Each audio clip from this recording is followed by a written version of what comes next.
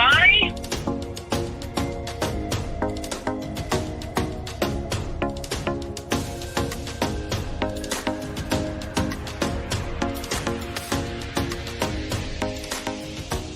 And find something you're passionate about besides Ziggy.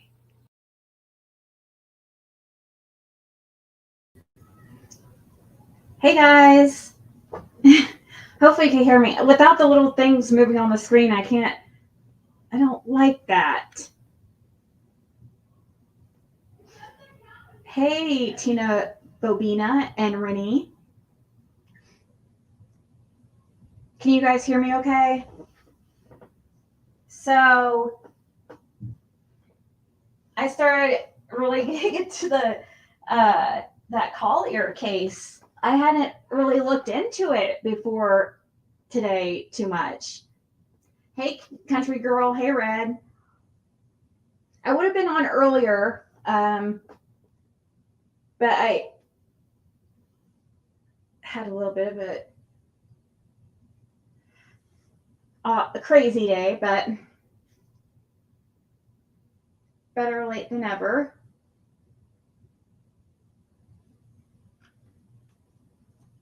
So, I guess I could go open this through here.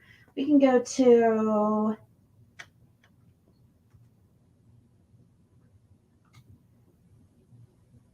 let's see, browser.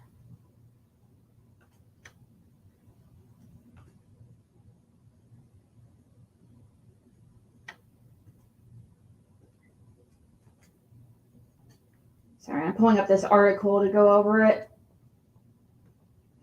I'm trying to do it through Streamlabs, but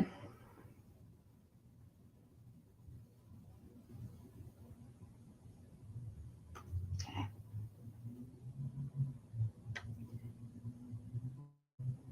If an accident happens, Oops, I don't want to. wherever you are, will you be ready to respond?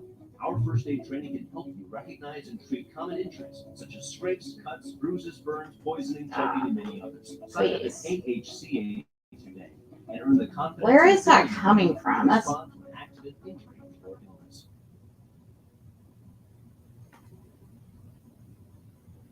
okay.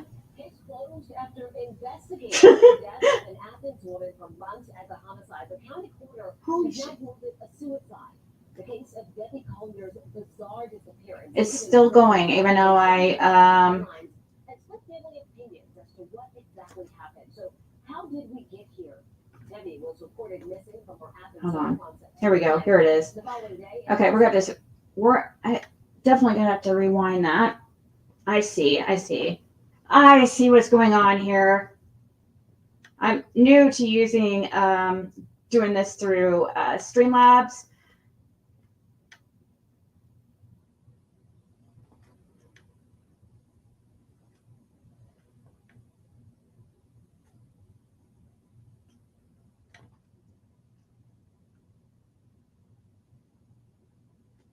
Okay. Hey, Colby. Hey, Dottie, Rue.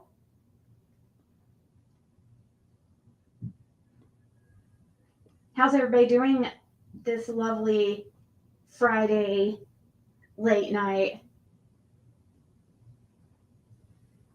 Hey, Mama, too. Hey, Autumn. Colby. Dottie. Jennifer. I said hi to you others earlier. So yeah, I started looking into this Debbie Collier case because and I just was like, holy crap. Like, no wonder everybody kept telling me to look into this. And I still haven't looked into the case with those 4 college students yet, because I started looking into this one and watching the interview with Debbie's daughter, and I just heard that there was some kind of like press release today or a memo for the press from law enforcement and stuff. So I figured we would go over it here. So, anyways, hold on one second, guys. Hold on.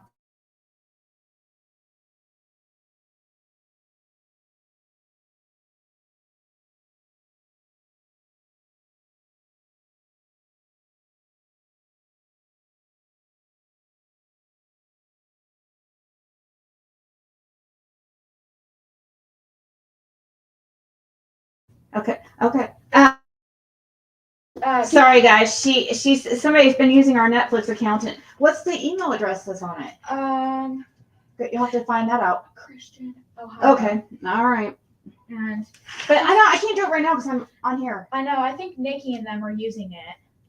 I'm wondering if they are. Jim has his own Netflix, so unless Jim signed in, I mean, which is fine. I don't care if he used my Netflix. Oh, he probably was using my Netflix Why actually. would they do that? Because I signed in the TV because I was signed into that account over when we Maybe- lived together. They probably thought it was his Netflix. I'm live, by the way. I know. Do you think they thought it was his Netflix? When they can hear. Do they? Did they think it was his Netflix? Maybe? No, because my last name is on there. Bro, they're doing that. But to me. they're just probably watching it. They're probably not even thinking. Actually, they probably don't even know. They're probably just watching it. Or, well, it does say my name when you go into it, doesn't it? It says Caitlin and Adrian, and then like Jim or something. Oh, is there a Jim one? There's kids. No, it's not Jim. I don't know. Okay. Anyways. Will you change the password later? And tell me what it is.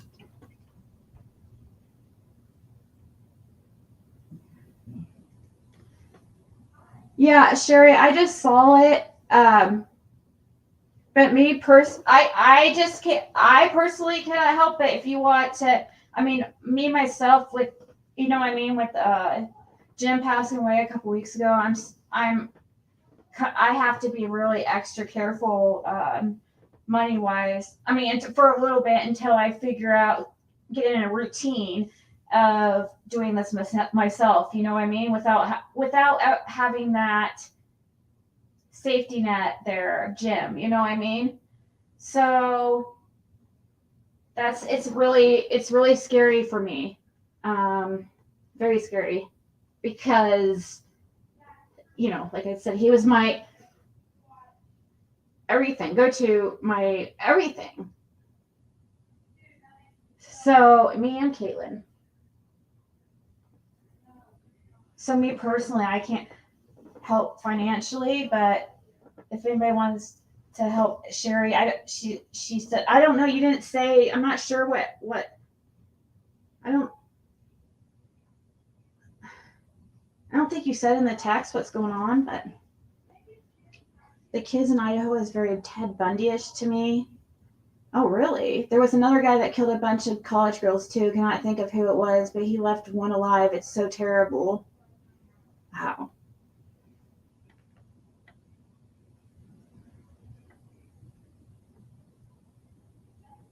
Today's case is closed. I think it's very clear what happened here. It's happened before. I don't know. I just hate keeping speculation going when something's settled, but I understand the intrigue.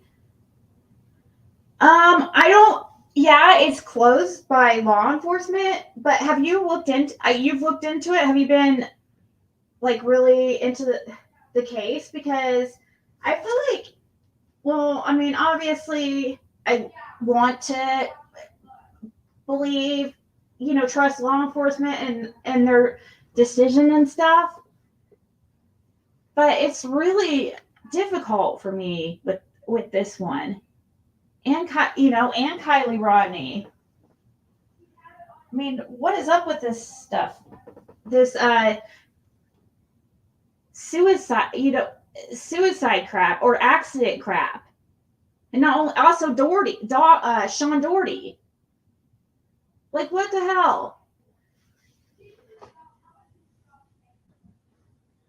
It's just so difficult for me with this one. I don't to believe that she unalived herself.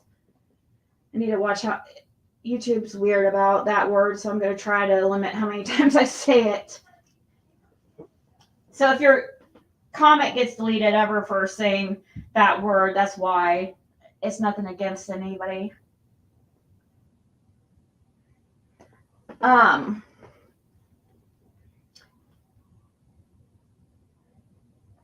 foster. Oh, it's with your pup? The dog you you have some vet bills? So Sherry's name, what was your Cashapp, Sherry?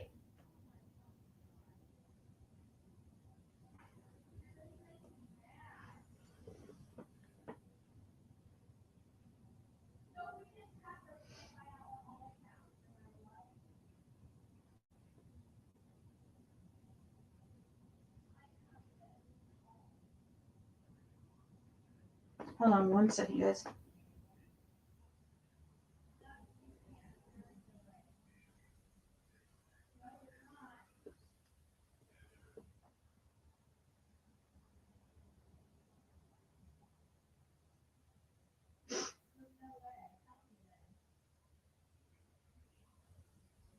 Okay.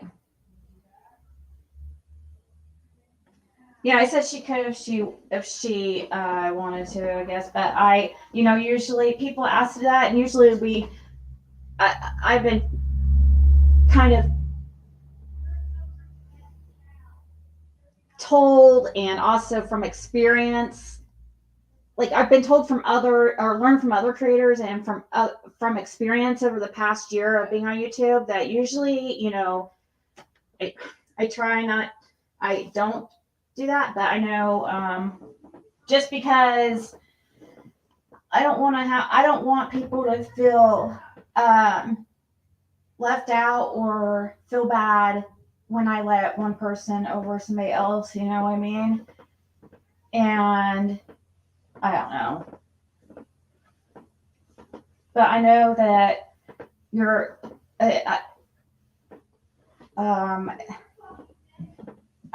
haven't asked, mentioned anything like that to me before. So, and I'm sure that you wouldn't be asking if you weren't really needing help. So, but yeah, that's why I kind of like hesitate sometimes, because I really shouldn't, but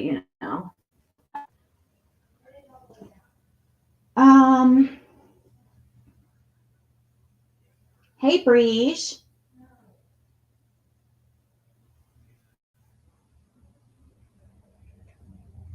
Let's see.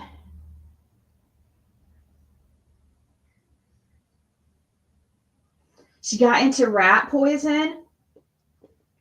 Oh no. How much is the bill? Is she at the vet right now? Like, is anybody, you know what, Sherry? I think the best way to get people's help, I believe anyways, is to, what's going on with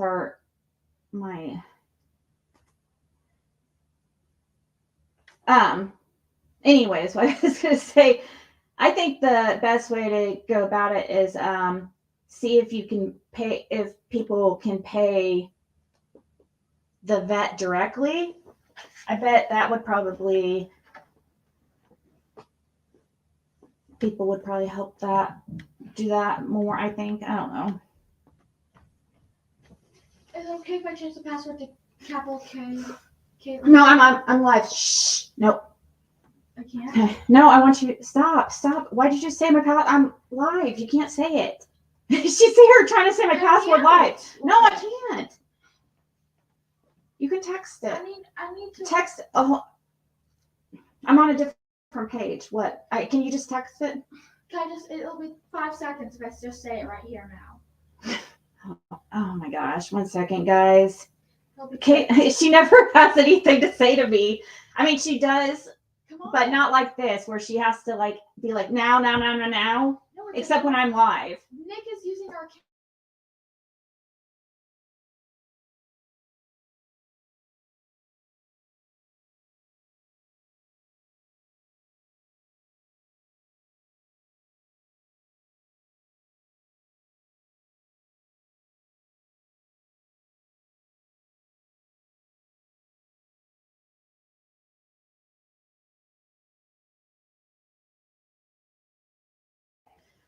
Sorry, guys. Holy moly. She's like having a conniption because somebody's using our Netflix. Oh no. It's an emergency. It's just pissing her off because she's trying to watch something and it keeps knocking her out of Netflix because it's just I just have the account where you can only one TV can watch at a time. And I don't know, I've had a discount on Netflix for a long time through a student discount from when I was taking classes, and I've always maintained it, and it's been really cheap.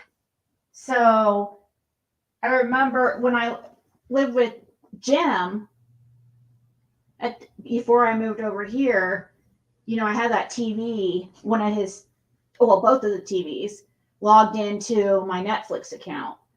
So what I'm guessing happened is whoever got his stuff, which would probably be one of his kids or something, are trying to watch Netflix, which I don't really care. But Caitlin's throwing a fit because she's getting kicked out of her show or whatever. So now she's trying to, you know, so they're probably gonna.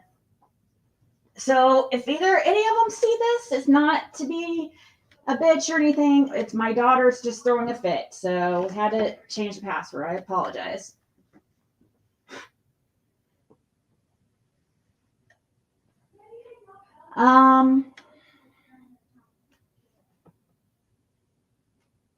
In the negative 1200. Wow. Hey, Jab. I tried to call you back again. That's probably good you didn't answer because I was having a freaking meltdown at the time. I'm much better now, but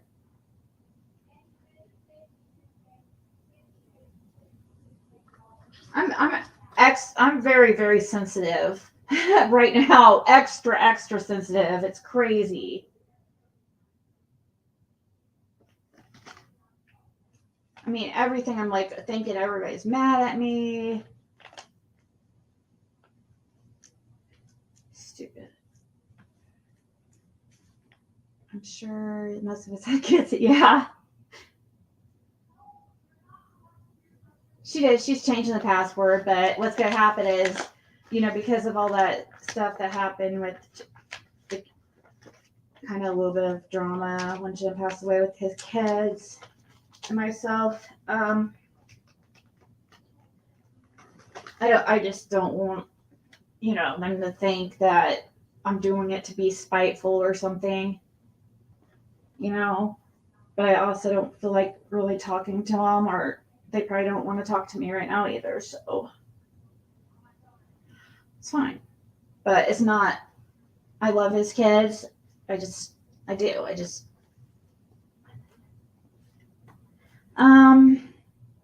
Yay, Rennie's not mad at me. Who is live right now? I guess I should have checked to see. I guess it is close to midnight. I didn't even look to see who was live before I came live because how long have I been on? I've only been on for 20 minutes. Yeah, usually I have a little bit more people in here right now. So it's probably,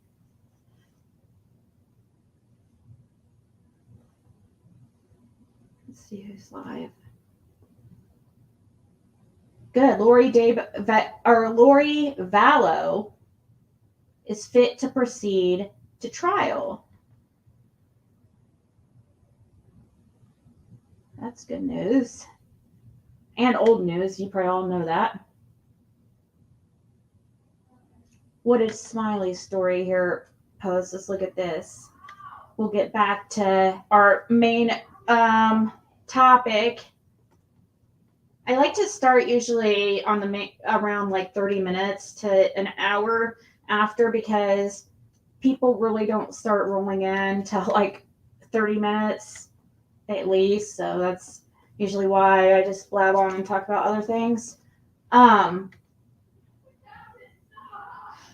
was fine up until a little bit ago. My youngest daughter went back to her ex-boyfriend because he wanted to talk to her about the breakup. I don't trust him, and he just tried to a few. What's a few? He just tried to a few. I don't want to laugh in case it's something serious. You sound actually not happy. Here, we got to move this so we can see the little. Thank you, Sandra. Oh gosh, you guys, I really seriously was thinking today of getting like anger management or something.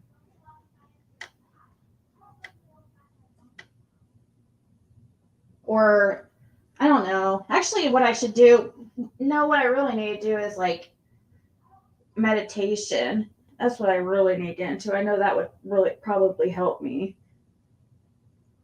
I feel like the death of me is going to have to do with like high blood pressure or, you know, probably a heart attack or something, because I get so freaking wound up sometimes. It's ridiculous about things and not wound up enough about things that I should get wound up about. I've always been like that, and I don't understand why. I do know why. I do know partly an environmental reason, or the nature versus nurture. The I guess nurturies, or well, it'll be. Anyways, a lot of the reason is usually from like trauma or abuse for people when they're like that.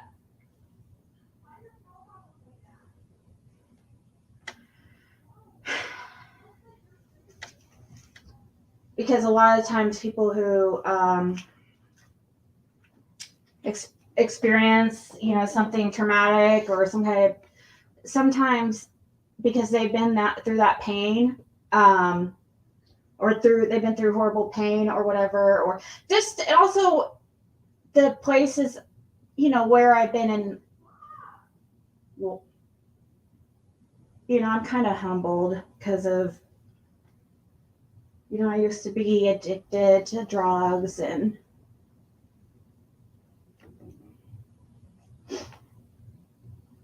blood.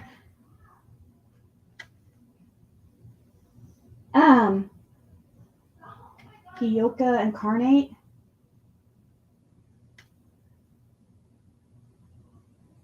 Kyoka. Male?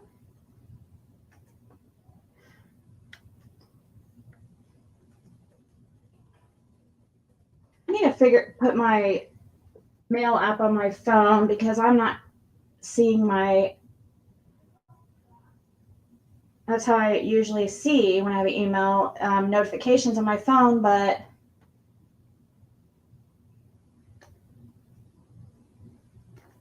I never put it on my phone when I change my phone. Okay, so email.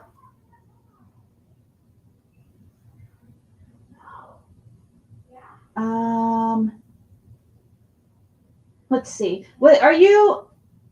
Are you the one that's? Are you the one that said you just became a member?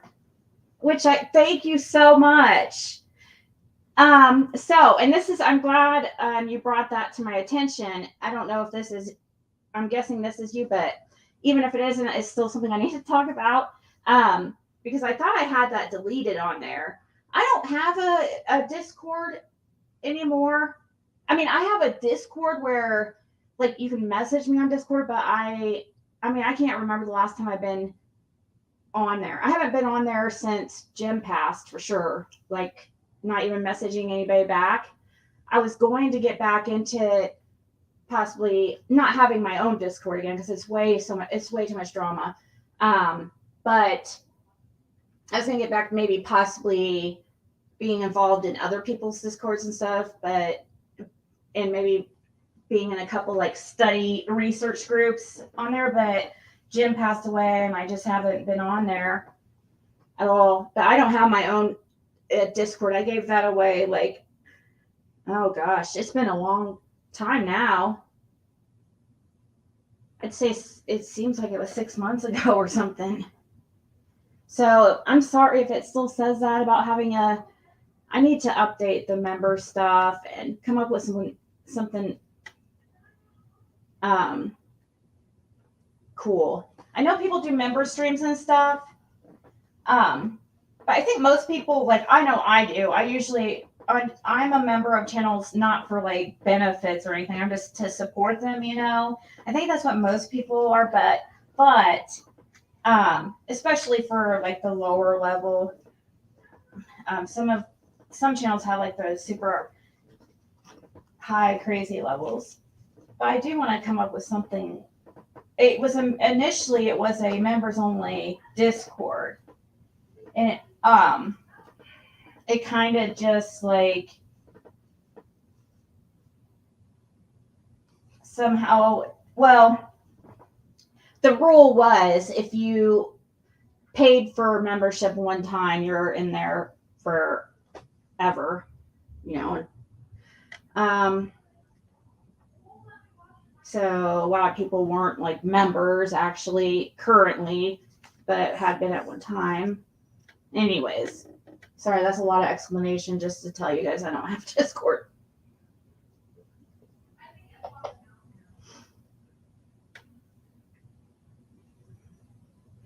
I go to counseling due to losing my dad, son, mom all around the same time. Yeah, I do probably need to go to something like that. Is Cindy here?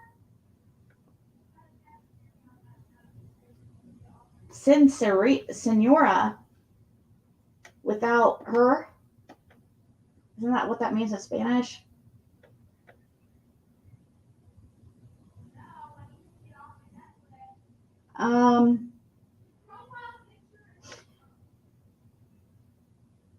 Your son's posting your info? Okay, Sherry. Primary doctor writing a prescription for meditation and yoga so that your insurance pays for it. Oh, really? I was talking about doing my own meditation at home, but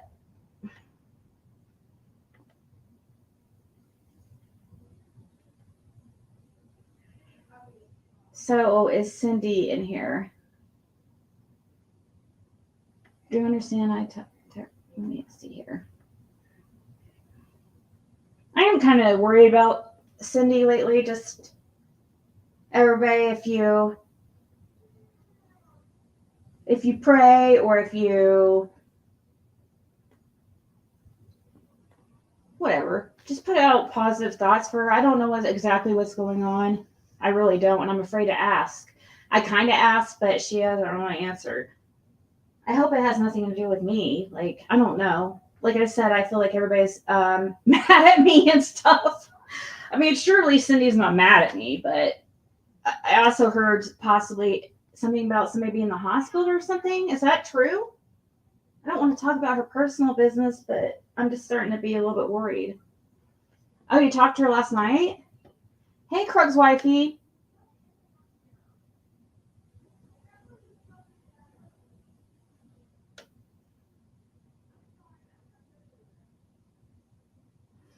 I hate to watch a certain person with other people.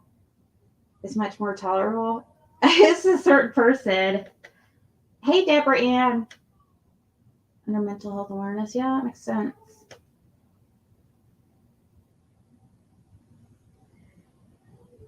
That girl? No, now you talk about, now that you say that, haven't seen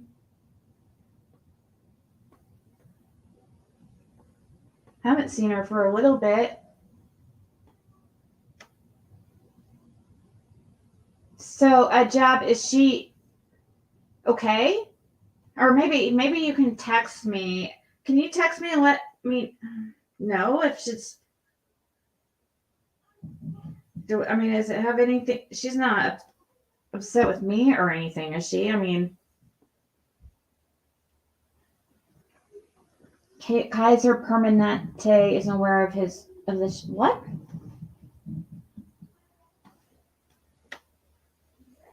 Okay, so I was about to show this, but then Sandra got us to 10% of Athena's daily chocolate and Diet Coke fund. Why does it look like that? No, that's going to bug me.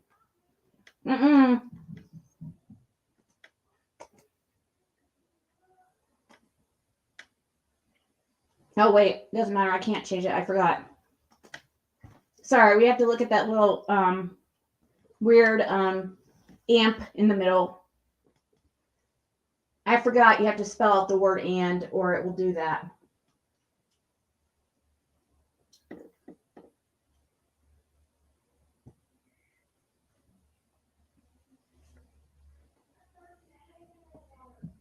So what's Smiley say here? No worries. Your Sheriff Lawson says no drug drug problem there.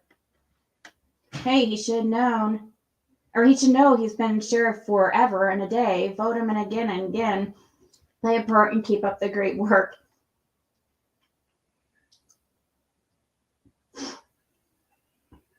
Results for arrest, seizure, drugs.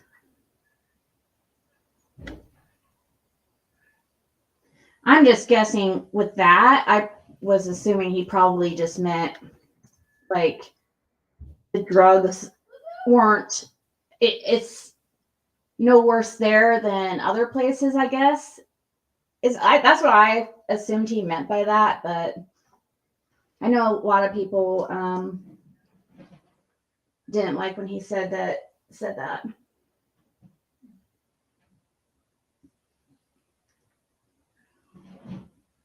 Popcorn and root beer. She was in Justin's live tonight. Who was? Who was in Justin's live?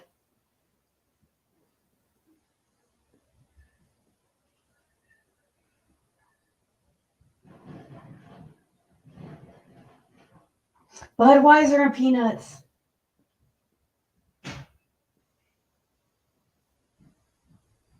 Ew.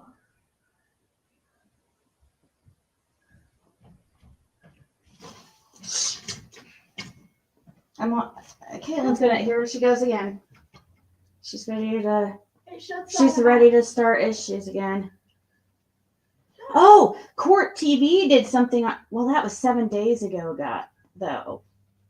Gosh, that's old news. I'm talking about old news. I've been so out of the loop.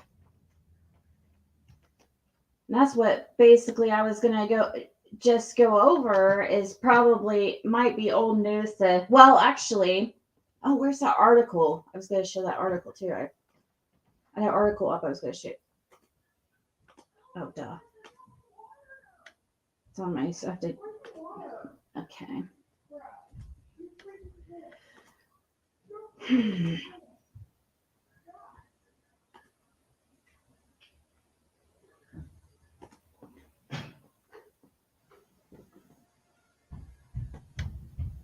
What the heck? Why is it on this? This is not what it's supposed to be on. So that's why I'm so confused here. Okay, we're going to do this the normal way, I guess. And just do it through StreamYard because that's just going to get confusing. It's just best to stick with.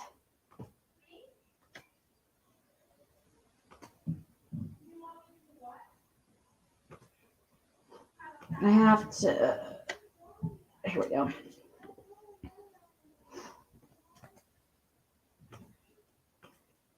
This is the article I found this is the article I wanted to read because this is the newest one and it had to do with, I guess there was some kind of press memo today or something like that. And I had watched today for the first time Debbie Collier's daughter speaking on a channel called, or some kind of podcast called Crime on the Record. And I'm sure many of you guys have seen it, but it was, I don't know, guys. I find her daughter so super suspicious.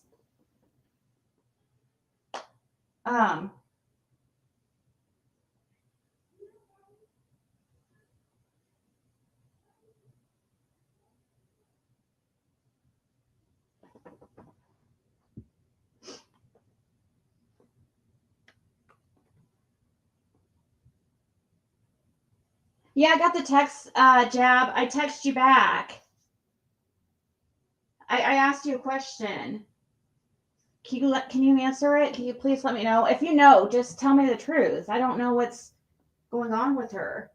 I thought her son was hurt or something. That's her relative's podcast? Yeah, I was noticing that. Okay, so who is that girl to her? Is that like a cousin or something? I was trying to figure that out.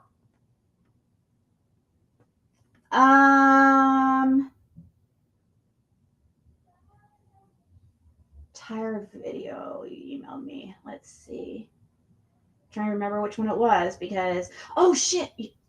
Sorry for my language. I just remembered I got an important email I have to read. I'm glad you name marked that.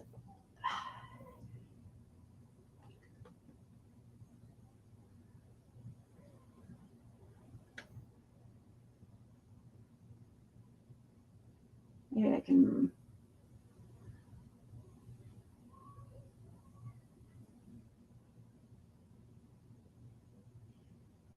Maybe I can save it and.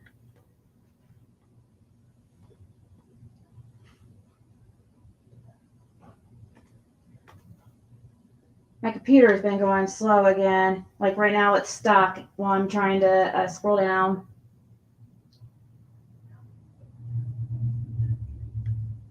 Her first daughter said her mom was happy when she saw her last and that. Wait, what?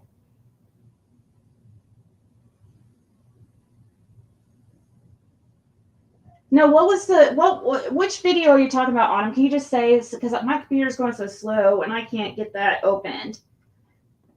It's gonna cause me to get off track, and I'm just gonna be messing with my computer for like 20 minutes if I have to read this article. So, but I'm curious of what.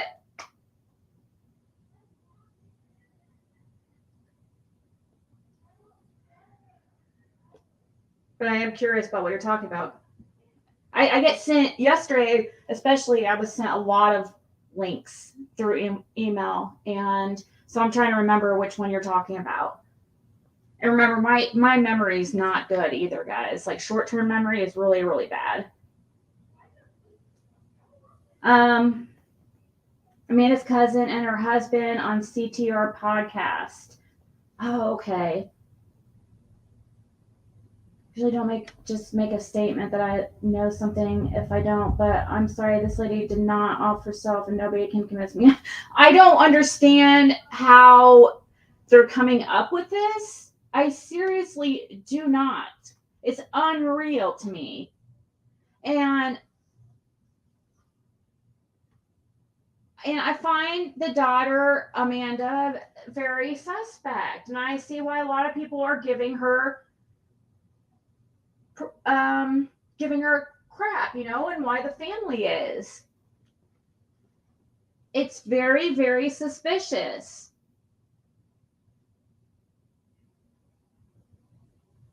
I feel, what my gut is telling me?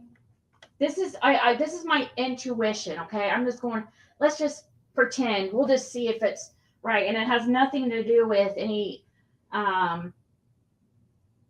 facts or so just please don't pass this around as fact at all, because this is just what I felt. And today was the first day I really looked into this case.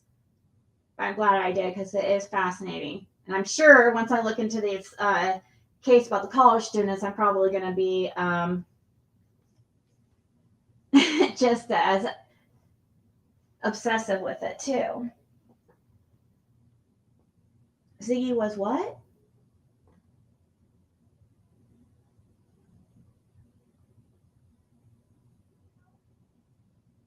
Oh, thank you, Sherry. I know, but I want to do something special too but then I feel bad for those who can't afford it. That's what like bugs me about it. And you wouldn't think like people would really care about so much about memberships or whatever, but some people feel left out when they can't become a member, especially when they really like the creator. I saw Michelle After Dark giving out a bunch of memberships, so I don't know how to do that. But then it's going to make them kind of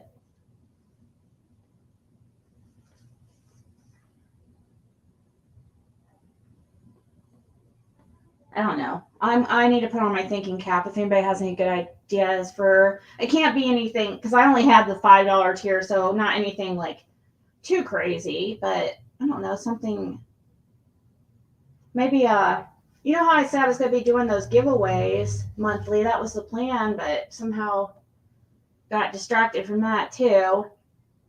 I don't like giveaways and stuff though being. It can't be like a giveaway. It can't be something like that. It has to be something like, it could be like a stream or, member only stream of some kind. I don't know. Any ideas, just let me know. Hey, Rihanna. Amanda also told reporter she drove around to Walmart and Ulta looking for her mom and then told her cousin's podcast that wasn't true. Huh? I heard her say on the cousin's podcast that that's what she did, that she went to Ulta and Walmart to look for her mom. Country girl. I heard that she did go to Walmart. Now, I'm not defending this Amanda chick because I think she seems really sus. And I know that they have, and we're going to read this article about it from the law enforcement to be fair. But, oh yeah, I was just going to go into my theory until I got off track. I better say it real quick or I won't ever get there. So my intuition and gut feeling after when I saw, okay, I had just seen her pictures, like the mom, the daughter, the boyfriend, and the son. And just reading about like the first paragraph of a news article, it immediately I was like, my intuition, once again, this is not fact, so don't repeat this as a fact. This is just I feel like what I was feeling is that the daughter, it has something to do with the boyfriend. That's what I feel. Like, that's what my gut is telling me. Like, it has something to do with the boyfriend. I feel like. A lot of times, like, it's the simplest, it's the most logical explanation with these cases that seem so, like, crazy, and there's so many twists and turns and so many weird coincidences and stuff like that. A lot of times it's just like the simplest thing. And when I saw a picture of them and stuff, I feel like, okay, first of all, I do think I knew that there was drug addiction too in the past too. So I knew about that. So that also kind of goes into my theory. But I feel like this is something that was planned between the daughter and the boyfriend. And this is just my opinion, that it was planned between the daughter and the boyfriend. And they are, been around the block a time or two as far as in the justice system, which it doesn't mean they're guilty of murder. They've never been in trouble for something like that. They're mostly, a lot of domestic charges. I think there was some theft allegations, definite drugs. Well, I don't think there's drug charges. Or was there? Maybe there was with her. Anyways, I don't think so. No, there was definitely the other charges that I mentioned. I think that a lot of times, like in the drug world, with women and men, it's not just women or it's not just men. Like, they'll become dependent on somebody who is paying for their habit or their drugs or whatever. Sometimes, and they're not with the person for the right reasons or whatever. Anyways, I kind of feel like that. I feel that's the relationship with the daughter and the boyfriend for some reason. I don't know. I don't know if I'm crazy or what. I mean, gotta remember my mind hasn't been right. I mean, it's never right, but it's definitely not been right the last couple weeks. So I could be totally off here, but I feel like almost that the boyfriend is just with her for it is she supplies, pays for the drugs and pays for everything maybe, and I think it was an attempt. She was encouraged to. I think it was the boyfriend's idea, but because I don't know, this might be all so crazy. That's just I don't know why I'm even mentioning this. I shouldn't, but that's just what I feel. Oh, is Cindy here? I trust the findings of the medical examiner. Ziggy, we're on the same page with this. Something the boyfriend or daughter, or in boyfriend or daughter covering for boyfriend. Yeah, I don't.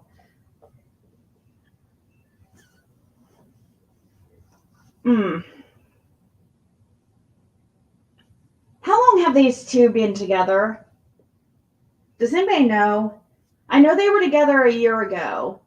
I'm talking about, when I say these two, I mean Debbie Collier's daughter, Amanda, and her boyfriend, what's his last name? His name's like, I looked up his record earlier. His last name's like something Greenrich, something weird. Andrew or something. Is it Andrew?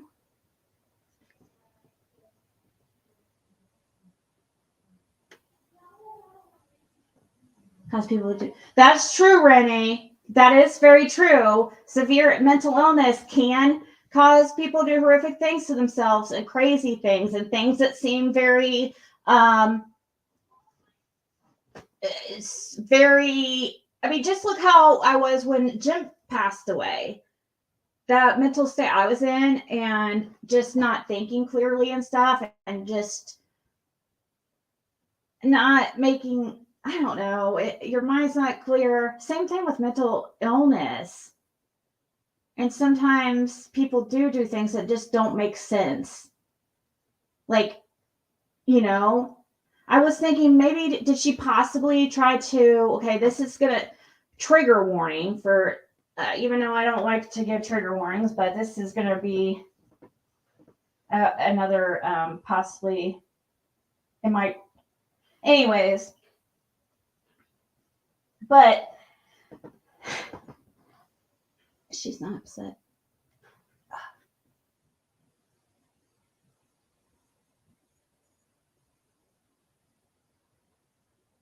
I was thinking possibly with this whole unaliving idea.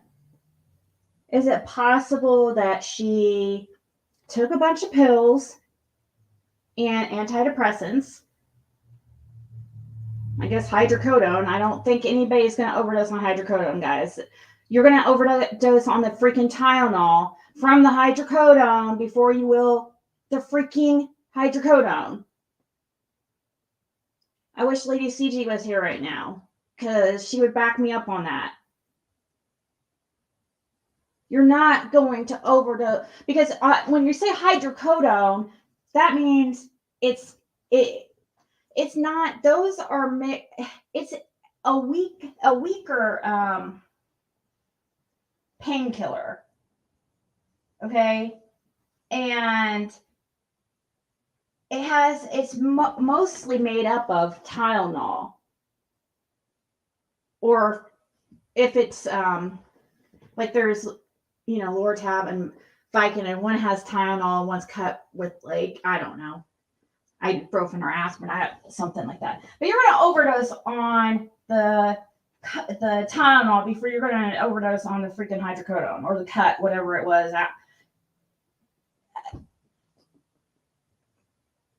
I'm guessing Tylenol.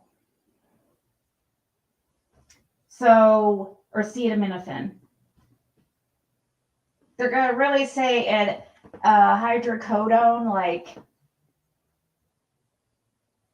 yeah, that does not, to me, make sense at all. But maybe possibly she took a bunch of other things with it, like stuff that would not come in a drug screen, like most people wouldn't think to look at. Maybe because they did mention something about some antidepressant pills, that taking a bunch of antidepressant pills.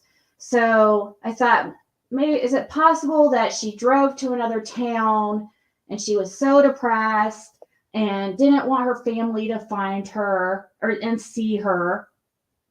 You know, maybe she didn't want like her daughter or her husband or whoever to find her unalive, but yet she was so depressed, and maybe she drove and decided to drive to another county out in the woods somewhere and take a bunch of pills and to hopefully and maybe she'd start a fire, maybe just pass out into the fire. I have no idea. That's the kind of stuff I'm thinking about. Like how could she have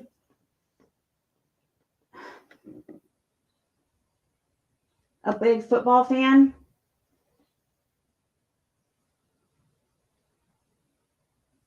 Yeah, from the Tylenol in it. Exactly. Tylenol is definitely more lethal. Tylenol is horrible for your liver. If you drink on a regular occasion, I would highly suggest not taking Tylenol, especially if it's a regular thing. Also, don't freaking take blood thinners. Oh my gosh, Jim, one of our my many scares with Jim and hospital visits was because of the dumb stuff he would do. Oh my God, he just had like a surgery and he was supposed to wait a freaking week to start back on his blood thinners. He didn't listen. He never listened. He started a couple days later and about bled to death. I was so like irritated at that time because I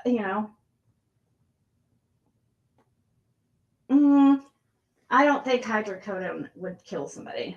The Tylenol would kill you first. You would have to take a lot of hydrocodone. It's mixed. It's not like it's like a Roxicet that is like, just that doesn't have any filler. Hydrocodone has a filler or a cut that is and it's mixed with Tylenol, and it's usually like 1,000. Okay, so if it's a 10 milligram hydrocodone, let's say, usually the milligrams of Tylenol is 1,000 milligrams. If it's a 750, a 7.5, it's 750. If it's 5 milligrams of hydrocodone, then you got 5 milligrams of hydrocodone to 500 milligrams of Tylenol. Some have a little bit less Tylenol, but usually that's with hydrocodone, like generic. That's usually what the mixture is. And I only know this because I used to take pills all the time. That was my drug of choice, and I was you had to always look up pills and make sure it was you were taking what the person's saying it is and stuff. So over time, I learned about pills. Now, like, if you're not somebody who is used to opiates, from what I'm hearing, she was used to opiates. She's not had a prescription of them, supposedly, right? So if she had a prescription of hydrocodone, then that means her body, she would have a little bit of a tolerance.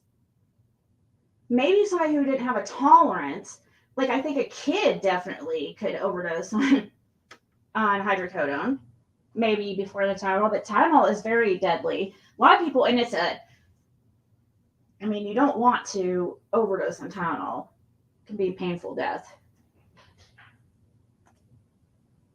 It's not a good way to go. So taking 6 hydrocodone could be lethal from Tylenol.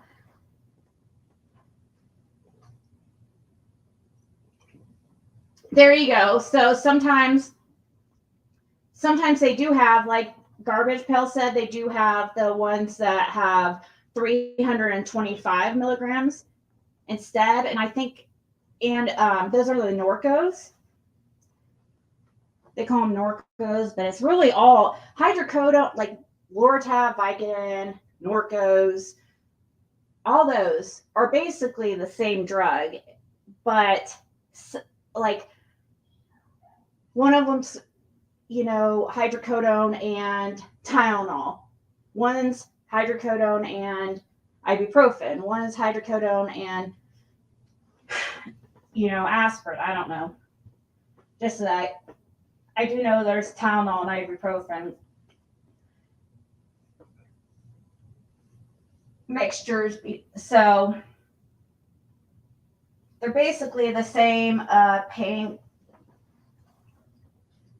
painkiller, except with a different type mixed in with a different type of over-the-counter.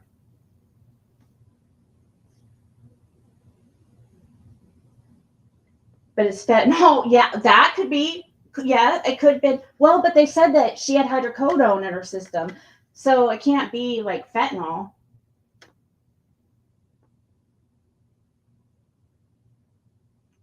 Okay, so let's read this real quick because I want to get to the interview. Looking at a little bit of the interview of the daughter, because oh my gosh, guys, I wrote down some timestamps and of some points that has some highlights, so important parts that I feel like just where she looked sus. But towards the end of this interview with the daughter and her in this podcast, which one of the people is her family member, I guess a cousin, according to you guys, I could tell that they were related because they did talk about it a couple times. Towards the end, she becomes less suspect. So it is a little bit confusing, but like,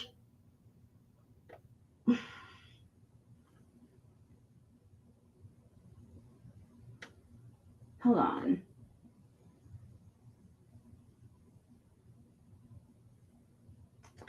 For a second, I thought they took it down. It's like, no, please, I hope they didn't take down that live. Okay, so autopsy reveals Debbie Collier's death ruled as suicide. Habersham County Sheriff says it was determined that 59-year-old's death was a result of inhalation of superheated gases, thermal injuries, and hydrocodone intoxication. I don't know. I don't believe this at all.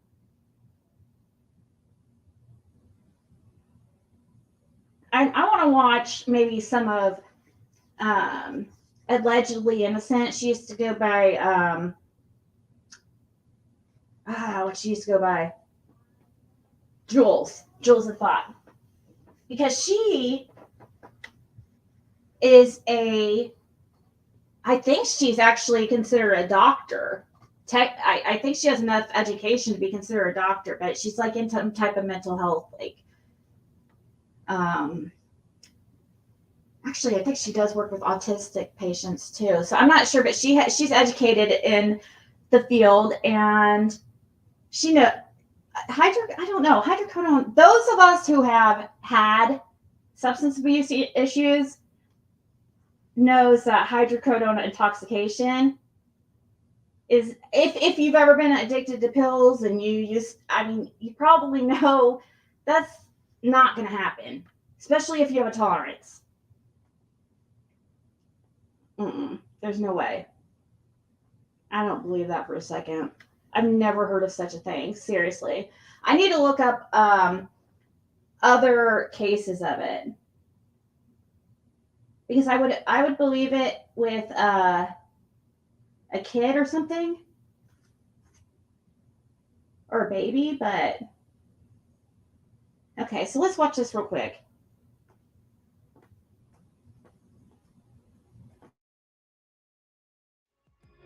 When I served, my work was critical, No! and I don't feel like that's the case I anymore. thought I had it at the perfect spot.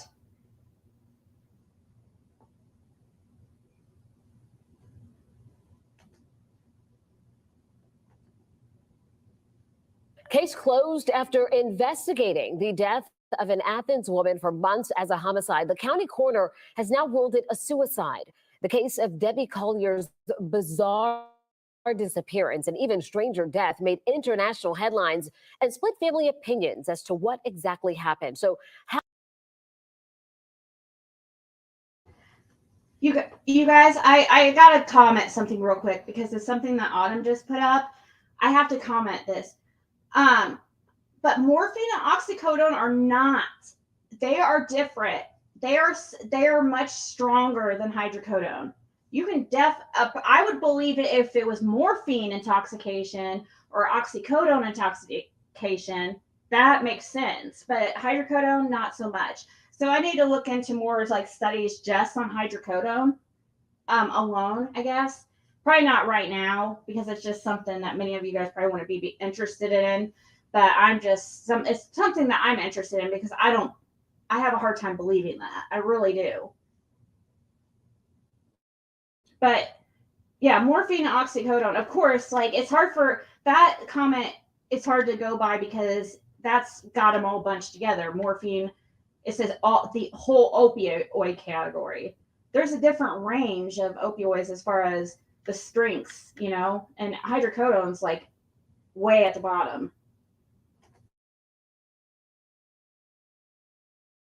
how did we get here? Debbie was reported missing from her Athens home on September 10th. The following day, investigators found her partially naked and burned body down a ravine in Clarksville in Habersham County. That's nearly 50 miles from her home. It wasn't until September 30th that investigators held a news conference calling her death, quote, violent and personal. They said that they were investigating the case as a homicide. When Cody Alcorn spoke with Debbie's son, Jeffrey, on November 1st, he said he firmly believed his mother's death was a homicide.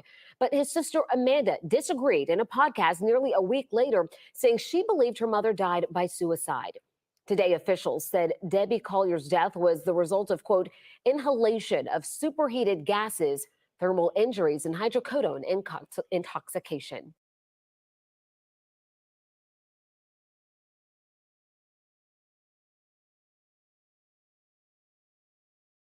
Own every mile at the Hyundai Getaway Sales Event. Hurry in to get our best deals of the season.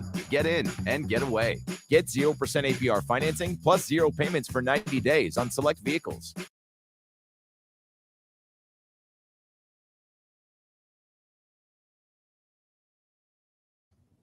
My apologies. I stepped away for a second. So, but I was listening to that.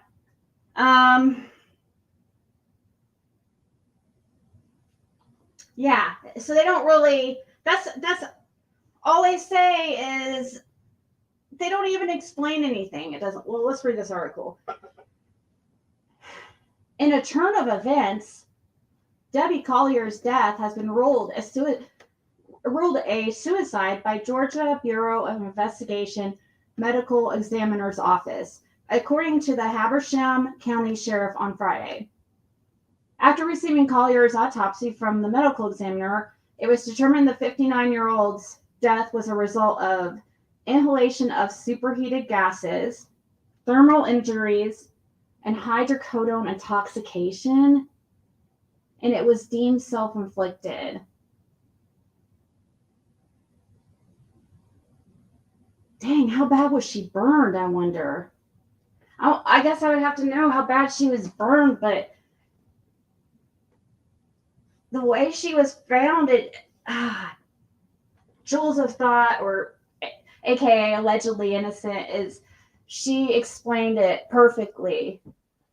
And it was also Dr. Latina on her panel. when they were explaining how Debbie Collier was found, and the way she was found gripping onto a tree is a sign of, it's basically a telltale sign of somebody passing away from, or, they're in fear at the time.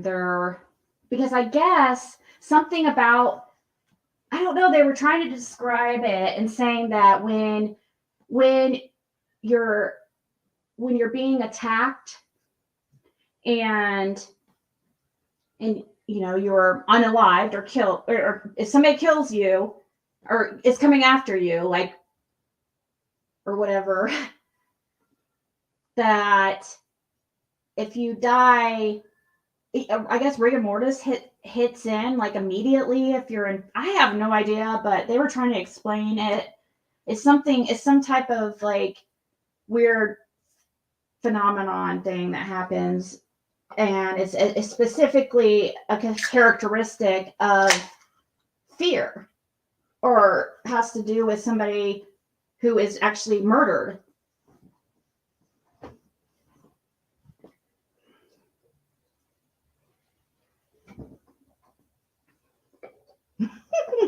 No, it was actually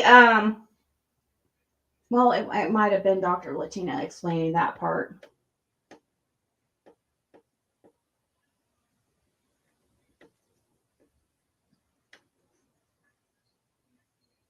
Metabolite.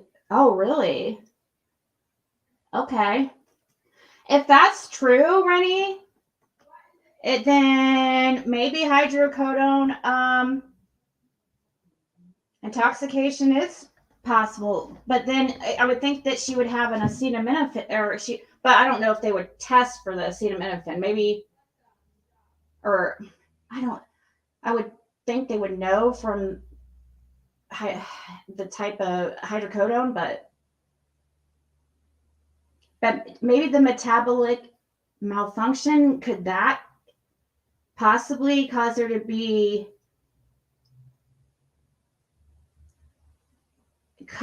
the hydrocodone to affect her much greater? I don't know how to explain it. Anyways, I was just wondering. Okay, so it's deemed self-inflicted. The sheriff's office said it has followed up with Collier's family after receiving the medical examiner's report to discuss the specifics of their investigation. Detectives have been investigating the circumstances surrounding the Athens woman's disappearance for several months after she was reported missing by her family on September 10th. Collier's body was found partially nude and burned down a ravine on September 11th in a remote area along Georgia 15 and Victory Home Lane in Clarksville. The location is about 50 miles from her home in Athens. 11 Alive previously obtained surveillance video of Collier buying several items inside a Family Dollar 13 miles away from where her body was found. In the video, police said Collier bought a rain poncho, refillable torch lighter, a 2-pack of paper towels, a 7.5 by 9.5 OBD tarp, and a reusable tote bag. The sheriff's office confirmed the tarp and tote bag were found next to her body at the scene. What the hell? I didn't know that. I just learned that part. Because really, what I've read into and watched on this case was mainly that interview with the daughter.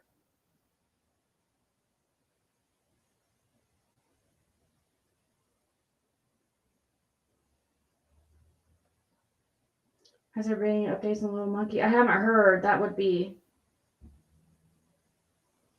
Yeah, opiates do slow down breathing, but it doesn't. But the hydrocodone, its effects are much less than most opiates, or than many other opiates, because it's just like very weak compared to the. But yeah, I imagine it does fit. It does. Well, it does. It's not. I imagine it does slow down your breathing a little bit.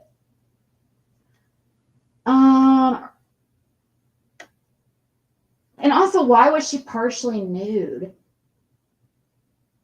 2-pack of paper towels, a 7.5 by 9.5 OBD tarp, and a reusable tote bag. This is weird. The sheriff's office confirmed the tarp and tote bag were found. Okay. Detectives previously said they were investigating her death as a homicide. The sheriff's office previously said at a news conference the act was deliberate and personal. Yeah, how do they go from the act is deliberate and personal to, oh, she unalived herself?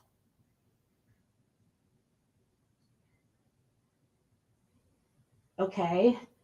There were also mysterious circumstances surrounding a Venmo payment of $2,385 sent from Collier's phone to her daughter's phone the day before her body was found, along with a text stating, "They won't let me go. There is a key to the house underneath the flower pot."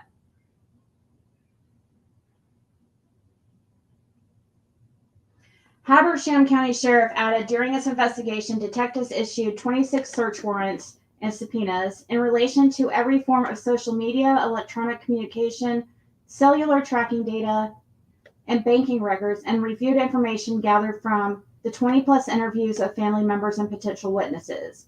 The sheriff's office said it would like to offer its deepest sympathies to Collier's family and friends. It's our hope and prayer that the findings of the investigation provide some form of closure and allow the healing process to begin.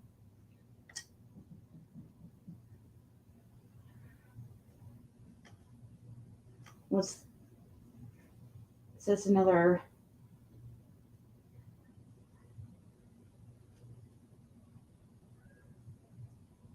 I'm going to pull up her interview in a second, but I was just checking this out. The deaths from hydrocodone, it's in one death in 2017 article. Oh, really? One death in the 2017? See, I just don't feel like it's very, I mean, I feel like to overdose on hydrocodone, like actually hydrocodone itself, like codeine or.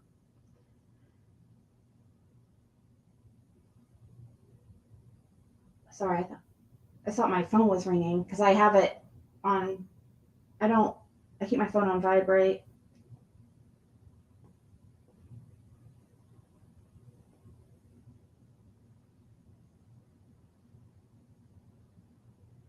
What the heck is this? Okay, I guess it's not going to load. No. The daughter of an Athens mother found dead in Habersham County is now speaking out publicly. Since Debbie Collier was found, Amanda Bearden says that she's faced intense scrutiny, and some of her own family members are accusing her of murder. My mom would be very ashamed. Yes. Of people that have cyberbullied me. She'd be rolling over in her grave right now. Bearden spoke to the Crime on the Record podcast tonight, and despite police saying that her mother's death is a homicide investigation, she says she believes her mom died by suicide, saying that she took off from work the week before her death and was giving away a lot of her belongings.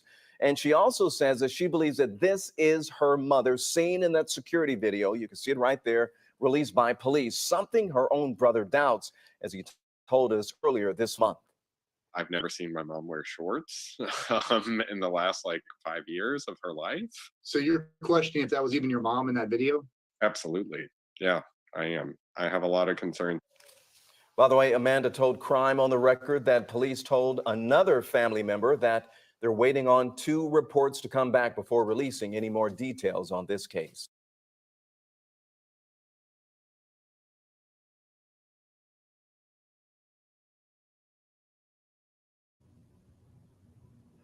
Okay. Yeah, I just.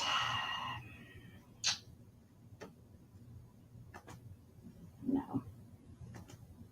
let's look at this interview a little bit. I wrote down some talking points, and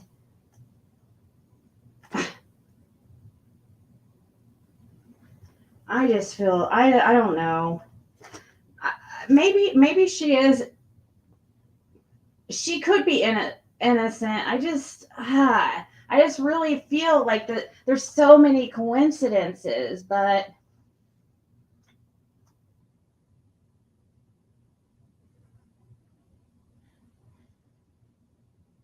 I had a friend that was burnt on 80% of her body. She was an alcoholic, fell asleep with the smoke. Her boys got out. Hey everyone, and welcome to a special episode of Crime on the Record. So if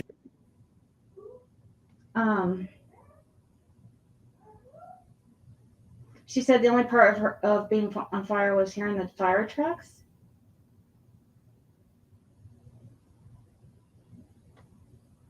Wow, she didn't even know. She didn't even. That's crazy. She was on fire and didn't even know it.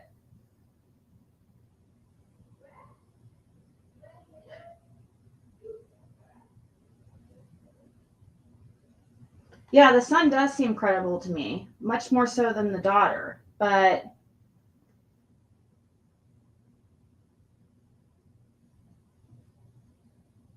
she opened that door strange. What do you mean, Dee Dee? Her daughter said a week prior she was giving stuff away.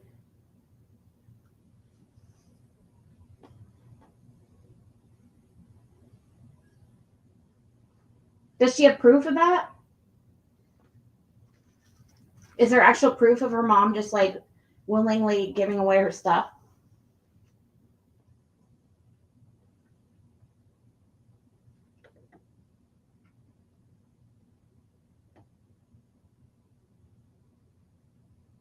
Yeah, she contradicted herself in this interview. She says at one point she was saying something about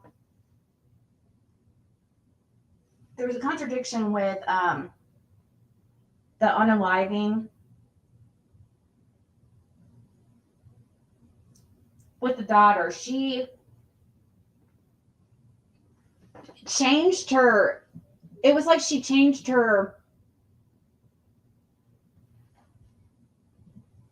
What she believed happened to her mom. Now she's saying, oh, it's suicide, but it seemed like she was like, then she said her mom was the strongest person she's ever met, that she doesn't know how she did it. She said, okay, so one sentence, at one part in the interview, she's talking about how strong her mom is.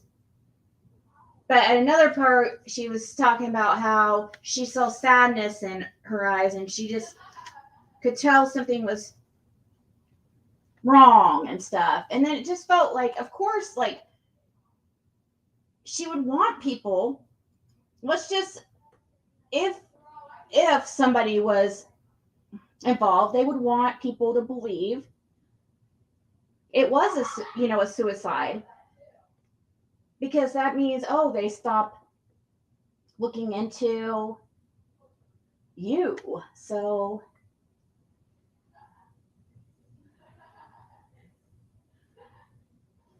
one question that then if my mom started giving her stuff away, I would sure wonder.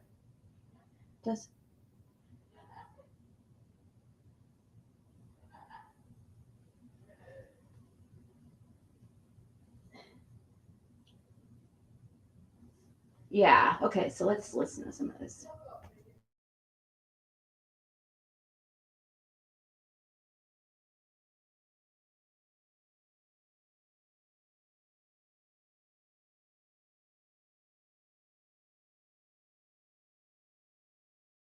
Like that's it. They're just people seem very, very happy up until the last minute sometimes. I mean, you couldn't have known. My mom was so strong too. I mean, I can't stress.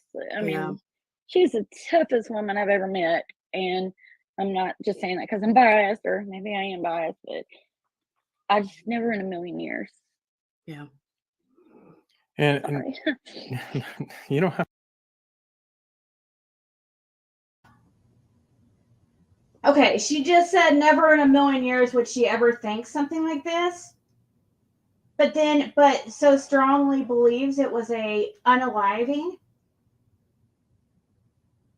I don't know. It just contradicts itself, it seems like to me.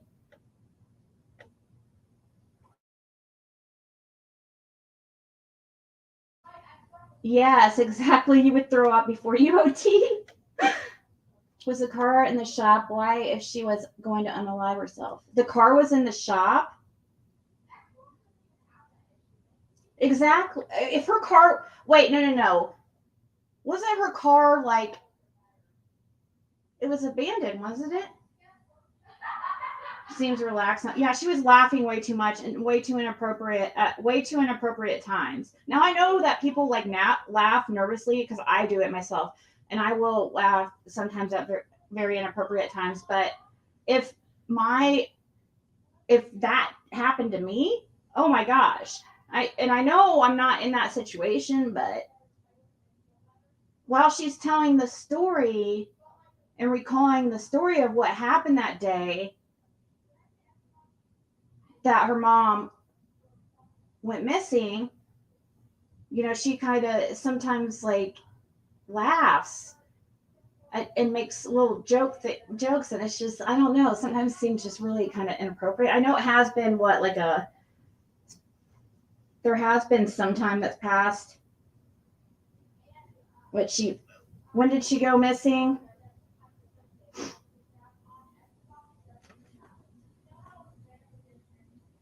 She had a rental car. She had a rental.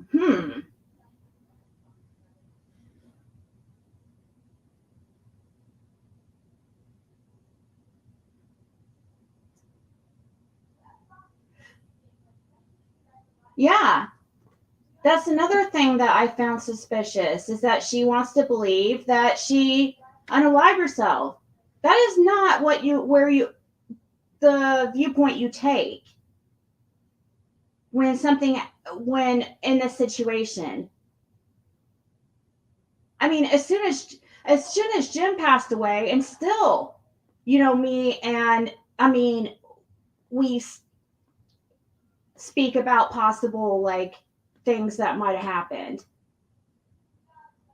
Not natural. I think it's like, I don't know, when somebody dies, like, or passes away, or a tragedy happens like this, people want answers. And it's hard for people to accept that when somebody passes away, like, unexpectedly.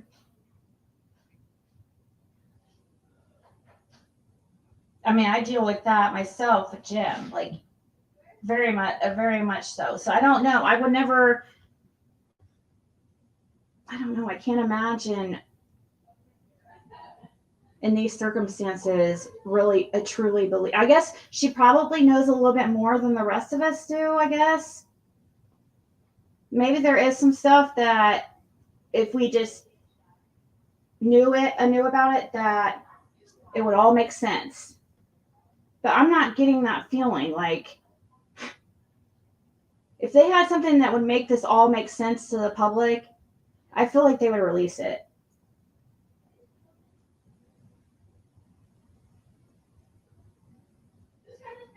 You took it as she would never thought her mom would do this when she was alive, but in looking back, she could see her mom's actions. Oh, okay. Well, maybe she wasn't. Maybe that's a good point, Mama T. Maybe she was that. I could see that. I could see that happening. Not realizing during the time, in the present moment, but when looking back, you can see things clearer. Yeah. I've been there before. I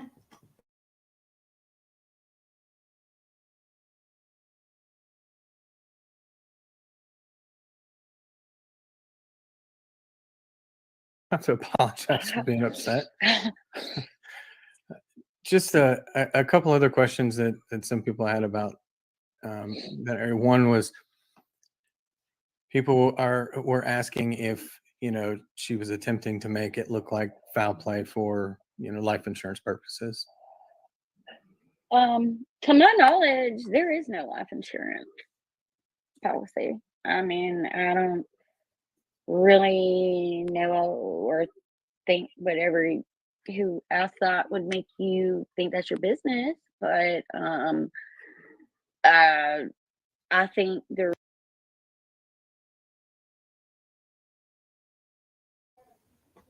I also found that comment kind of disturbing. It didn't sit well with me. About, I don't understand, where she said, I don't understand why it's any of your business. Well, I feel like if my loved one was missing, or if something happened like this to my loved one, like somebody that's close to me as in her situation,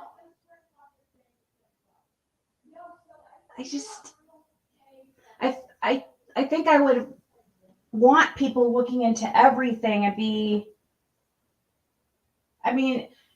it's typical in these type of cases, people are going to ask about life insurance and stuff like that.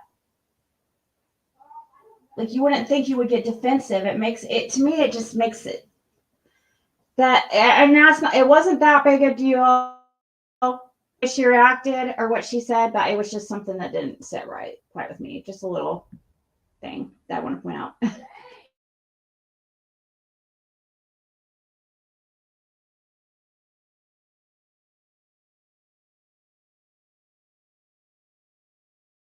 The reason my mother, the then my text read the way that it read was because she knew that I battled with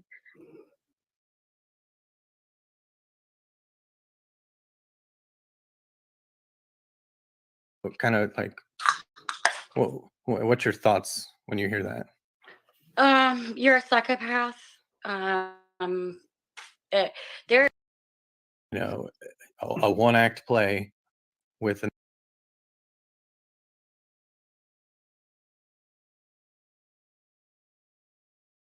that the gravity of what you had done, that those emotions were coming through in the 911 calls. Listening back to them several times, I don't obviously I don't think that anymore, but there are people that say those calls were scripted, like that you wrote them out and that you basically acted out, a one-act play with the 911 operator. So kind of like, what's your thoughts when you hear that? You're a psychopath. There is something really wrong with this world.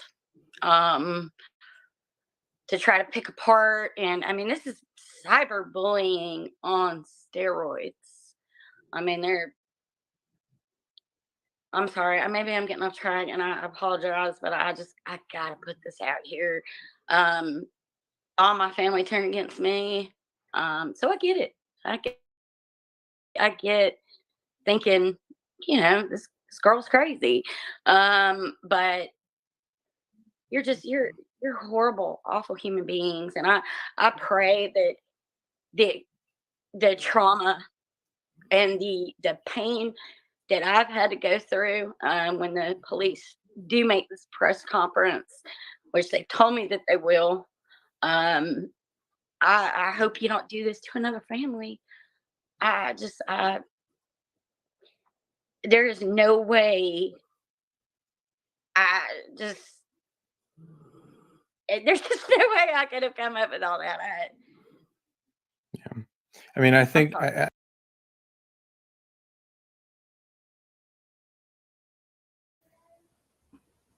Here's one of those weird laughs, but that was one of many.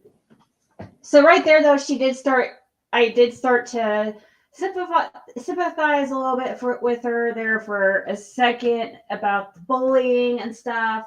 But that was it didn't really answer I didn't think the response was appropriate, because actually what he was talking about before that, which I didn't play, I didn't rewind enough, but he was saying how initially he was sure that she did it, that Amanda did it. And this guy, I guess, is Amanda's what? Cousin-in-law? How would you describe that?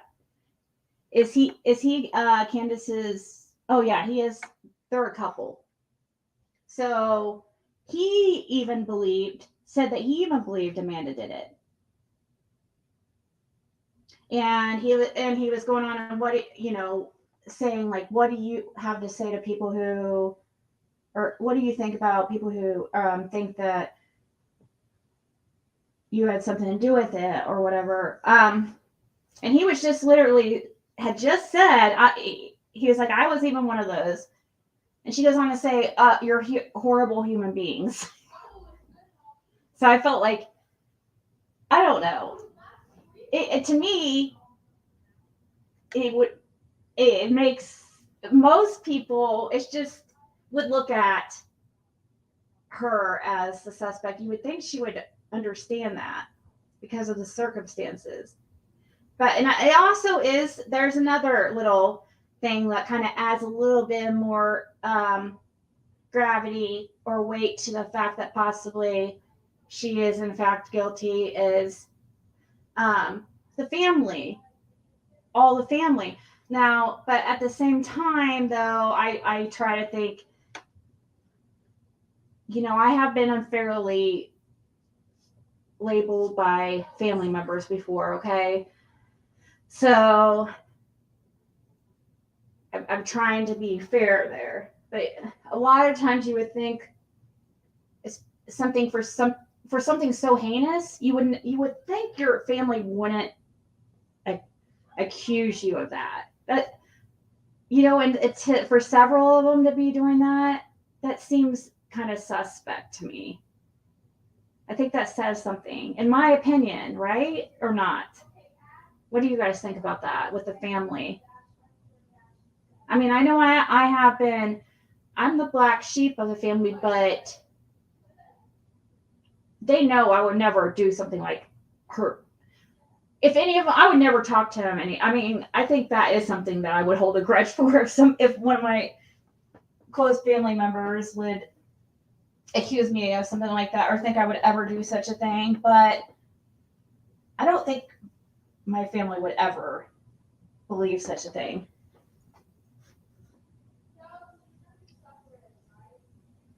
But for some reason, her family does.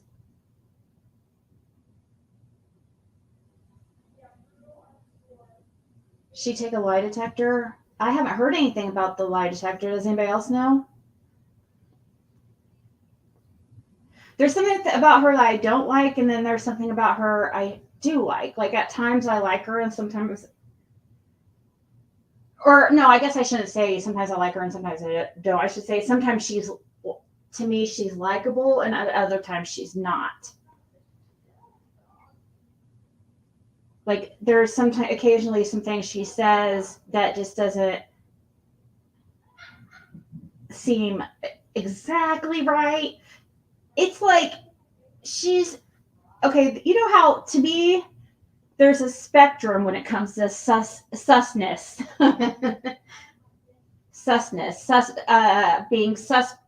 being suspect, looking, and there's a spectrum of it. And I mean, she's not all the way at the, like alert, but like there is, I mean, warning bells are going off.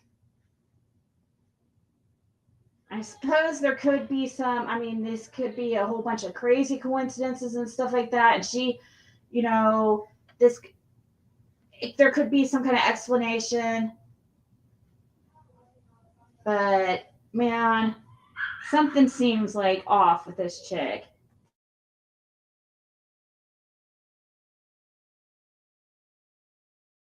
I think it's human nature to speculate, especially when we don't know what's going on. And let's be honest, like the details surrounding your mom's case, it's not your average crime scene or your average anything. All this stuff's going on. So people can speculate, and like I said, I was a firm believer that you did it. I just didn't tell anybody that except for Candace. But we kind of went back and forth on it for a little while, but I don't know why people would attack others like that, but to each their own. Another thing. I said,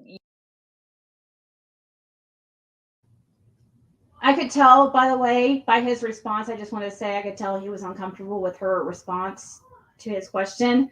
But I do also understand she's very scattered. She reminds me of myself in some ways because she keeps, but that is a sign of, trauma or depression. A lot of times you can become forgetful. So, my memory's not good, and that causes me to obviously forget things, but also the depression. And I think I could see with her the same things. Like he'll ask a question and she'll answer something completely, just doesn't answer the question really, or she'll start to and then just kind of be like completely start to another subject, which is something that sometimes I do.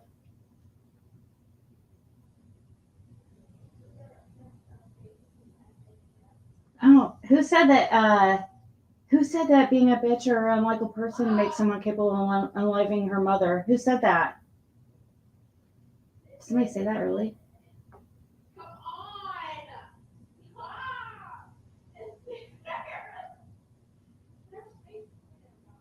Yeah, her family does know us better or does know her better than us.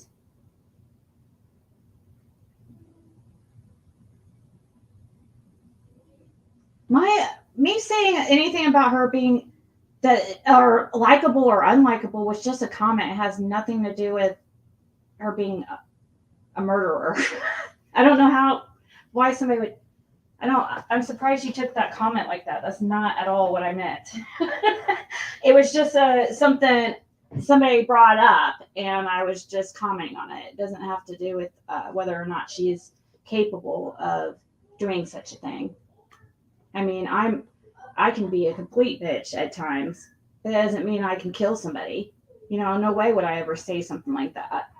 That's ridiculous.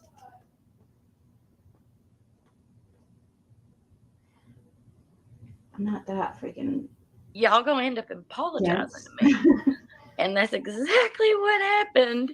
But I mean, I really feel like law enforcement, I know for a fact that they, because of some of the accusations that were made there by family members, again, not going to name any names, but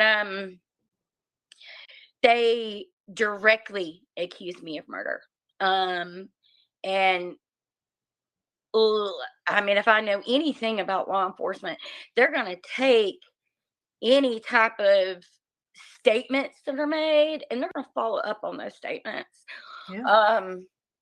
I don't know. I don't know where I'm going with this. So, I think that's what made them look at me a little harder even. But they've gone through those phone records. They have, one of the things in my apology that I'd gotten, they said, we've asked certain people, key things about your mother, intimate things about your mother. And they were like, nobody else can seem to answer them. And we've seen who was closest to her. And this is why we're speaking to you. And, family members wanted to say, oh, well, you told them, me. That's not the case. I will go on here and say the police don't owe you anything. I mean, they don't owe the public an explanation for their actions. They don't. I mean, nobody in this world owes you anything. That's just the way I've been raised, and I've been raised to be tough. With that being said, but and just to make sure I understand, I know you're saying law enforcement is communicating with you, but before that, I mean, they considered you a suspect, correct? Yeah. Oh, yeah. I was interrogated. Well, I was spoke to Sunday night, and then Monday,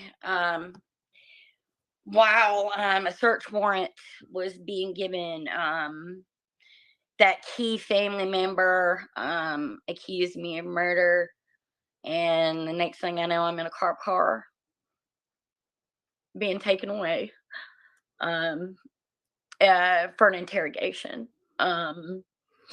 They asked me if I would, and I agreed. I was compliant. I went willingly. But I guess it was about 6 weeks after.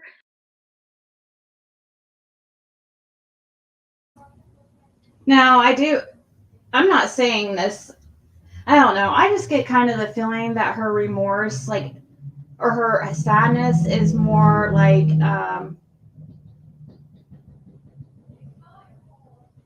the heck? Did you guys hear that? There's a car that passes, like, so loud. Thank you for sharing Crime on the Records channel. Thank you for the PayPal. Oh, somebody sent you a PayPal? Yay.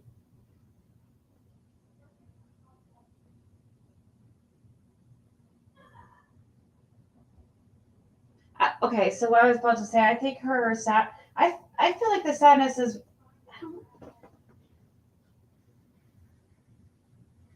I don't know. Maybe I shouldn't say it because people seem to get upset, but with like theories and stuff, like the theory I was saying earlier about with her and her boyfriend, I feel like there's a possible drug issue, and I feel like it could be. That's what I don't know. I think they might have became desperate for money, and now she is really regretful. When you're struggling, I mean, that's just a theory. That, by the way, that was not fact at all. That was just me. Just that was not fact. That was just me speaking. That's what I feel like. Because when it's just like when I'm watching her at the times, I watched this whole interview, and the periods when she would get upset, like I would watch when she would break down. What made her start breaking down, crying? Now you can get to a point where I'm sure you guys have been there where you're cried out. You just can't cry because you've cried so much. I got there, with the gym situation. But we know she's not at that point because we did see her crying. But I mean, there was points that I saw tears and she was actually really crying. And she has been dealing with this. Like, I try to look at things like from both sides, from her side too. I know that this has been going on. She has been dealing with her mother's passing for a while. It's not like that recent. I mean, it is recent, but I think Amanda's suspicious, and I agree that some things about her are weird. I think she still does, but I just don't think she did anything. I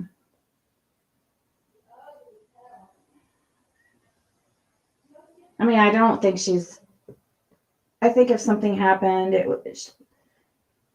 she's incredibly regretful, but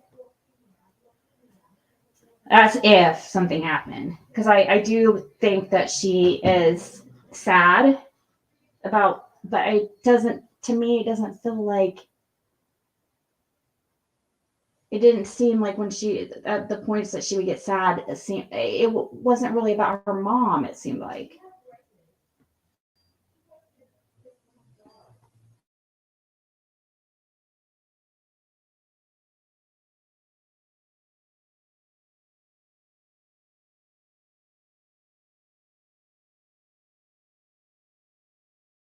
Anyway, whenever the memorial was, it was right before the memorial. We had a confidential interview with each other, and that's when me and law enforcement got back on a good page with each other. But they did several searches and hours of checking into your alibi and searching your home. And I think, if you don't believe me, I mean, y'all have harassed the cops enough, call them. I don't know what to say to you. That's your problem. I mean, I don't mean to laugh, but I mean, No. it's a fair statement I would make. And I mean, did you submit like DNA? Did you do anything like that? Or Thank you, Jason. In that Sunday night when oh my goodness gracious, the redhead investigator, whoo, she got in my face. She said, "You killed your mother." Anyway, it's very traumatic. But I mean, I guess she was doing her job, but she attacked me. Right after that, I said, "I want to give you my DNA.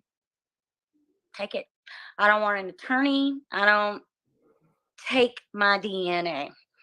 And the very next day, they're at my house with a search warrant, and that's when I willingly gave my DNA. Andrew actually gave his DNA. I want to say it was either that day or the next day. We willingly gave it to law enforcement. You're better than me. I'd ask for an attorney immediately.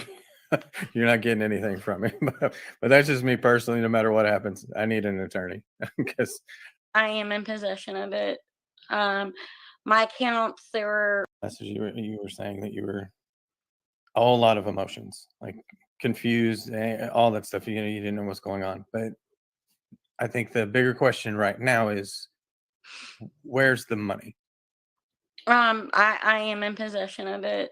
My accounts, there were weird things going on in my account. I don't, whatever. I guess it was frozen. But I do know that the GBI, the FBI, they've all been involved, and recently it's been released to me. So at one point they had it seized, and then you're saying they gave it back. Yep. Think what you want. well, I mean, I think that says a lot because I even spoke to a prosecutor about this and asked them, is that typical? And, their response, just like I thought, was that no, if it is seized, anything seized during an investigation is not going to be returned unless that investigation is closed, because there's always that chance that it was involved in criminal activity, and that a lot of times, even if you're cleared, they don't want to give it back. So I mean, the fact that you got the money back, I think, is amazing. And to me, just the fact that they released that money to you, even after the FBI looked through it, says that there was no criminal activity involved with any of that. Crazy. One of my favorites was Annie. Oh my goodness gracious, you look like a pterodactyl, sweetheart. But wanting to say it aligns with my birthday. It's what Andrew owed at a rehab facility. Okay, well, first of all, the charge was related to marijuana. You don't go to a rehab facility for marijuana, not in my mind. And Andrew was never sentenced to go to a rehabilitation center. So y'all, cuckoo for Cocoa Puffs made that up. Sorry. Well, and we even showed angry. it. I'm angry, y'all. Understandably. And we even showed at one point that the dollars were not adding up.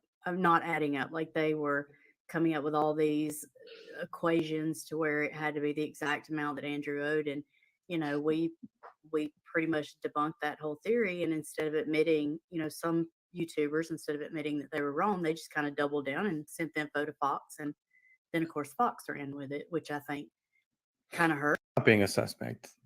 You've said you're not. So what exactly, like, what brings you to that conclusion that you're not a suspect in this any longer? Well, because the GBI told me, I said, I'm not gonna name his name because really just don't feel like that's my place. But he's very kind to me. Anyway, it came out of his mouth, and he told me I would have my day when it was all said and done. That because they were upset by the way not only they were treated, but the way I've been treated. And they wanted to, obviously I kind of feel like they haven't done it as quickly as I've wanted it because I'm obviously here with y'all, but because they said it. Because they said it. Now, there still will be a lot of people that won't believe you, and it'll take law enforcement saying it before they believe you, and still even after they say it, I mean, it's just the world we live in. There's still going to be people that don't believe it. But do you have any indication or any idea when they're going to make any kind of announcement or say? He's a good person. I'm sorry. I feel like I don't want to upset you. She was just, I won't ever meet another woman like her. No, but I promise, it will get easier. And Sandy Todd, you are a horrible, horrible person. And I tell you what, you got my address. I would love to give you a real warm welcome. Please. I want to have a family reunion. Please. How dare you disgrace my mother's name? You took away someone that meant the world to my mother. And I am referring to my uncle. You have no room to talk. I'm sorry, y'all. You have no room to talk. I'm not gonna say very much out of we've done this whole talking. The only one person I've heard from is Sandy, and that was to basically cuss me out. And then she just deleted all the messages, so you can't see that she said any of that to me. I was like, well, all right, I guess we're not for you. It is what it is.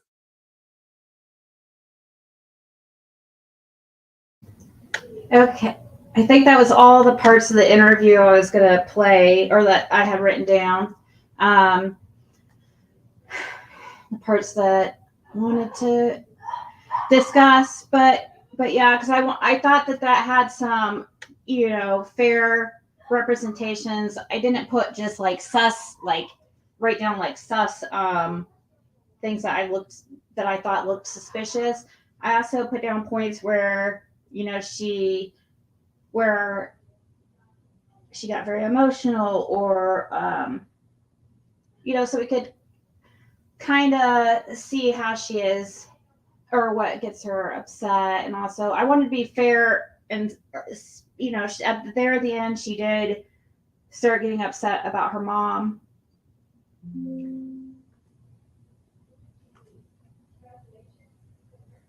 Oh yeah, pain can be a depressant because you can't do the things you want to or need.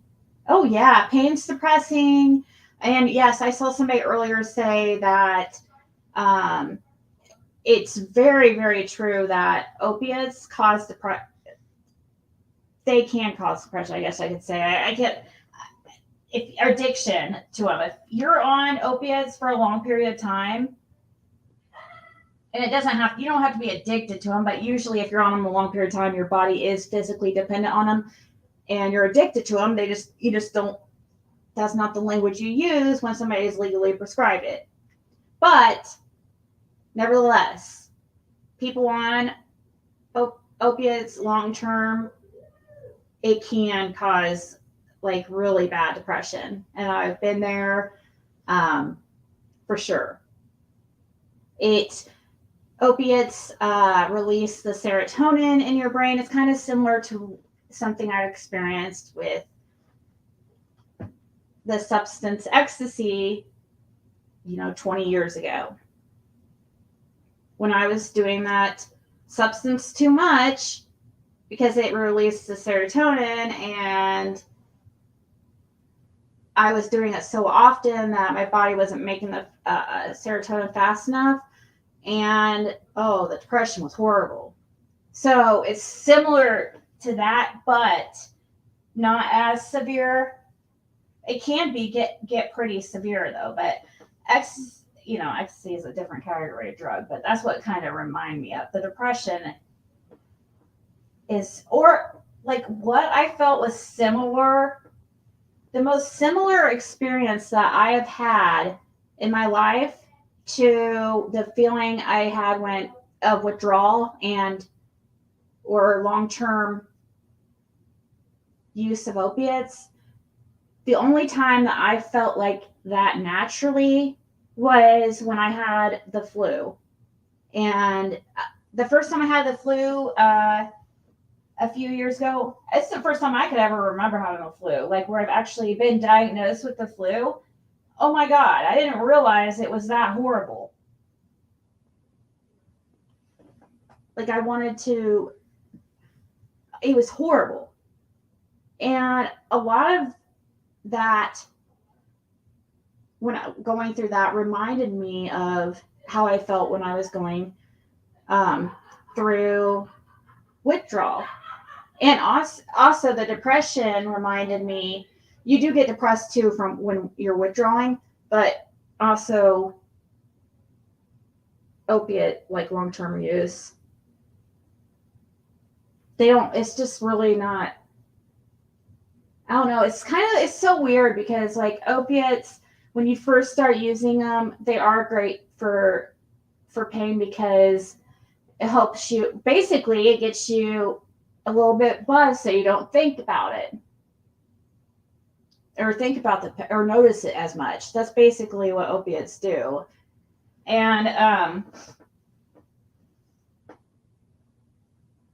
but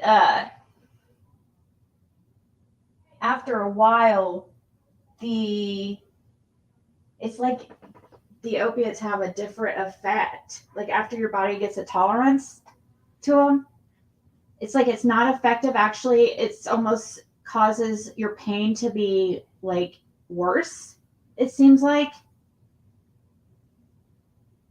So I don't know if anybody else has had this experience or not, but when I was in addiction and using opiates too much, the pain, the regular aches and pains of whatever that I have were intensified. It seemed were greater when, and when I was on opiates for long periods of time. And now that I'm not on opiates,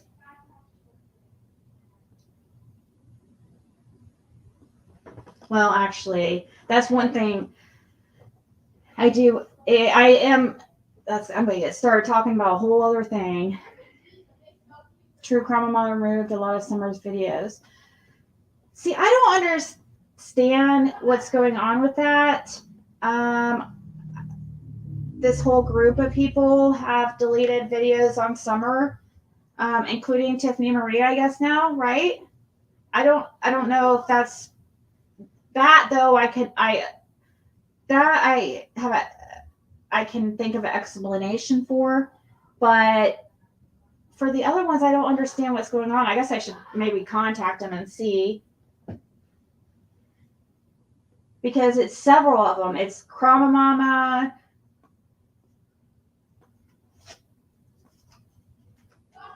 and I don't understand why. Are they becoming like?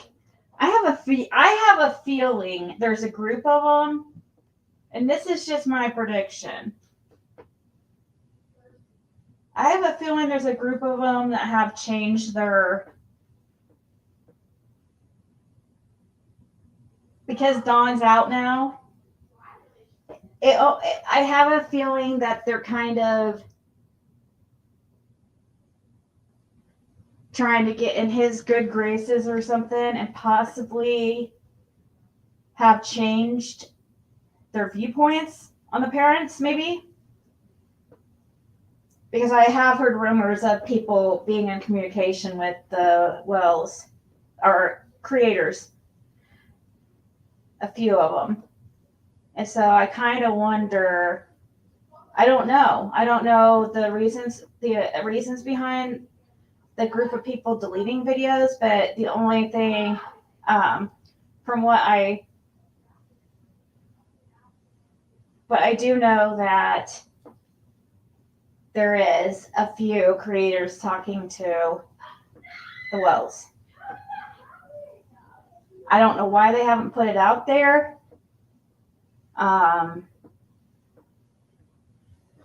known this for a little bit, but I didn't want to say anything.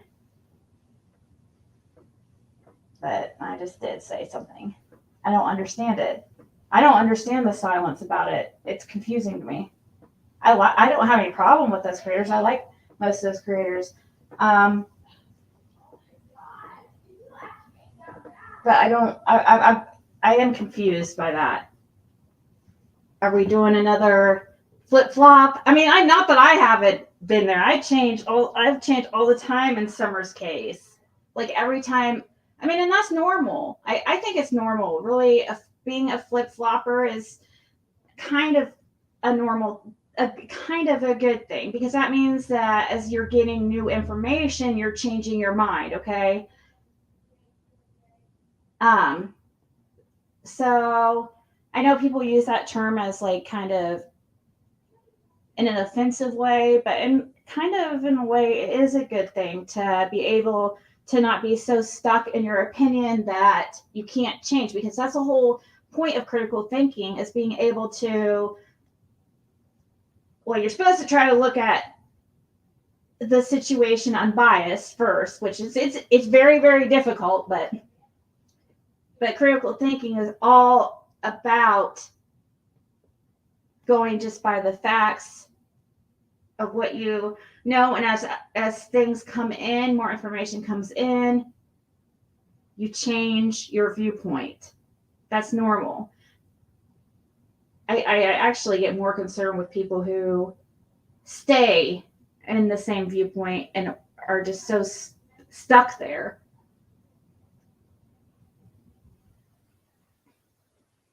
You know, but I do have questions about that.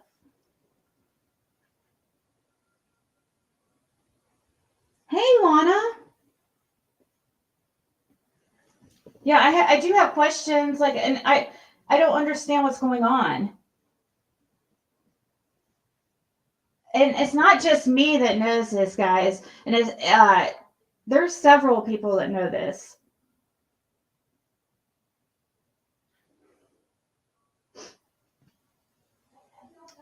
So I'm not really like letting the cat out of the bag or anything. I think many people already know this.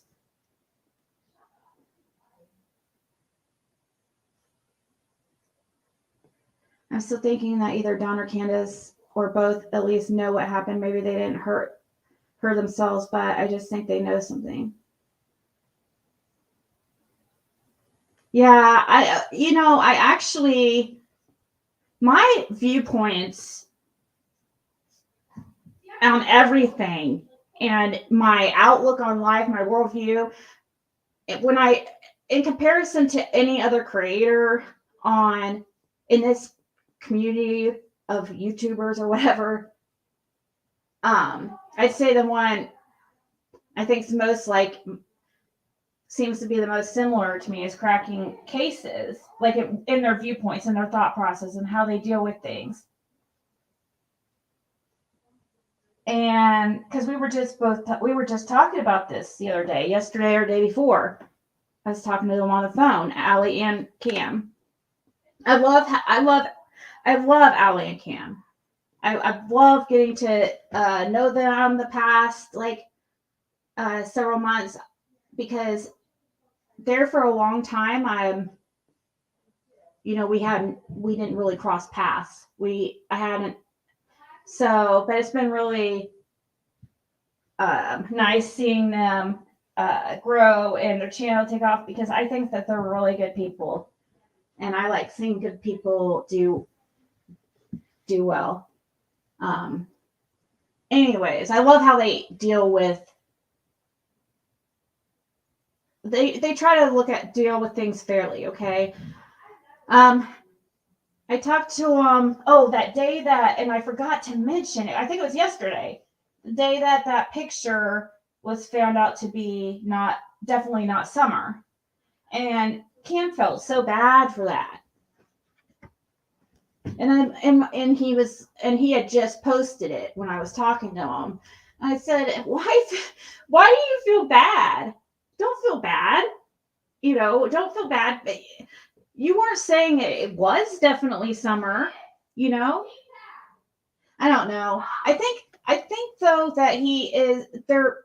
I understand though why being worried, because people, like the Bones situation, for instance, like people will go. I mean, if people were trying to say I was saying that those were Summer's bones, that never happened.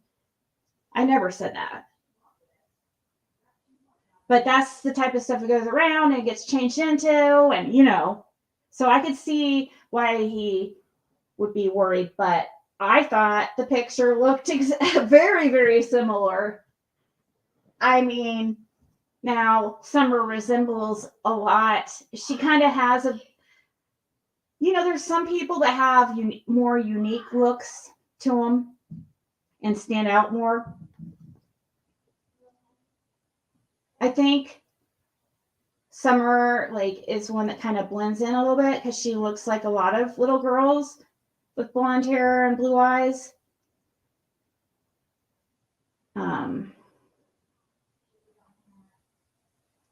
So, man, I guess it's. But I mean, we still have to look at everything, I don't think that they should feel bad about that. But we were talking about Dawn and Candace, and me and Cam and Allie, and about how we felt, because I asked them, I said, I was like, how do you guys feel now about, because I don't get to watch their show much. I don't get to watch too many other people's shows, because I'm usually, I can't, the people that I like, I'd like to watch, I don't get to really watch because they do the same thing as me. And a lot of times they're just up there. Cam and Allie do a lot this similar as me, when they go live. So, I mean, sometimes I definitely try to catch the ones where they put out something, like that picture or whatever. But I asked about how they felt now, and I think they really feel like Dawn. I think they're kind of leaning that Dawn didn't know. I don't. So, I mean, that would be awesome for Dawn not to know. I just have such a hard time believing with Candace,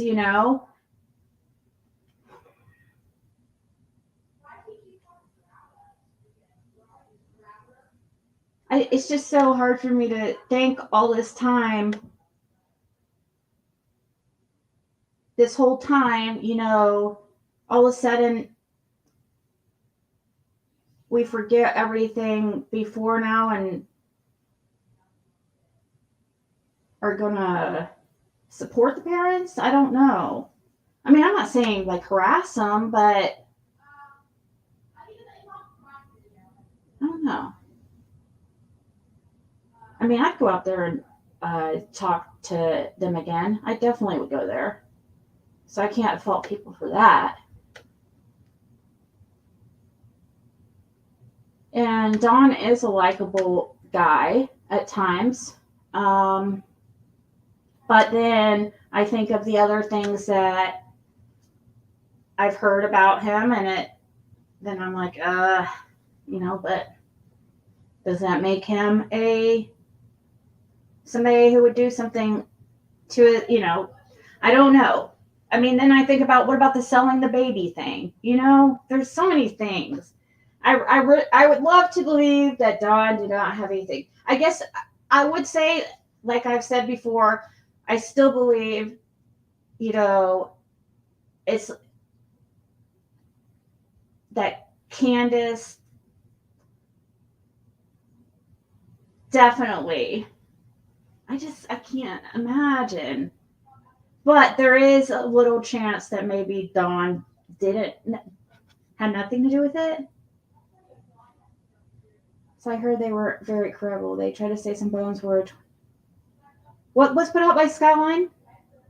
What was put out by Skyline? Well, about what? There was something put out by Skyline recently that was completely untrue. For some reason, the Skyline, I don't understand it. Now I saw the dude live, and he looks like it sounds decent and stuff, but man, I've seen some of the articles they put out, the stuff they put out, and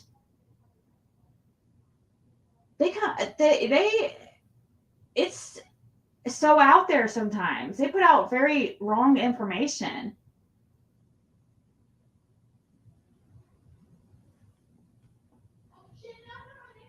Wait, okay. I was going to satellite images show 4 people leaving 110 Ben Hill, going to the woods. 4 people got out. They were in the woods for 3 hours. Then 3 people got back in the car. Yeah, I heard about that.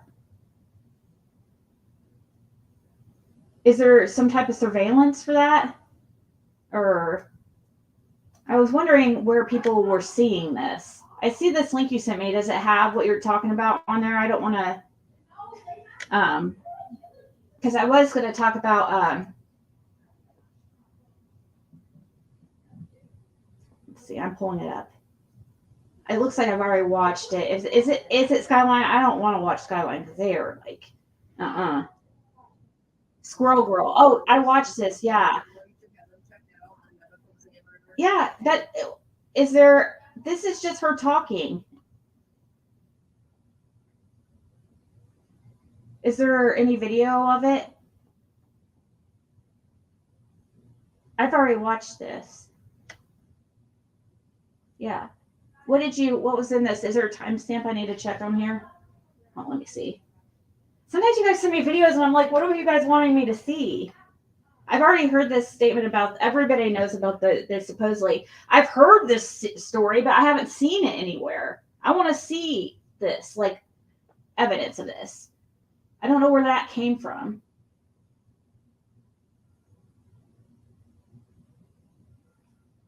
The lady talks. Is your computer stuck on I don't ever know how to take when people talk in caps. I've always noticed Marlena's talking in caps. I'm like, is she yelling? Is she mad, or is she like, I'm like, sure, she's not mad, is she? The lady talks about the conversation she had with the organist. Yeah. But it's really super long. I mean, not super long. It's 30 minutes. I mean, it's too long to play on here. I didn't know if there was a timestamp that you knew where she talked about, like, you know what I mean, something that you really think would be important to play. I mean, I could listen to a couple minutes and see. I've already listened to it, and I think I played it on here, didn't I? It's so you see not. So you see it. Huh? Your eyes are bothered. What do you mean? Oh, is that what you talk? Oh, okay. No, you're fine. You're fine. You can write in caps. I was just hoping that you weren't mad at me. It's like, don't get mad at me about it. I just. Oh gosh. With all the people surrounding Summer case, nothing, absolutely nothing would surprise me. Found in Kent J. He was just skiing. Yeah. We watched this, I thought yesterday. Or, oh, let's see this.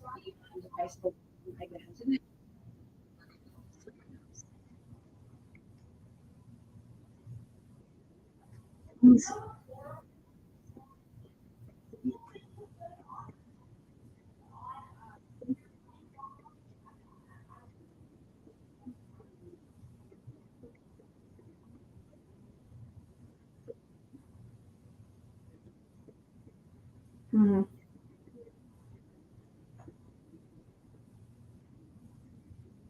Oh, wait, hold on. I need to share it. You guys probably can hardly hear it.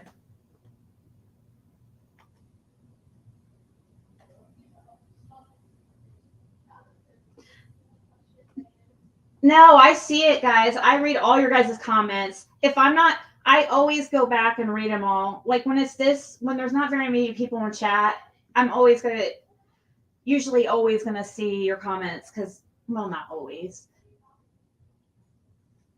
But I usually try to scroll back if I notice I missed a whole bunch. So usually talking, if I'm on a roll when I'm talking, I don't look at the comments because I get distracted so easily. Sometimes I even close my eyes when I'm talking because I get so distracted. If I see something that interests me or something like a comment or whatever, I instantly just change directions. You know what I mean?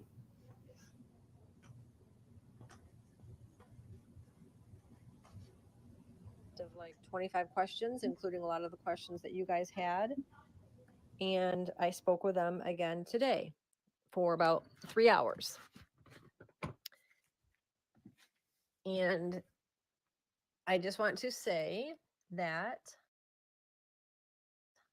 I personally feel confident, 100% confident in the legitimacy of their capabilities.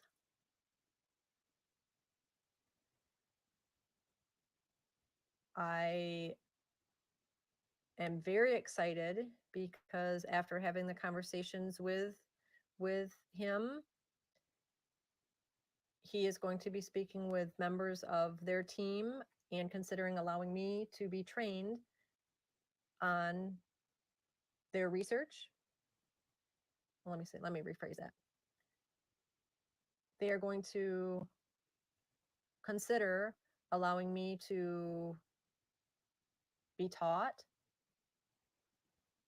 how to do what they do, if that makes sense. So basically this information that they have, I kind of align it with like Adventures with Purpose. So Adventures with Purpose, most of us, well, I'm sure everyone on my channel knows about Adventures with Purpose, but they. Oh no, you don't want to say that right now. You don't want to bring up Adventures with Purpose right now. Available equipment, sonar, underwater sonar, in ways that increase their capability of finding missing people underwater. Technology that's available to law enforcement, but that law enforcement may either not know about, or they just are not trained on it, or they just don't feel that it's necessary to use the technology or whatever. But these private individuals have discovered the technology and the best way to use it to be able to help solve missing persons cases. So I kind of align it with that. The difference being that AWP is out on social media. They are using it as a form of entertainment and for fundraising, where this organization is a group of people that are, they are self-funded and they come from backgrounds of extensive law enforcement and that type of thing. So they just do not feel the need to have to crowdsource or crowdfund or to, deal with having a public audience. And we can definitely see how frustrating and distracting that can be, for anyone that's on YouTube or on social media. So this company is not that way, but their efforts are kind of, along that same way, that they're using technology that's readily available at a very high cost to individuals. And we're talking thousands and thousands and thousands and thousands and thousands of dollars to obtain satellite imagery. And I don't even know if I want to know. Someday I'm not saying it's a car. Right now, I don't know if it was a car or if it was a truck. Okay. I do not know. They know. I don't know. I don't need to know. I don't even know if I want to know. Someday I will know. Okay. But 4 people got out, went into this wooded area. I do not know exactly where the wooded area is. Okay. But 3 people got back into the car. Okay. That I believe, that I trust. That was already reported. I verified that and I feel very confident, and I personally am trusting that knowledge. It was mind-blowing at first because it's like, how can someone know that? But they have proved that the technology is there. Of course, we know that the technology is there. Google Earth shows that technology is there. What we're able to see for free, we can zoom in, we can see cars. We know that there are satellites that can go down and zoom in to, license plates and to facial recognition. We know that that exists. Okay. What we don't know is that, how to access it and how much it costs, and can people from the public access it? And those are things that are, I look forward to learning more about. And when the time is right, I will share that information as I become educated on that. So I'm so excited for that new learning. So when they found that satellite imagery, they then went boots on the ground and they located some bones. And a coroner was consulted and said, well, you should have them checked out. And then a medical examiner, looked at, you should have them checked out. And then law enforcement was called. And I'm not going to get into all the details about that because it really doesn't matter. But what's important is that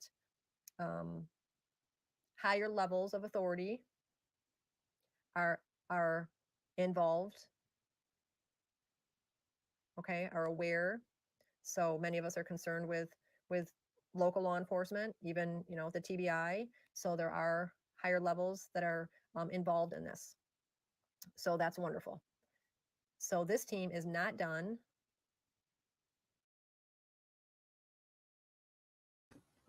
Well, all I can say is I hope I did hear this. I think Marlena's actually the one that sent it to me, and I had watched up and a little after this point, it looks like, because I got the gist of what she was saying, really. She's backing this organization or these people who, I don't know who she is and why I should believe her, because I just don't know who she is. I don't know her background, This is a first video I think I've watched of hers. I might have watched the Nick thing, but I don't really, like I said, my memory's back. I don't remember. It takes me a while to really recognize somebody. Just, so I don't, what makes her, why should we believe her? I don't want to that sounds rude. I don't mean it in a rude way, but does anybody know why we should believe her? Or, well, the satellite stuff, she brings up the Google Earth though, but Google Earth happens, those pictures are not in real time though. It's not like we can go to log into satellites and look at any place on Earth right now. Maybe, I don't know, or go back and I don't know. Maybe they have stuff like that. Maybe they have big surveillance cameras up in the sky. Kind of like our home security systems or our home cameras. Maybe there's satellites up there all over covering the whole Earth where they can, but you would think if you were it just seems like if there was something like that to be accessible, it would be very helpful in solving these types of cases and other criminal cases. And if there was such technology, then why isn't this something that has been utilized? Or why is this something that we're just now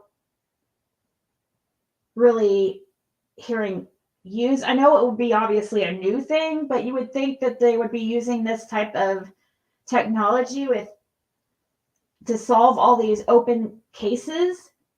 If we can just go to some kind of log into some kind of computer that's up in the sky and rewind to a certain date and time and sit there and watch on camera what was going on.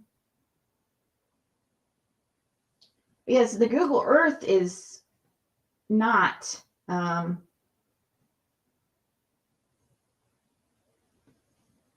real time, obviously. Well, actually, there's probably some people that don't know that.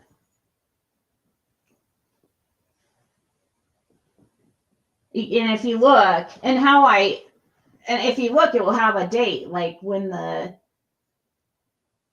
what year the Google Earth picture was taken.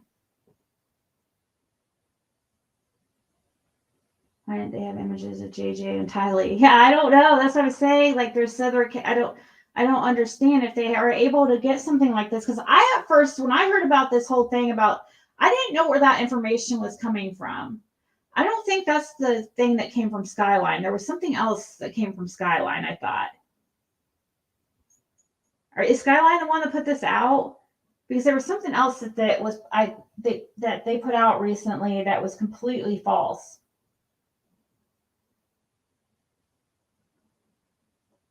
But I didn't think it was this because I heard about this and I did not know where it came from.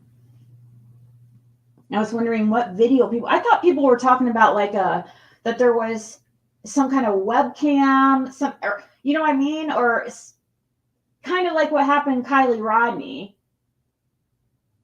I thought that's what people were saying happened and something was caught on camera somewhere or found. I didn't know they were talking about satellites and stuff like that. I don't know, guys. I hope this is really true. It just seems, I don't know. It seems kind of fishy to me, though. It would be awesome if they could solve this case and find Summer. But if they know about this, seeing,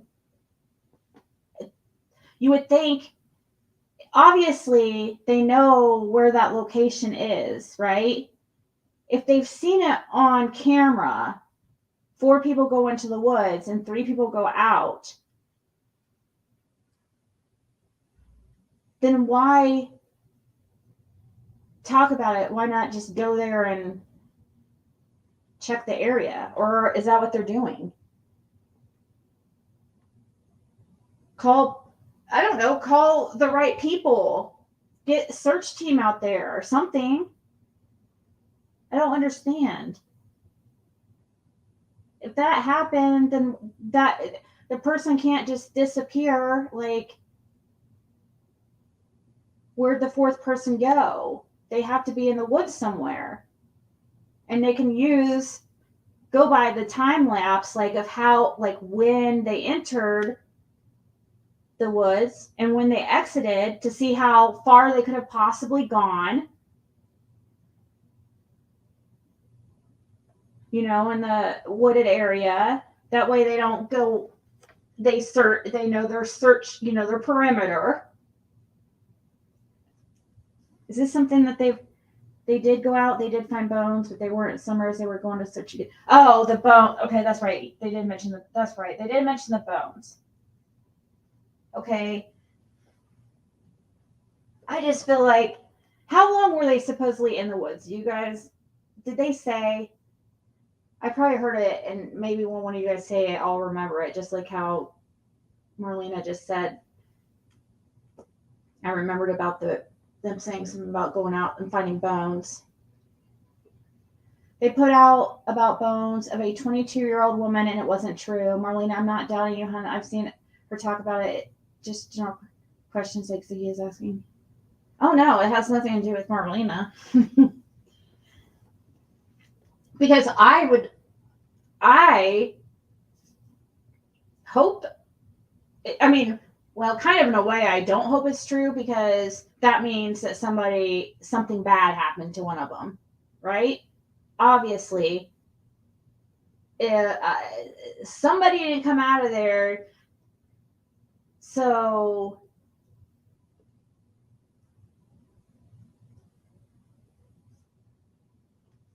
you know, like something happened.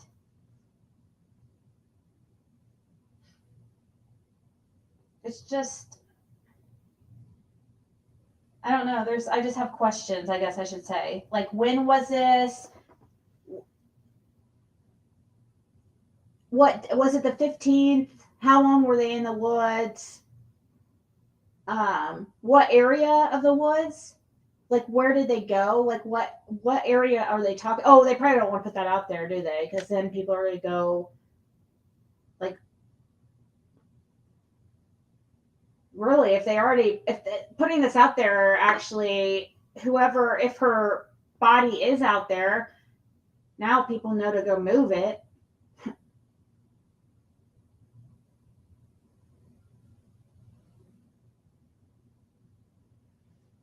Remember, there should never be missing kids because Google has live satellite feed and people was fighting an invasion of privacy. Yeah, I could see that happening. But the thing is, like, what's the difference between that and freaking these webcams that they have in South Beach, they have webcams everywhere. I could log in to this website and see my dad standing at Lincoln and 15th in South Beach, or 16th and Lincoln, I think it was, or it was around that area. There's a webcam. And my dad, I could be on the phone with my dad and and see him on the webcam. On this, So really, these satellites that, if Google does have something like that, I don't see. I think that's would be a good thing. I don't know. I mean, right now I haven't really thought about it much. At like what kind of consequences having something like that would. You would think it would be.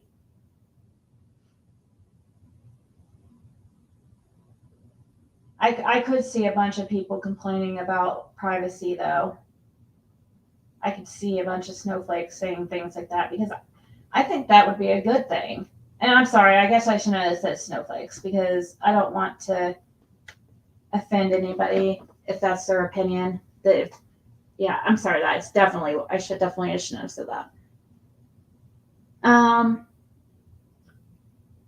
Everywhere you go, Cam is watching, like that person's, like the show Person Unknown. Just wondering, it would be amazing if it was true. You can zoom in Windows. Wait, what? Google, you can zoom Windows. What do you mean? Yeah, but those aren't in real time, though. Oh, I see what you mean. In the satellite video or in the satellite pictures, it's an invasion of privacy too. Like, but those are just like still shots, and they're not videos. So I don't know.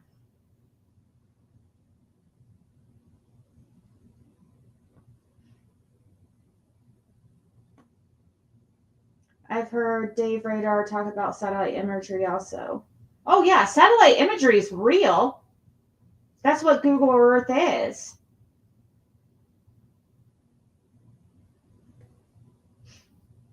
But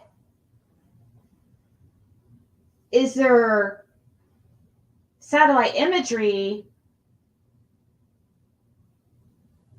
I didn't know about a live feed though. Is there satellites that have live feed of all areas of the earth 24/7? Is there, I mean, do we have proof for that? Is that a fact? If so, then why aren't we using those to solve crimes? I don't understand. That's what's baffling to me, and that's why it makes me doubt it. It's like, if we have that technology, then why aren't we utilizing it? You would think that the courts could get a warrant or to access a certain area of time of the satellite videos. If there's something like that, and I could totally see there being something like that. And if there's not now, there's definitely going to be something like that soon. But why aren't they being utilized? Is my question.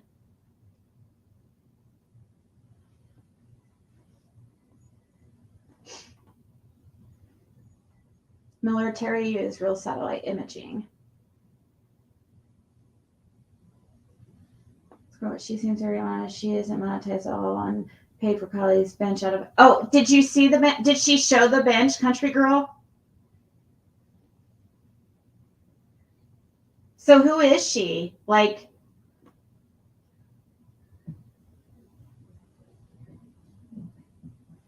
because she acted like she was in with the searchers, and like, is she in some kind of profession? Is she in law? I don't understand why.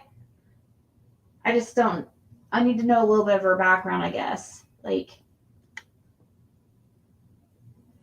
so I can decide how much I want to believe her. You know what I mean? Because it's hard for me to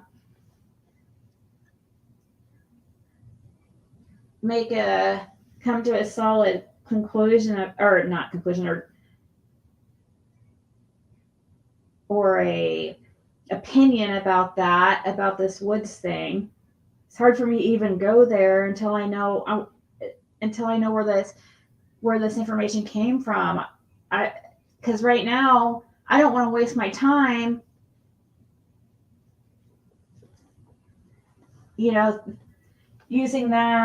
taking that into consideration with my theories, because like I said, it's always constantly changing as more information comes out. So I don't want to change my theories and all that unless I know she's credible. So welcome to my small channel with a big heart. I will not ever make a request for money or donations of any kind. I will never play another channel's work. I believe that God is the only creator that deserves to be idolized. I often research cases that are being spoken about in true crime community. Sometimes I keep videos up forever, and then I put other videos on private so I can stay focused on current research. If you need a link, let me know. I share on the community tab as also. This channel is low tech. I simply record videos on my iPhone and upload them. If you have trouble hearing, please try another device. Be sure to open the app, clear cache, or however you say that. All things are possible with God on your side. And then an email for private. I don't understand who she is. Like, why should we take her seriously is what I want to know. Like, who is she I don't understand. I wish. That makes me super curious. Because I am interested in this info, but I just have questions. I can officially report the following. The lodge is still not for sale. The lodge.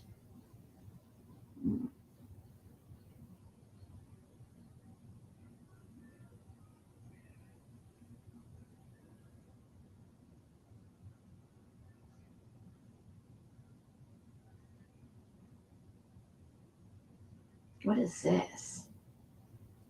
Yeah, I don't think this has anything to do with what Summer.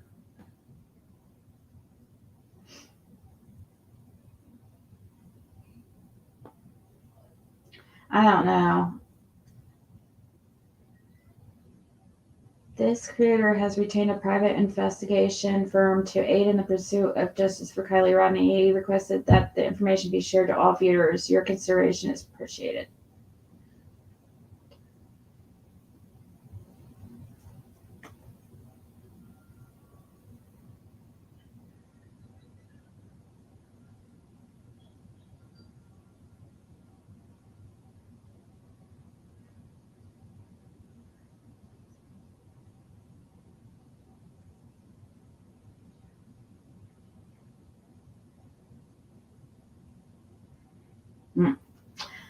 Well, I don't know.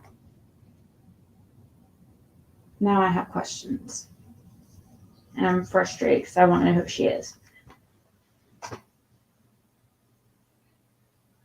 Oh, if she's just a creator, then she's no. Then why should we believe her? Where'd she get this story? Is what I mean. I need to know the background. Like, does she? I mean, I know she talked to the group. Supposedly, how did she get access to this group? How did she find this information? Is what I mean. Like, not. She doesn't have to be law enforcement or something or anything like that. I'm saying I just want context. I need more context to the situation is what I mean, I guess.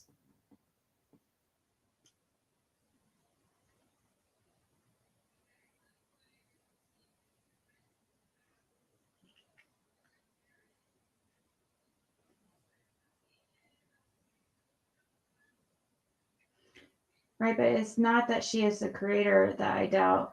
Just no receipts for big claim. Yeah, that's what I'm saying. It's like, where is this coming from? How did she get in a hold of this group? I mean, I know she explains it a little bit in her video, and I obviously, to be fair, I didn't watch the whole thing, so it looks like I will probably do that once I get off here. I'll probably go back and watch the rest of that,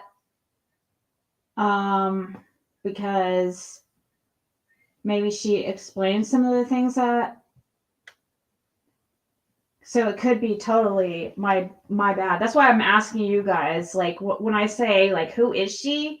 I'm just asking you guys that. I'm not saying, like, that I don't mean that in a, like, who is she? Like, type, stuck up type way. I mean it like, what's some context? I didn't know if you guys knew. That's.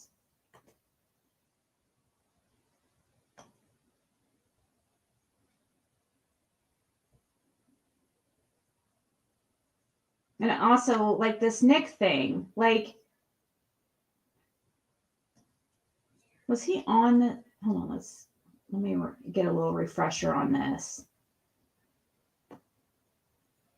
Let me refresh my memory, this whole interview, because like I said, in my memory, the short-term memory is bad until I'm like, refreshed. what's going on here?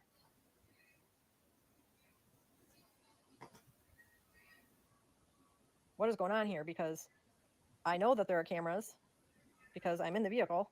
I know it's recorded. 2 law enforcement agencies know that he said, Nick's words were 2 law enforcement agencies or these investigators know Kylie was in that video. He discussed it with them. And then all of a sudden, when this other agency takes over, all of a sudden, it's like, nope, there isn't any footage.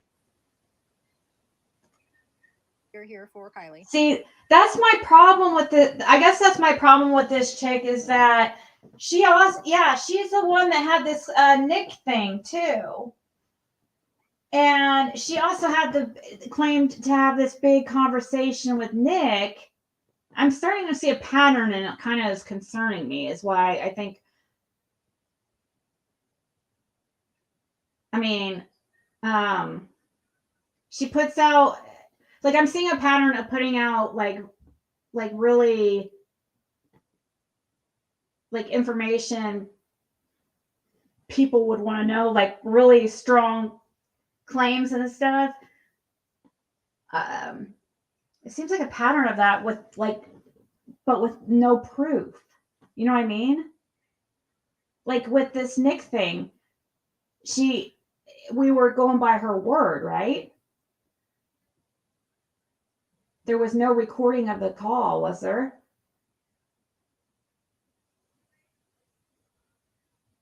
Send Cher out there to get the real info.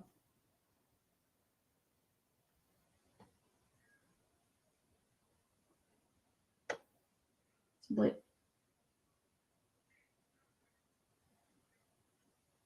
she didn't. We don't hear Nick this whole video, do we?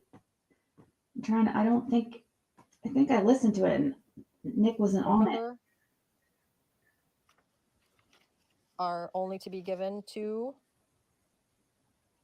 the ones that are up into the proper level. What they do with it, you know, they're not going to tell me. It's not my business to know, but that is information that is very useful for them, obviously.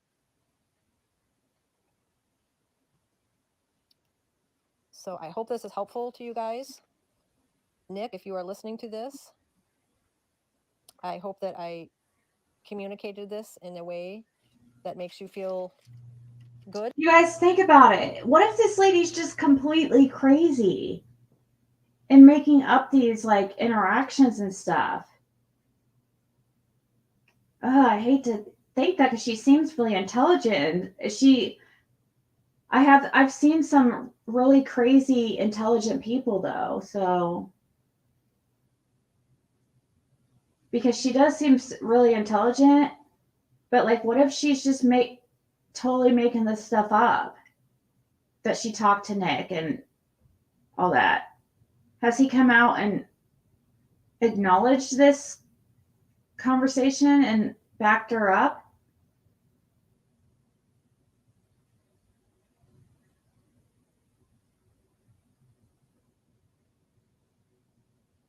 Hear me out though. What would she gain from releasing stuff like Nick videos? She isn't monetizing anything, you know what? I mean, yeah. I know, but sometimes like some people like do like things for attention, or they're bored, or I don't know. People do things sometimes I can't explain, or any of us a lot of times can't explain. I don't know though. Usually there is a motive, but I mean, I guess it could be attention, or if it's not money, how is she, you know, I guess there would have to be something in it for her to put out like this, you know, wrong information. So I don't know. I'm just trying to look at it from both ways. Because now that I'm remembering about this, or refreshed a little bit about this, that she was the one that did this whole Nick thing too, it makes me, and then I see, you know, like, why her? You know what I mean? Is what I'm saying. Like, don't you think that there's been tons of people who have been trying to reach out to Nick? You know what I mean? How did she get a hold of him? How did she, of all people, get to talk to Nick? And how did she, of all people, get to talk to this group? And that's why I say, like, who is she? Does she have some kind of pull where she would be in a position to be able to contact these people and groups easier? Or like, what? That's why I'm just trying to, I don't mean it in a rude way. I'm just wondering, like, she's a fairly small channel. You know, she only has 7,500 subs. I mean, I'm a small channel, even for them to come with this type of information on both of them. You would think it would go to like somebody maybe with like Chris McDonough or something. You know, but I guess that's the question people have asked me before, like, why Ziggy of all people? What was it recently? There was something. mean, there could be an explanation, but because people have done that to me too.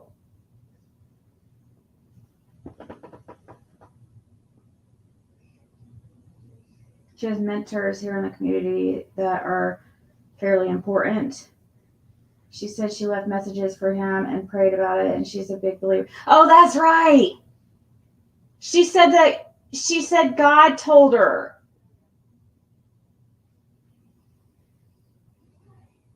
I don't know. Guys, I don't know.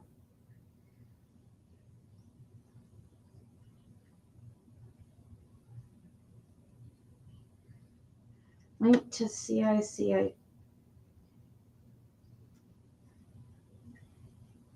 It's just weird that I need to look over. Does she have other like info like this about other cases, or is it just Kylie Rodney and Summer Wells? Because the fact that I don't know, the fact that like none of us really know who she is, and she's coming out with this information, shocking info and stuff for two separate, I don't know. Let's look back here. Let's look back on our channel a little bit.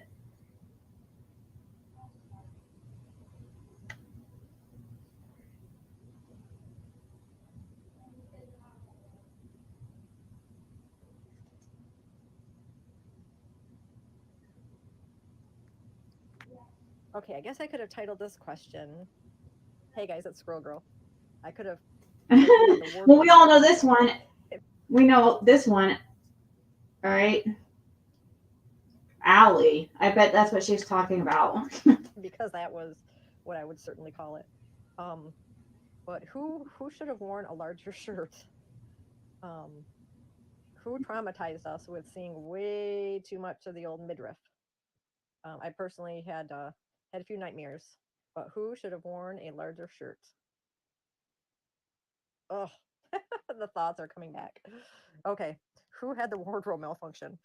Okay, thanks. I hope you guys are enjoying these. Leave your comments down below.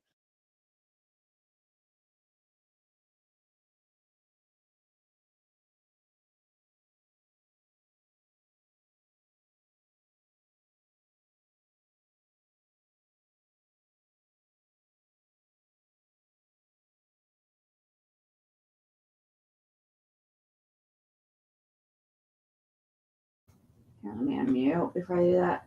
I was just looking when her channel was made. It was made in January of this year.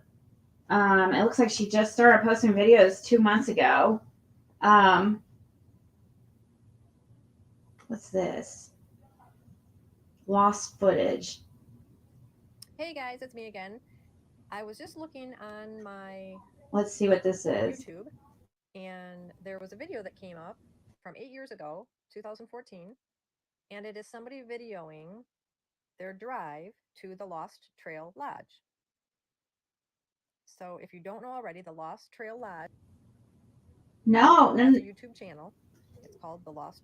No.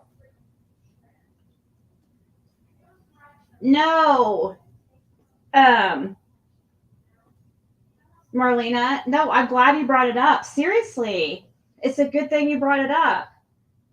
We're not questioning you. You just gave us something to look into, Marlena. And I am super interested in it. Otherwise, I wouldn't be continuing to look into who this person is. I'm looking into her.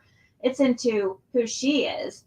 You're just bringing up something that's interested you and that you think that might interest me. You're not saying like, I knew that you weren't saying like you were going gung-ho for her and just backing her, you know what I mean? You were just saying, hey, like it sounds like she might possibly have some interesting info here. You know, maybe check it out. Let's see if it's anything. You're just saying, let's look into it. I know you're not backing her. I don't believe that. I don't think you're doing, I mean, you might believe her, but I don't think you're like really pushing her on anybody or anything like that. I don't take it like that at all. Yeah, I think you're just interested about knowing if it's true and wanted other people looking or want people looking into it. And I get it. And I also took Allie's comment to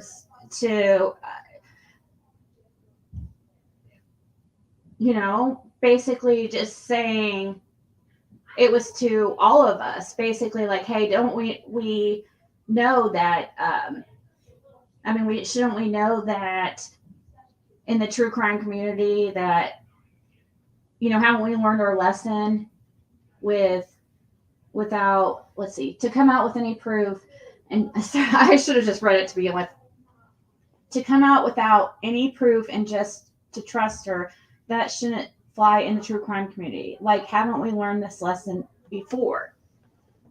I took Allie's comment because I felt like that's the comment you were talking about. I took Allie's comment as meaning that just saying it to everybody shouldn't, because it is true. Like, how we hear this is like kind of like a research. Sometimes we just have these research days, and we're putting out our thoughts and stuff. And Allie's just like putting out her thoughts, saying like, hey, shouldn't we, need to look into and see who her background is a little bit. Let's not trust too, I don't take it as, I don't think that anybody was trying to be rude, is what I was trying to say. And I definitely don't want Marlena thinking that. I don't want you believing that we were getting on you about it. I'm getting on this girl about it. I want to, and it's not this girl. I just want to know. I'm just curious. That's all it is. Yeah, she said she's intrigued, but I can't give it all that much credibility. Yeah, exactly. I'm intrigued. I am intrigued. It is interesting. I am glad you brought it up as something, because if you guys didn't come up with these like talking points and ideas, like that's what used to run my show, especially back when my show, my channel, back when my channel was like, when it was like crazy on here. I had no time. I was so incredibly busy. I mean, I'm busy now, but at that time, during a couple months when my channel was taking off, it was unreal. It was unreal. I was not expecting it. Okay. It was great, but there was times that it was very, very stressful.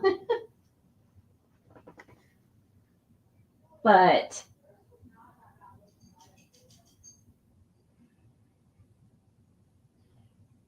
sorry, she did.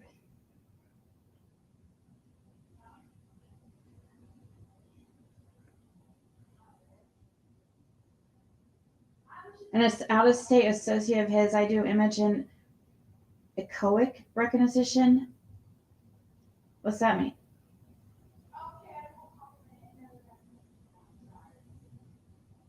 Oh, you study human behavior and speech? That's cool. No, I was just...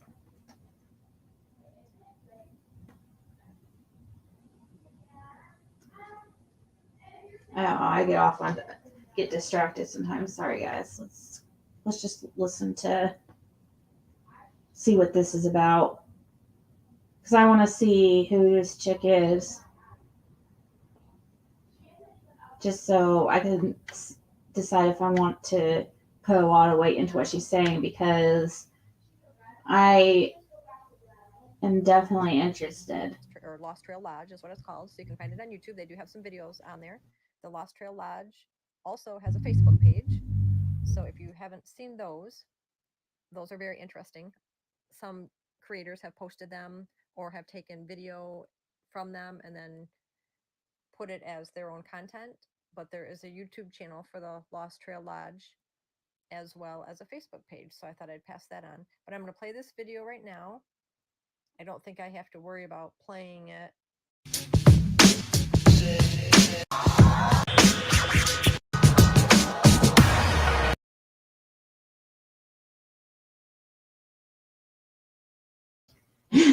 I'm trying to turn off the music just if they're not going to talk. Is this just? I don't know what's going on here. Yeah, it looks like nobody's talking. Okay, let's fast forward it.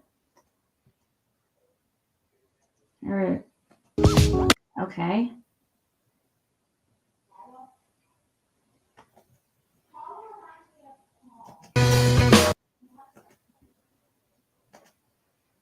I'm not exactly sure what this is, what this even is. I don't understand.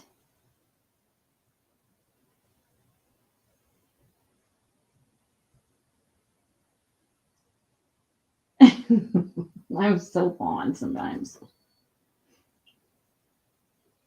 So I don't get how this is related to Kylie.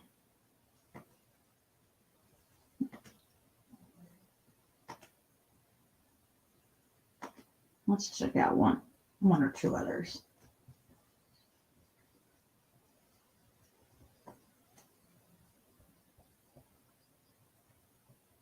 Do have to go here in a second, but Kylie Rodney found footage seen at the Trail Lodge. Oh, okay, yeah, that's the okay. So that's the Trail Lodge where Kylie, Deeds on the Street, Kylie Rodney, AWP interviews all in one.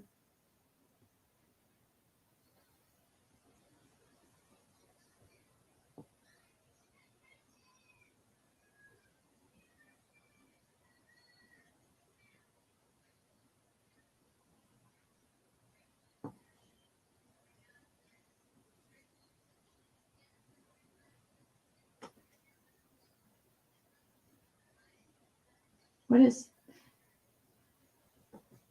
this?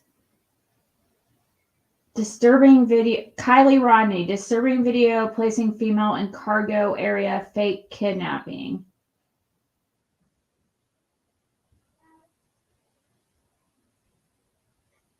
Okay, I guess this is disturbing.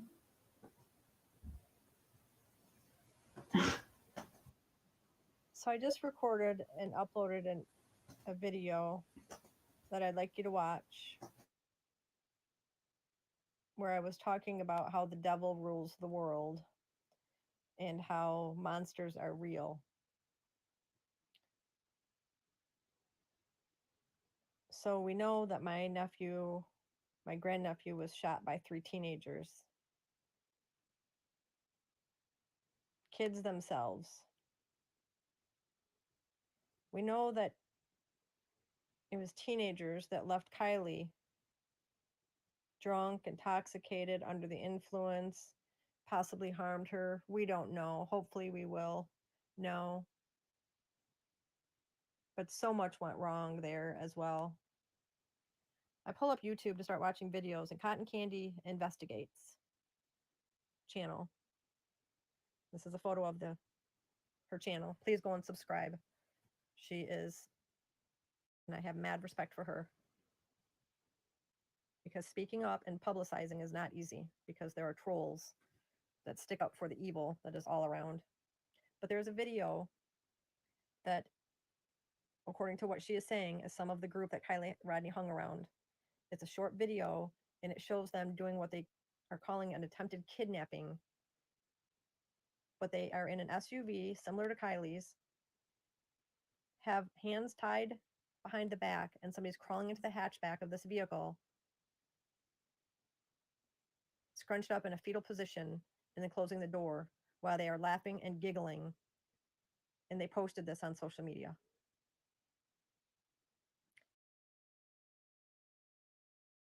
Have you guys seen this? This video she's talking about? So now I'm curious.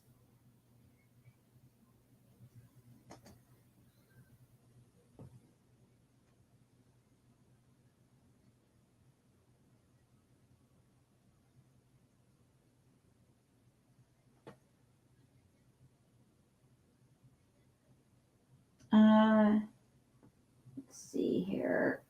That was, I'm looking to see if there's a, sounded like she said these don't, they don't put the dates on shorts.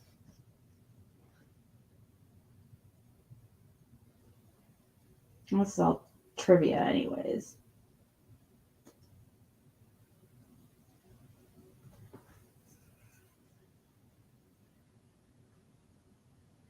Hey, Innocent. Okay. Yeah, Marlene has seen everything. She's like, yep. Okay, well, maybe I'll just look up the video that she's talking about. In 1 second.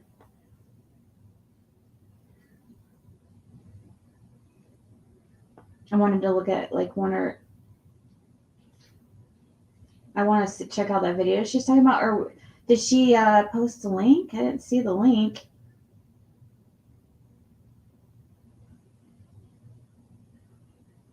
Oh, Cracking Cases is live. No wonder. How long have they been live?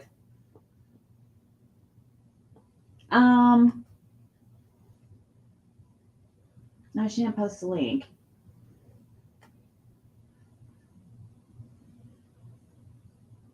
I didn't know. I do. She's a very good person. We have met some great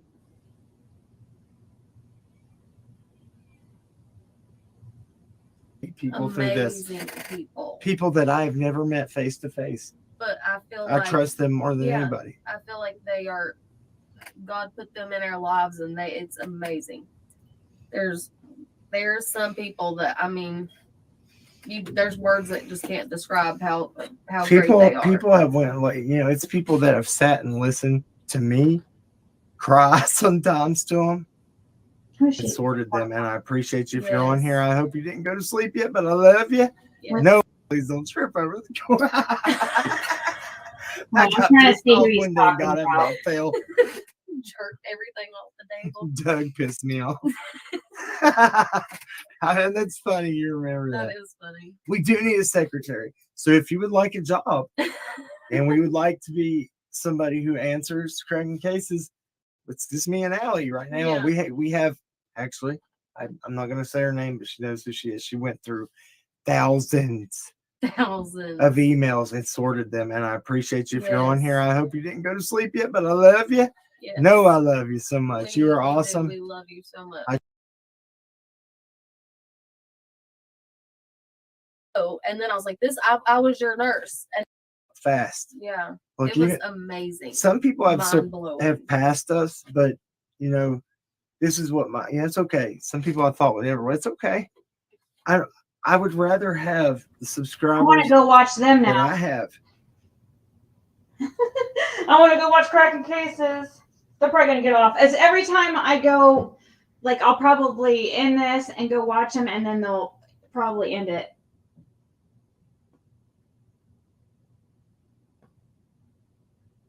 The video she talked about was the only link she found a similar type of car. I'm not sure what you mean. Do you guys know? Can you send me some pictures and her and Summer look identical as kids? Oh, early job. You just want a community page? The satellite imagery is called SOAR. With satellite, I mean, there's a lot of satellite imagery out there. Satellite imagery is satellite pictures. Do you mean like videos?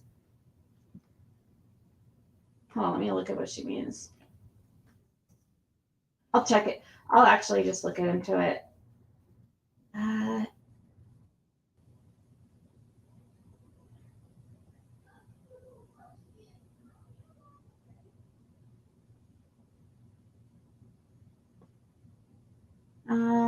I don't know. Oh, just download satellite, aerial, and drone imagery of Earth. Okay, is it in real time though?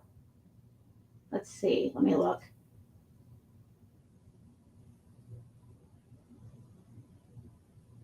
I'm going to skip tutorial.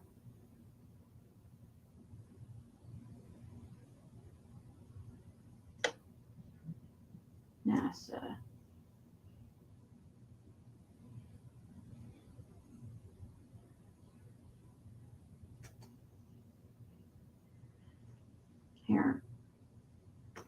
I'll go back and I'll like move the screen so you guys. Talked about SU and how it's related to Kylie, but the only similarity was the type of car, from what I heard. I thought she was talking about a staged kidnapping. She said that there's a video on this Cotton Candy Investigates YouTube. So that's what I would check out. I would look up that Cotton Candy Investigates that she's talking about in that. She was talking about another person's video where I guess they showed it was Kylie's friends, a video that Kylie's friends made where they were, I didn't understand what she was saying. Really.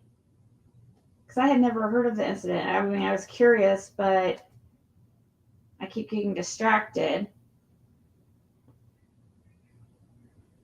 Jarrell, area of interest. Okay, let's. That's my area of interest. Indiana. I want to see if it's in real time, because I'm guessing it's not. I'm guessing it's probably. Well, maybe if it looks like this is. Oh, maybe there is a couple up. It might be in real time, but it's. I doubt that they have them all over. Like anywhere anywhere where you could look at 110 Ben Hill Road, what it's going on there. Like we could see Don and Candace outside drinking their beers.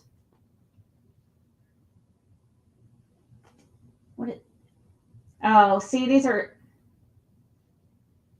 what is this? It's cool, but I don't know what that means. I don't know if it's a. See, it says November 10th. So these aren't like in real time or anything. 18th. Today's the 19th. So it looks like NASA has access to some do they have the actual video though? These aren't video. Is it? These look like pictures. I don't know. I don't know how this stuff works. What is this big white blob? What is that?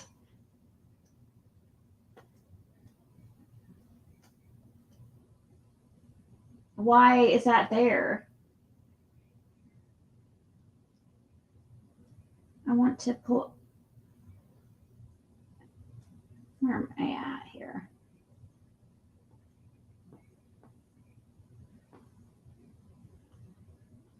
Come on. Right here. That's Indiana. Look, there's Delphi. See, they would be able to use satellite imagery for Delphi then.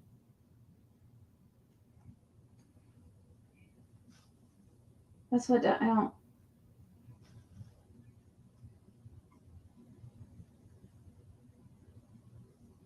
It's not what's going on. It's like they take one picture a day or something. Or I don't. It's like a Monon High Bridge trail. Constant images put together. Huh.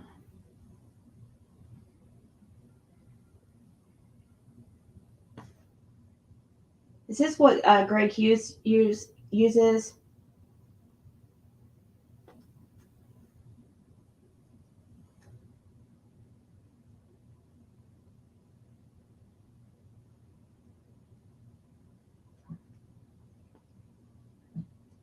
Abby and Libby. Look, it says Abby and Libby Memorial Park.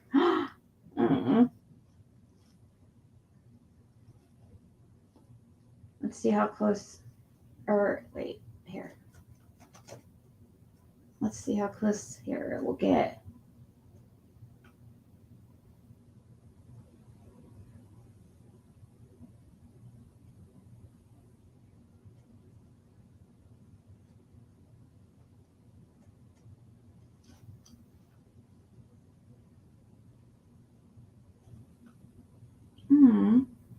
That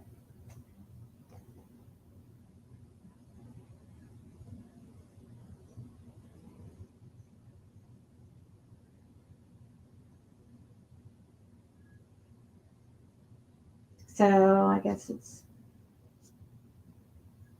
it's pretty kind of cool though.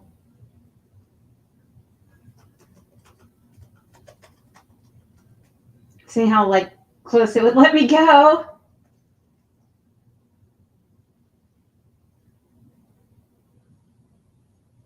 Oh, you think the Wells are innocent? I don't know. I would love to find out. Dawn didn't know anything, but I mean, I would love to find out. Neither of them were involved, but I have a hard time believing that with Candace.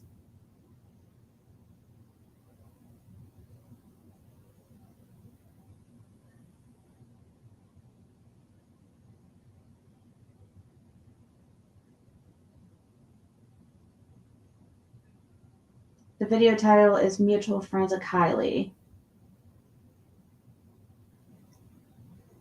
Oh, cotton candy boobs? Okay. Hold on, let's.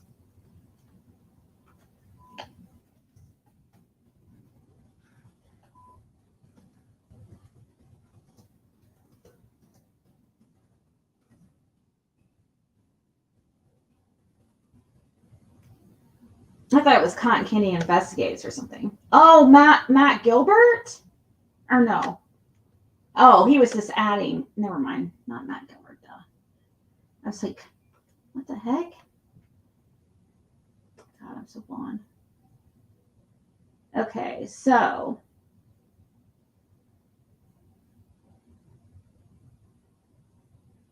You said it's called, Video of Mutual Friends of Kylie.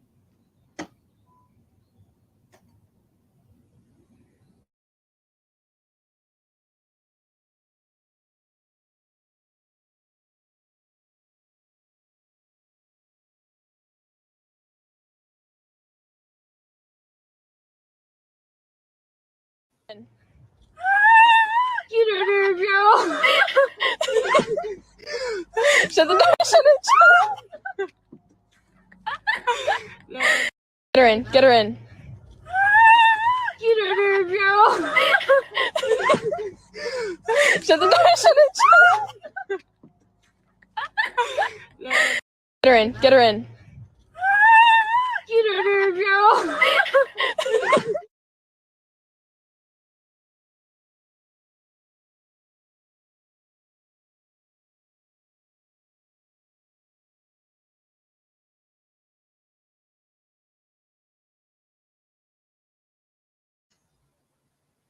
So it looks like it's it's some of Kylie's friends supposedly. It looks like it was from like Instagram or something, or Facebook, something that one of Kylie's friends had posted,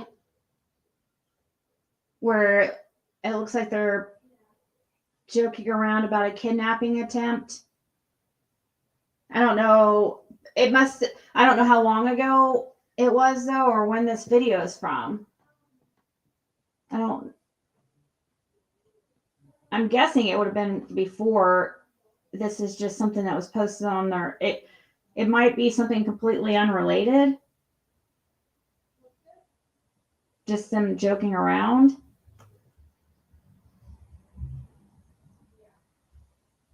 Oh, she says, this isn't new. It was on my main channel that is temporarily down due to people trying to silence me.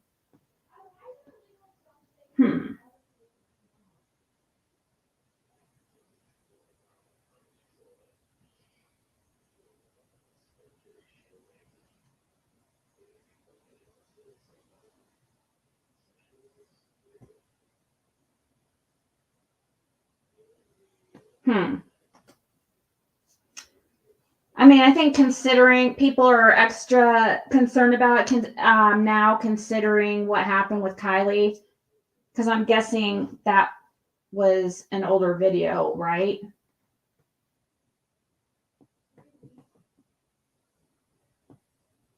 exactly Google is watching. Is it before or after?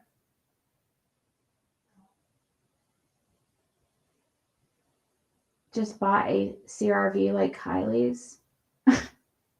Well, you know what, Marlena?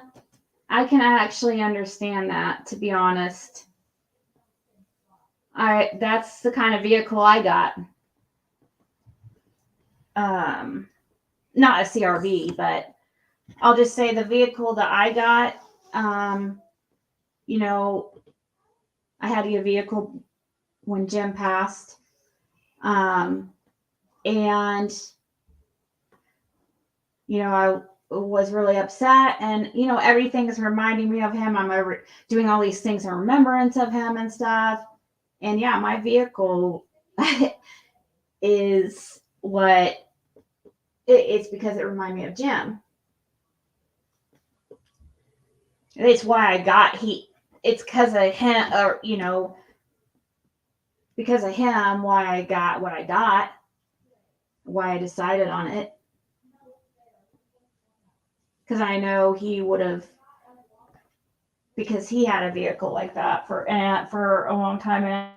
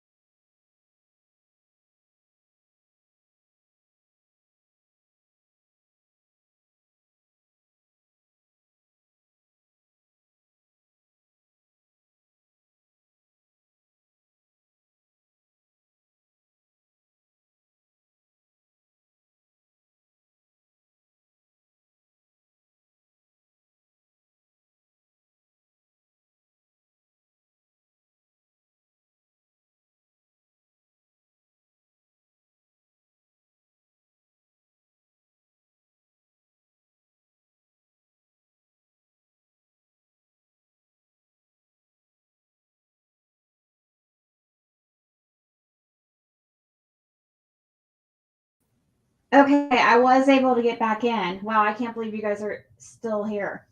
Even though I said I had to log into a hotspot to be able to come on here and tell you guys good night.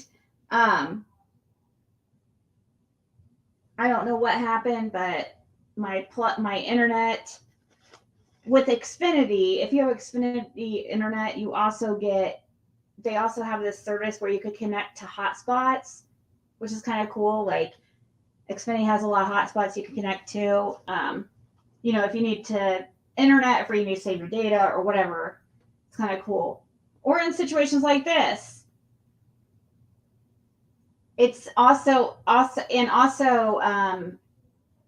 each with Xfinity, each service like has basically like a basically like a hotspot your guests can sign into without needing a password.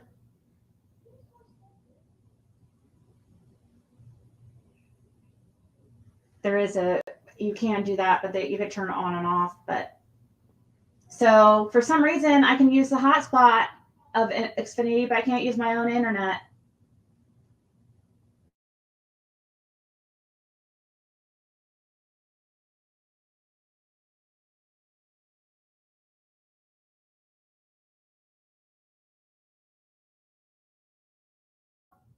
Oh, it just switched over. Now my internet's back on. I thought I lost you guys again, but actually it went from, now it's going back to the other internet. It keeps switching back from my hotspot to my regular internet because I plug my computer straight into the modem. So that's the first thing it connects to if it's available. But I also connect it to the hotspot and it's going back and forth, it looks like.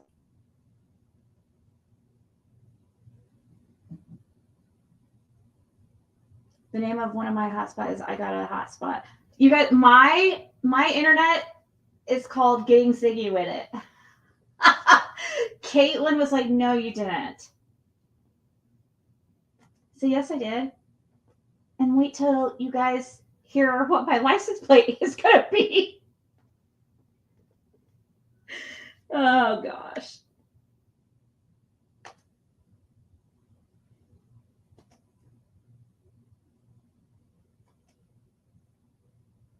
Yeah, Jim, stop messing with the freaking internet. Oh, I had a sad day today. I don't know. I wish I would. It's weird. I had that period where I was doing like really good, actually. I couldn't believe it. And then all of a sudden, like the past few days, I kind of been a little down. I actually went and got some Delta 8 because I was like, thought it might help. I was really depressed, but it actually did help a little bit. First time I had Delta 8 gummies. Not bad. Delta 8, smoking Delta 8 though, I do notice a difference between regular THC and Delta 8. Delta 8, smoking it especially gives me a headache.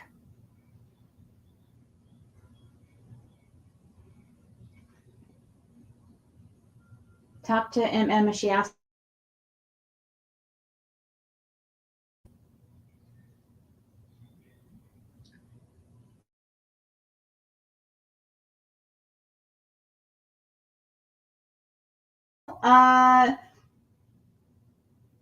Oh my God. You're just wanting me to show this, aren't you? Who drew this?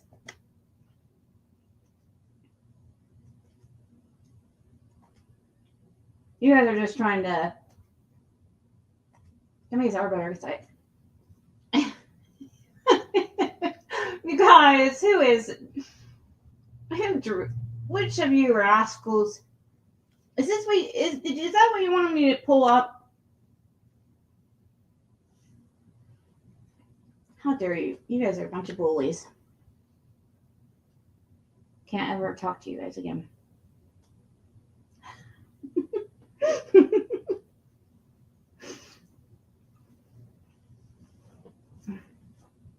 I guess it's Cher. I've seen this picture before. I'm not going to say who sent it to me. Unless they can say it if they want to.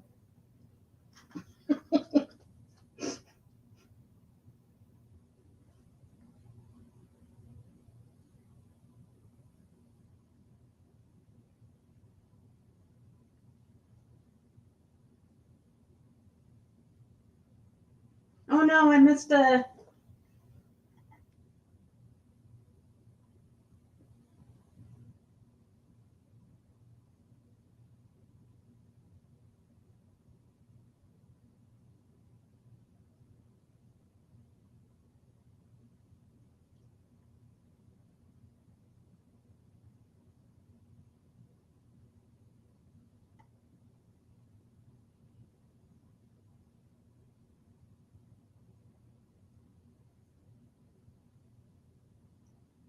Sorry, I missed some text from Cracking Asses, and I was trying to. I don't know why she's still texting at that old number. So you said Mystical Mermaid is asking about me? Oh, Marlena said it's her masterpiece. Yeah, Marlena's the one that sent this to me. Marlena's proud as can be. She doesn't mind outing herself on this one. I did last year when she pissed me off. She's like, Cher's so horrible. Who cares? She's been pretty ridiculous the past, well,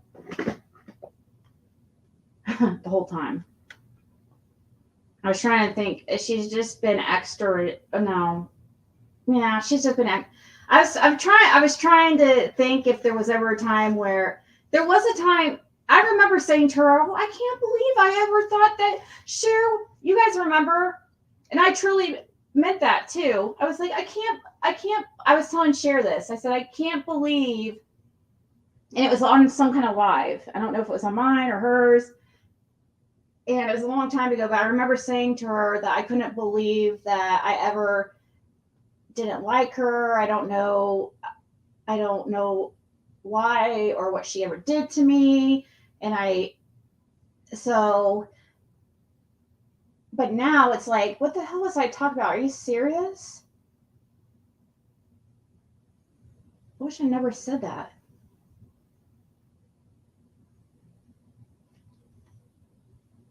I've straight up seen her, and yes, I know people give me a hard time about Tiffy, and yes, I would forgive Cher too, but Cher, like, I don't know why. I mean, well, maybe probably because Tiffany has actually tried to be cool with me and stuff. Cher hasn't. That's why. Because I'm cool with anybody who's cool with me. Seriously. I mean, just because, especially during times like, especially right now, I'm just trying to get by day to day. You know what I mean? So I'm not trying to add any extra drama in my life right now. So especially right now, I'm trying to avoid getting unnecessary drama. But typically, if somebody is decent to me, I'm going to be cool with them. Even if they're not the most stand-up person. Just because it's easier that way, I guess. I don't know. And him not being the first thing you see in the morning.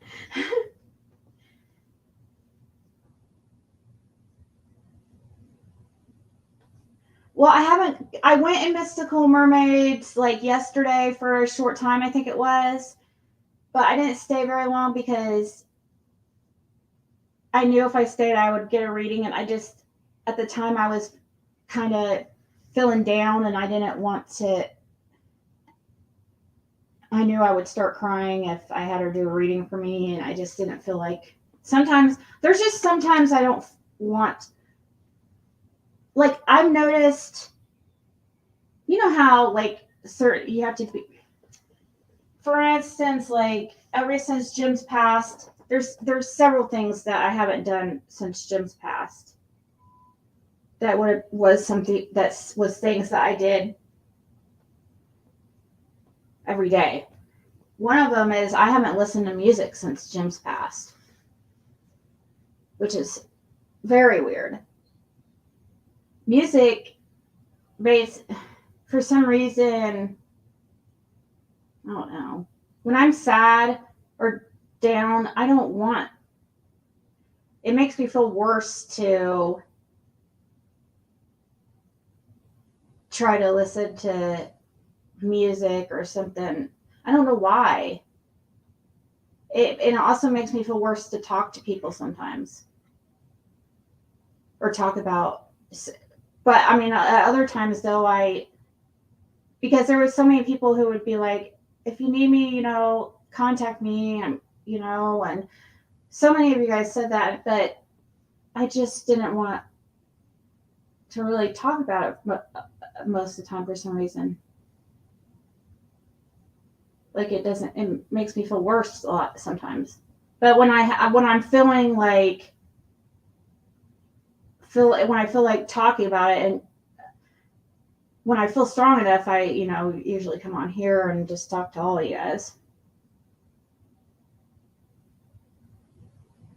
Woke up to pee and had my 3 a.m. smoke. God, is that a drawing or share?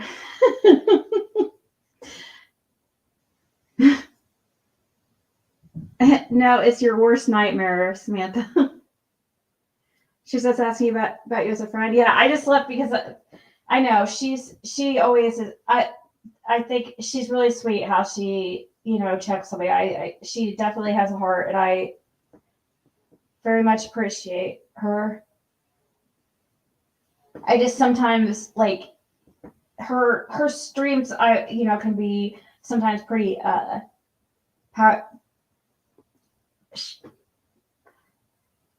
sometimes can be emotional, and I'm just like avoiding anything that will get me more emotional, I guess.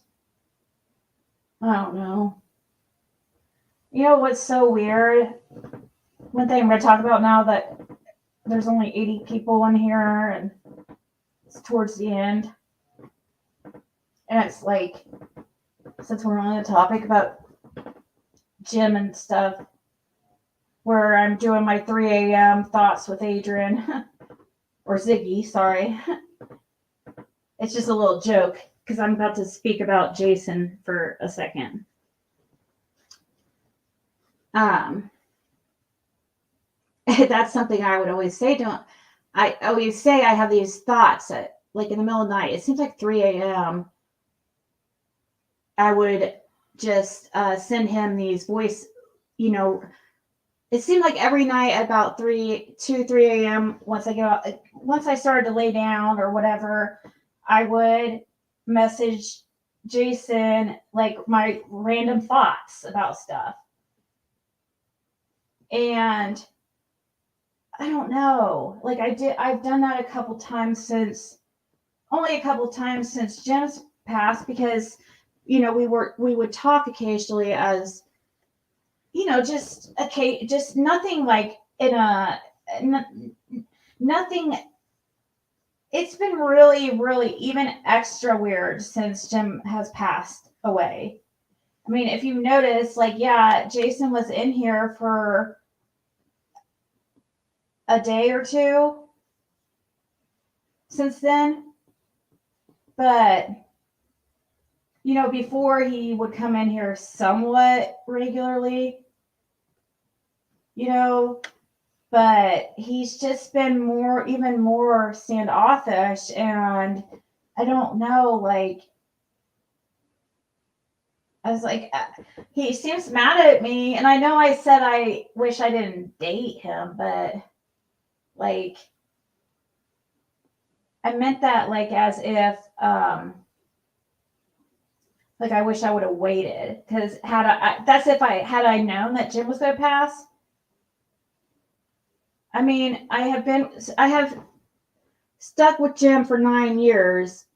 I would have just, if I would have known, had I known he was going to pass, I would have just stuck it.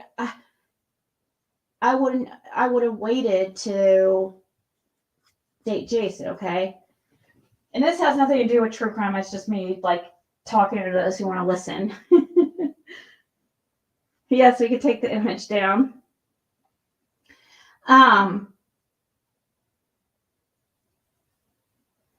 Trying to find an email.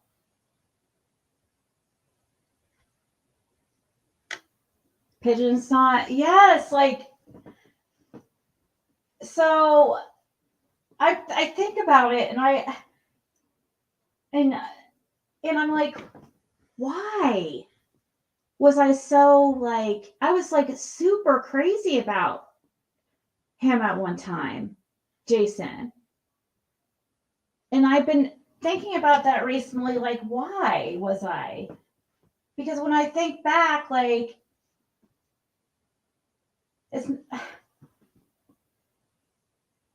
I mean, he probably did the least for me of any guy I've ever dated, but I gave him the most attention of any guy I ever dated. It was just weird. I don't know.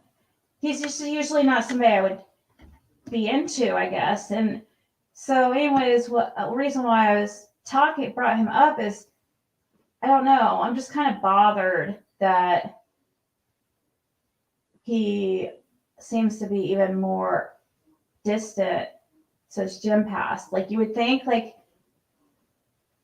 you know, you would think in his position he would kind of understand, or because he was there. I mean, he went through all that drama with me with Jim, you know, and you would think like I would be able to like talk to him about it, because I tried talking to him about it, saying how it made me feel bad and made me feel like a bad person and stuff. And I've tried to talk to him about it a few times. You know, that was like blaming myself and stuff. And I don't know, he doesn't say anything. And I'm just like, dude, it's so rude. I feel like what is going on? I don't understand. Like, was that whole time, was Jim right? You know what I mean? Was that whole time, like, how was I into somebody so much? Like, how can I be so tricked? Like, I don't know. Maybe you guys, or maybe it has something to do with PTSD. Do you think maybe, I don't know. He doesn't communicate. So, and it's not that I even want to, he knows, like, I'm not wanting to date anybody. It would make me feel weird. But I mean, I would hang out with him like as friends, but I'm just not, or, you know, just to go do stuff. And I've tried asking him, like, hey, you know, me and Caitlin are going to go see a movie. You want to come? And he's just, I haven't seen him. I have not seen him since Jim passed. And it's just, I don't know, strange kind of. So it's weird. It's like, did I seriously went through all that? What makes me feel weird about it is, like, I went through all that drama with Jim the last few months I had with him, okay? And the very first time that I date a different guy in 9 years, very first time Jim sees me even be interested in a guy. I mean, I never talked about guys to Jim. I'm never really the type that's like, oh my God, that guy's so hot, or I'm just not. Been there, done that.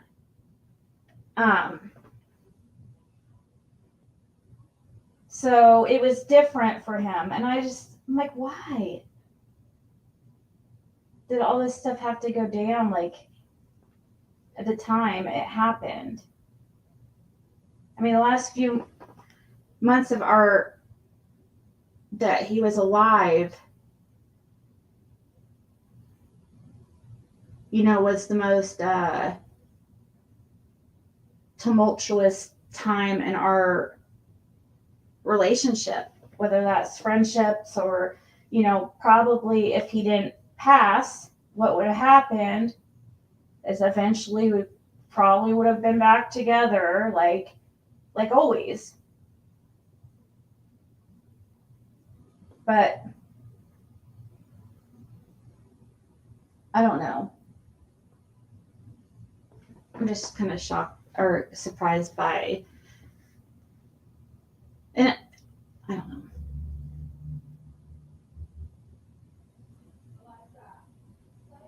I don't know. And I know some of you guys were saying that. And like, the thing is, I tried asking Jason about that. I'm like, you know, and he doesn't like, deny it. You know, I'm like, really? Are you that cold? Like are you really that cold? Is it possible that he's really that cold and he was like using me in some way? And now that Jim's gone and there's no competition or something, it's no fun anymore or something.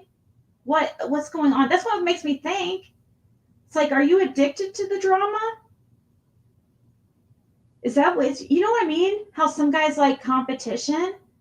Jason said something one time that I'll never forget. Like, and I know that sounds so cliche, but he said something that really bothered me one time. When I told him that I was thinking about, like, I was like, let's just, because things were so, there was so much drama, and it was just so much drama between me and Jim and stuff. And he was staying here, it was really uncomfortable. I was dating I was dating Jason, but Jim was living with me. Okay. So it was very awkward. Jason couldn't come over here.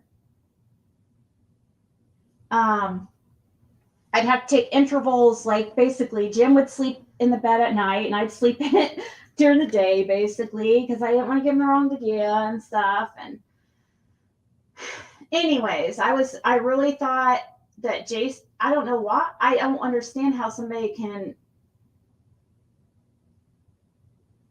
I don't know. It's confusing. I just took it like,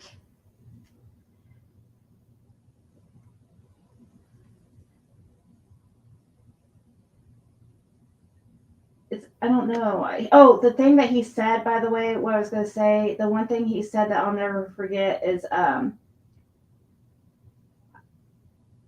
Jim it was causing so much craziness, and Jim was missing, he wasn't working.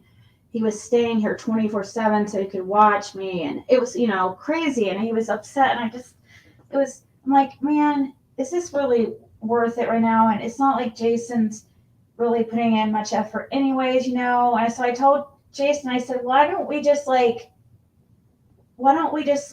of pause this like for a little bit. I said something like that to him, and he's like, oh, great, so just let him win. And I'm like, what do you mean let him win? That statement bothered me really bad. I don't know. Would you guys be bothered? That bothered me. And now it's so weird because this is so surreal. Like, somebody said that last night. I'm like, yes, that's the perfect way to explain this situation. And you guys seen it play out basically like reality TV with the whole Jason and Jim thing and Jim passing away. How surreal is that? All that. And you guys got to think, like, for me, it's very surreal because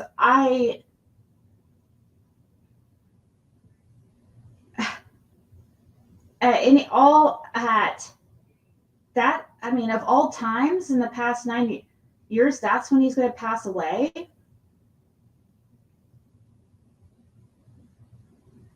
I don't know.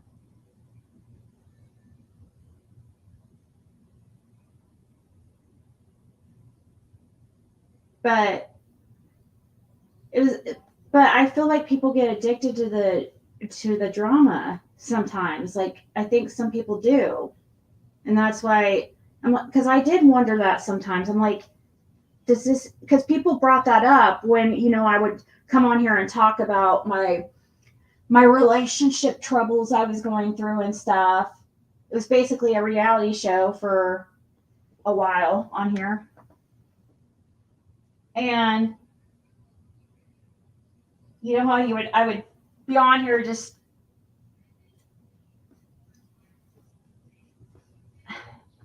everything played out like a reality show, and now Jim's gone. It's crazy to me. It's unbelievable to me sometimes. All the time.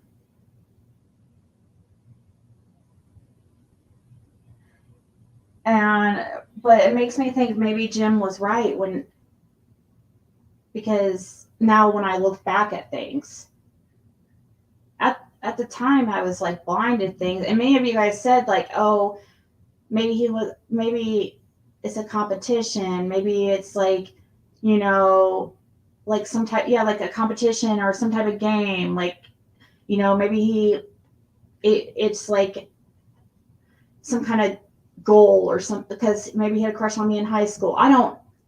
Or because he did have a crush on me in high school, but maybe it was just type of game. I don't know.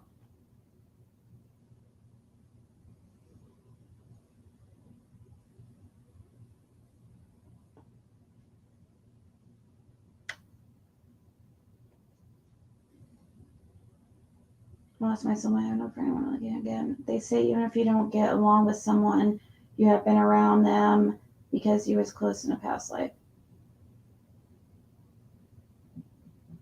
I don't know. There was a very strong magnetism with me and Jason that I had never experienced before. When I was telling you guys that on here, that was very true.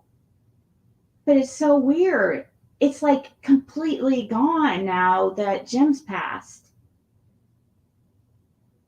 I'm just bothered about how cold Jason's been. I'm not worried about dating him. I'm just like curious, or I'm kind of not curious. I'm just like, it's like it was supposed to happen or something. Like it was some type of lesson I needed to learn. It's so weird. Like I needed to learn how to be completely independent without having Jim or something. It's like, gosh, you don't have to make Jim die for me to learn that. That's how it makes me feel, because it's why I don't understand why I was so like crazy about Jason. I don't understand what I saw in him, because it's not like he did anything for me really, or I mean, yeah, like it's not about what somebody could do for me, but like it was obvious that Jim cared about me, even if he didn't. He did a lot for me, okay? And he wasn't perfect, but it was obvious that, but I knew we weren't good in a relationship, okay? But it was so weird because it was this strong attraction that I hadn't ever experienced in my life, or like that. It was weird. And I'm sure it has something to do with, you know, dating somebody new for the first time in 9 years, you know? I had been with him so long. It had been so long since I had even kissed another guy, you know? So, I mean, I'm sure that plays into it a little bit because it made it like more exciting, but it seems like I don't understand why I just have no interest. I don't know. It just like, I was so crazy about him and then just completely not into him like that anymore. And he seems the same way. It's so weird.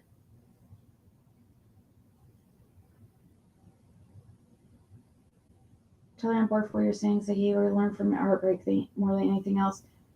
It makes you feel like some things do happen for a reason. Like, why?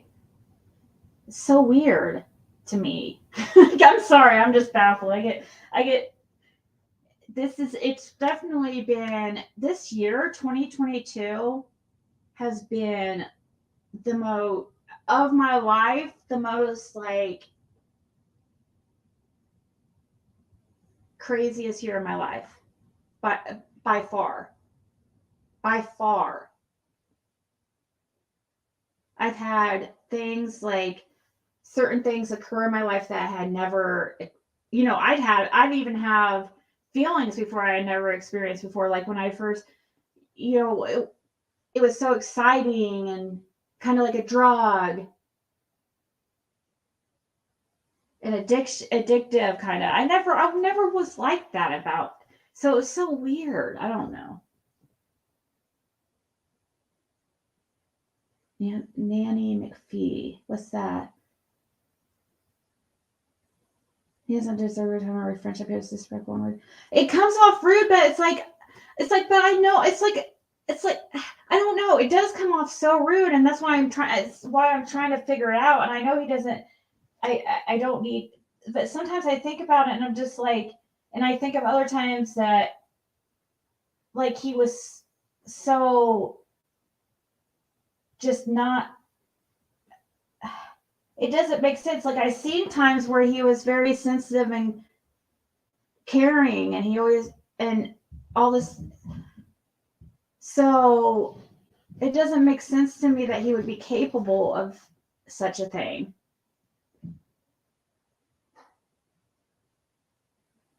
Like, he is like very sensitive for, I would say, because, or, I mean, he doesn't show it really, but he seems, I did notice he seemed to get his feelings hurt easier than most guys I've dated. So all I have to compare to is like my history with guys, like what I have, you know,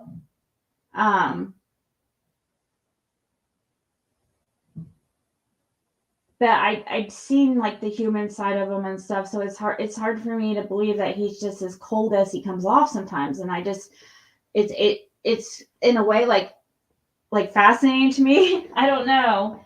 I get like this. I've been like this about certain people I have met in my life. I will spend like years trying to figure him out. Jim was one of them. I almost had Jim. By the time I had Jim almost completely figured out, he passes away. You know, I think I'm kind of drawn to complicated people, but our mysterious kind of, Jim was very mysterious, very secretive. Jason is definitely like that. For sure.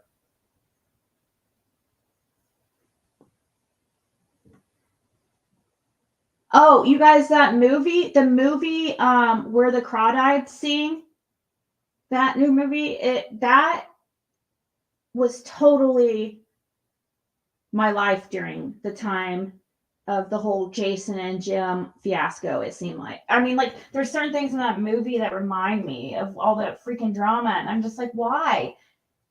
Why did things have to, why did they have to end like that?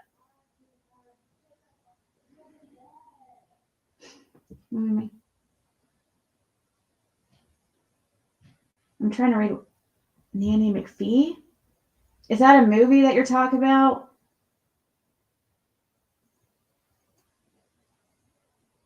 But why would he want to test? God is testing. Testing who? I don't think God tests people. You think?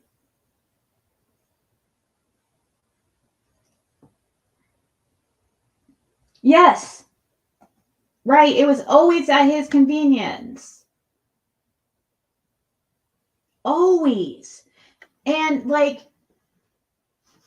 always and now it's, and I asked him, like, he texted me. I had blocked him when Jim passed away.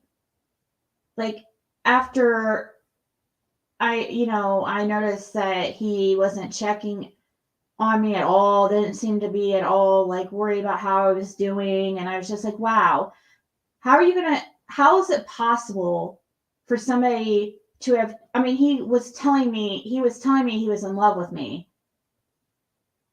See, I don't get how that would be possible.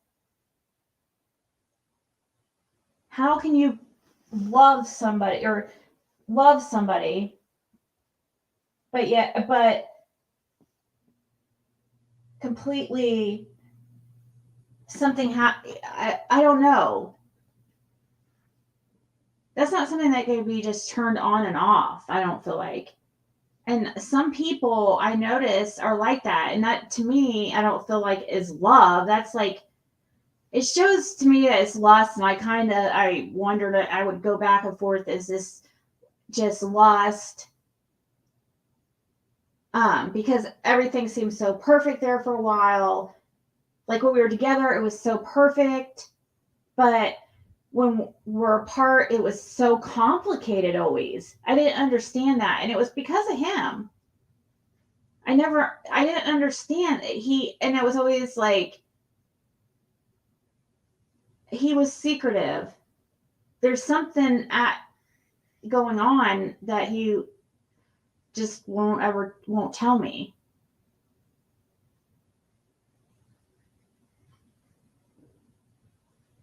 And I don't like lies and secretiveness. And I spent years to get Jim out of that hole. You know, I don't want another freaking fixer-upper. And Jim was a tough case. He was a tough cookie. He has great characteristics though too. But he was a tough one, and as far as relationship area. I mean, he was very trying, and it was a very tough relationship. A lot of people think like he is a great guy for a friend. Try being in a relationship with him, okay? Then tell me how great of a guy he is, okay? But when I think back of it, but I do think of, there is a lot of things where I think back on, he did do a lot of things that were just really above and beyond. And he always took care of, he always took care of I always had Diet Coke. You know what I mean? Like, you guys know how I am with Diet Coke. He always had to make sure I had Diet Coke. Because that's something me and him had in common. Me and Jim had in common. We both loved our Diet Pop. And we were both always carrying around our Diet Pop. It was so funny. Me and him always with our Diet Pops. A can of Diet Coke in our hand. He was like that from the start, and I was too. And I don't see very many people like that. I do believe I was meant to. I do believe I was meant to meet him, though. I do. It's just so many things. Like, we had so many great experiences. There was a lot of like life lessons learned during that 9 years, big time. Especially you guys witnessed the biggest, like 2022 has been the most influential year of my life. Most influential, most like the craziest stuff happened. Me and Jim we had many years. The first couple years were like tumultuous. It was really rough. The first few years, 4 years were really rough because he wasn't an honest person. He wasn't faithful. It was rough. Okay. I'm not going to dog him but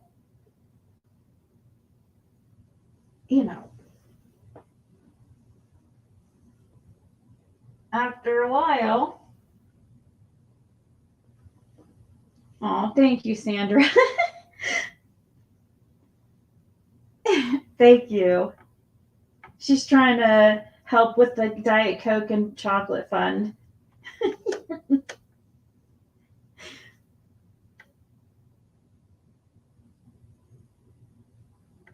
Yeah, I'm a sentimental person too. But Jim's there's definite the life lessons I've learned from Jim's passing are going to probably be the most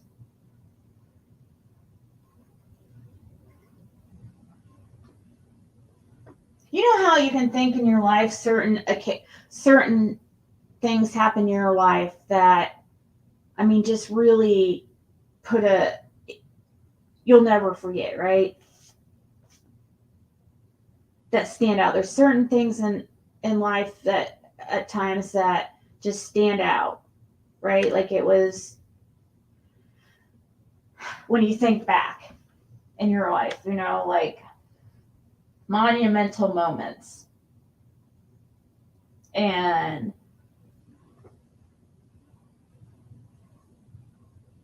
Jim's passing, or in a life, like sometimes every once in a while I'll have these, like, I don't know if the word serendipity, for some reason I want to say serendipity, but I don't know if that's the right word. Look at Sandra sent another $1.99. Oh, thank you. It's right. They're different colors. Are they? Oh, I don't know why I never noticed that these are all different colors. Wait, why won't it change? Okay.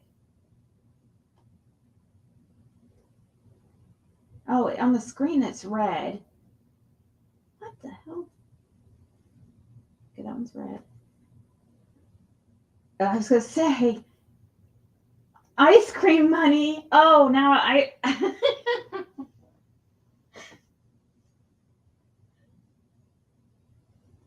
no, but some of the biggest lessons of my life, I think,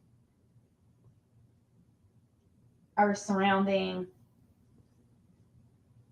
Jim's passing. Like, but definitely the biggest, most influential, I mean, so many things. I mean, biggest life changes in my life. Of course, like, you know, I was with him during a big part of my adult life, really. So of course there's going to be several things that happen, but it was, yeah, but it seems like if it wasn't for Jim, several of these things wouldn't have happened in my life. Some of them.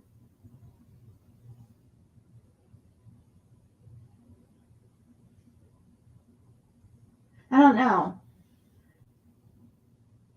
I always tried to tell him, like, he did do. He always. Oh, thank you, Rennie. Oh, you guys got me my. I think you guys got me to my goal. Aw.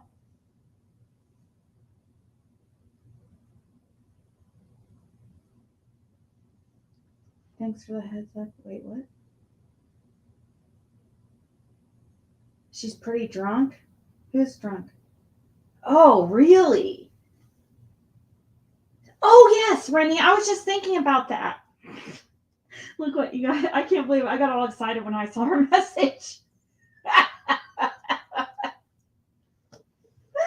I was actually thinking about that yesterday. I'm like, I'm kind of curious about what Rennie was talking about. I have been thinking about it. Seriously, you did plant a seed in my head. For real.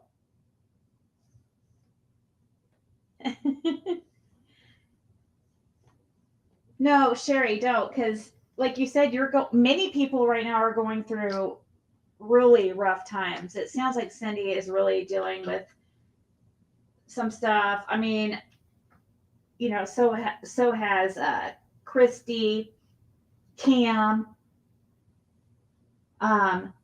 cracking asses. I'm probably gonna forget. There's many of us. I've noticed it seems like there's been so much, like 2022 seems to have been, well, not just 2022, but like this recently. I'd say in the last month there's just so much so many people that seem to be going through really hard times. Like, it's not just me, you know, obviously, but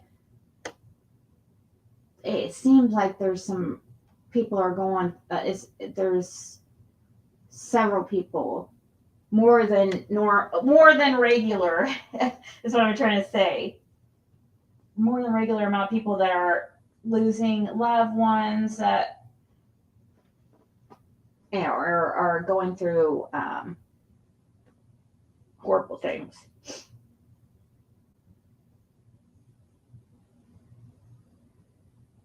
Yes, that's how my brother said, don't tell no one, they will put you in the nut house. For what? About what, Jav? But Sherry, that's how I look at it too. I try to help people as much as I can, because I feel like if I do, then, you know, it will come back. And, you know, I feel like when people are greedy, that it comes back, it backfires. I think that everything balances out. I feel like everything about life is about balance. And paying it forward is definitely like very important to me, because I feel like I was saying, balance. Like, you can't just I can't just you have to put good energy out too into the world. You can't just take. Oh, speaking of take. Oh my gosh. Jason's gonna hate me. No wonder he's not talking to me. He was I've never seen somebody so like take in my life.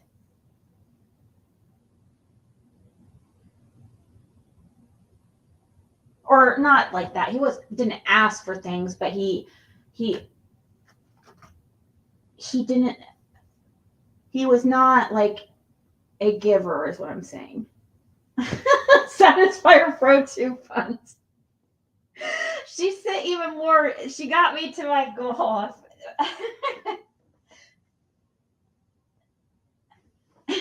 I guess I'm gonna have to change my. Let's see. It's called. So the Satisfier Pro. That's right. I couldn't remember what it was called too. So, because I am curious about it, because I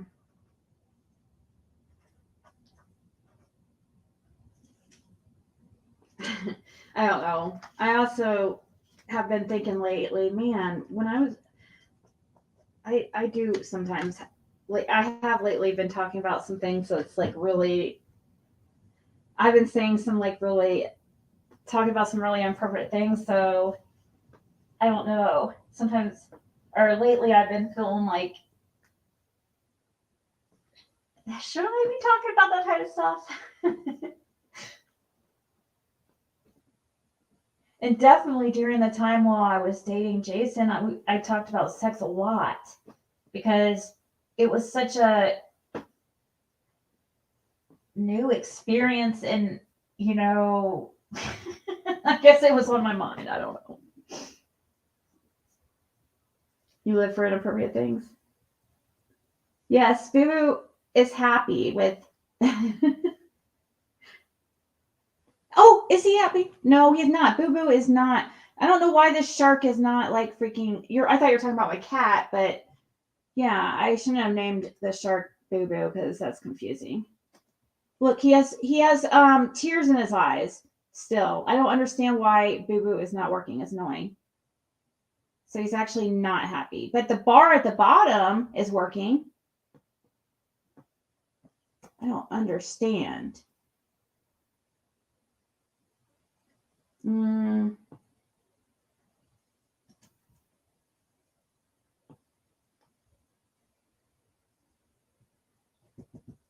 Work, you silly baby shark. Do do do do do do.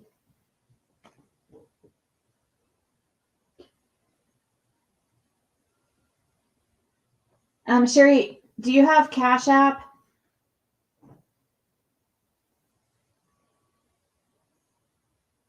No.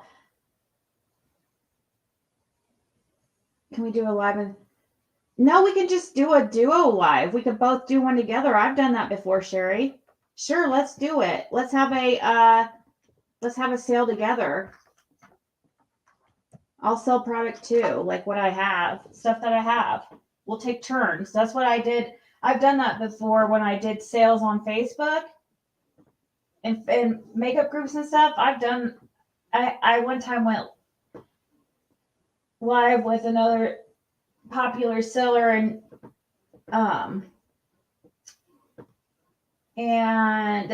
we both had a sale, like, and we just took turns back, she would sell something, so yeah, let's do it. I think that sounds like a good idea, actually.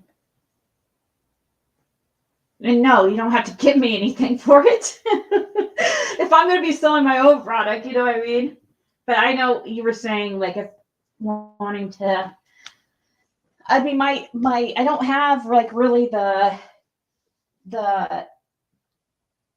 viewing that I did at one time. I mean, on certain subjects, like, so we can get sometimes a few hundred in here and stuff, but I mean, I hopefully can bring in help a little bit with some people. I mean, I think there's a few people that from my subscribers that would show up. Yeah, do you have PayPal, Sherry? Did you put your Cash App up for Jab? Because I want to get off here, but I first want to make sure you post your Cash App so that Jab can get it,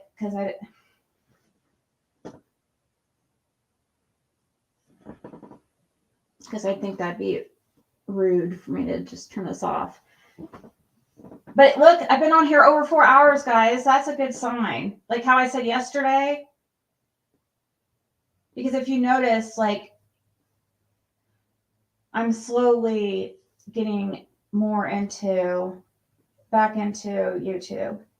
Because when Jim passed, it kind of like, I don't know, it's not just, God, there's so many things that happened in 2022 that's like really just thrown me off. I'm telling you guys, my life is not usually this hectic.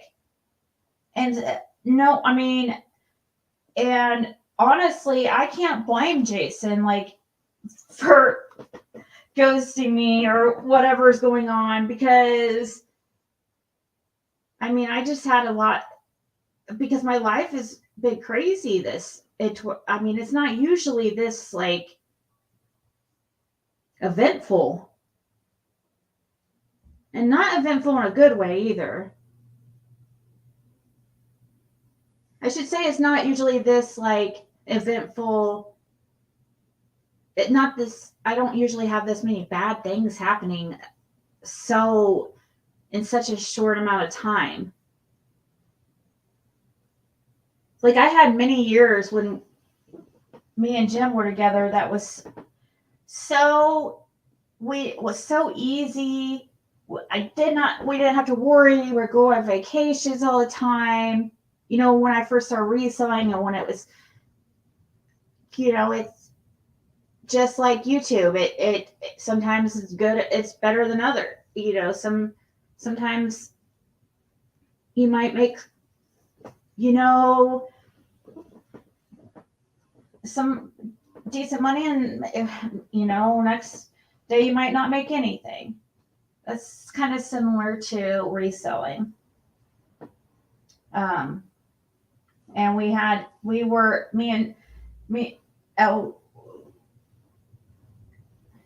just had each other. We were a good team as far as we weren't really good romantically, because in some ways we were, but there was a couple ways that really we were very not compatible in. Okay, like, we didn't have the same interest at all. He was a lot older than me. Several things. but we were able to do a lot of like cool things and stuff because I don't know, he was just very like I said, he was always one to he always knew how to make money. I mean, you never had to worry. He just always knew it. He never had much money in the me and his mom were actually talking about this. Jim lived each day like it was his last day. I have to say he did. Like that's how Jim lived. He lived his life like YOLO. Every day. I mean, he was up, ready to go. He was move. I don't remember a day of Jim not being on the move, like and go always. And at the first couple of years took me a while to understand. Like I thought he was like cheating and stuff because he was gone so much. I mean, there was some incidents of not. I never caught him actually cheating. I had caught him talking to some girls like online and stuff like that. That kind of stuff is what I caught him on, and on the phone and stuff. But I never found out about him actually doing something. But I did think that there was a period of time I really thought he was because it was early on in a relationship and I didn't understand why he was gone all the time and why he was always never.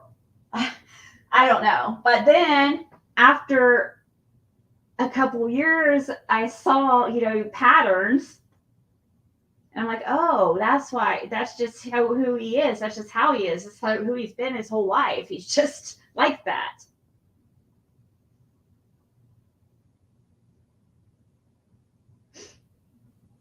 My dad's estate has recently settled, so I got a couple of bucks right now. Aw, thank you, Jack. Or thank you, Rennie.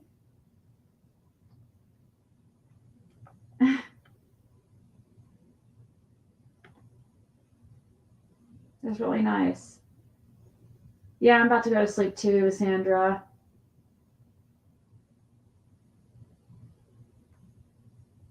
What do you mean, do you need a link? Have you never used Cashapp, Sherry? Do you know how to do invoices and stuff like that? That's what I would be. How are you going to invoice people for your sale? Do you know how to do all that stuff? Because when you just asked, do you need a link, it made me wonder if you are not very technologically. I don't know. I just wonder. Because if just make sure if we arrange something like that, like a sale, just look into, make sure you know how to invoice people, have that all, because people, and really PayPal's always, well, Venmo now has buyer protection too. So Venmo's a good, one. It's good to have several options but really PayPal's always the recommended. It's the safest for buyers especially, and it makes buyers more comfortable.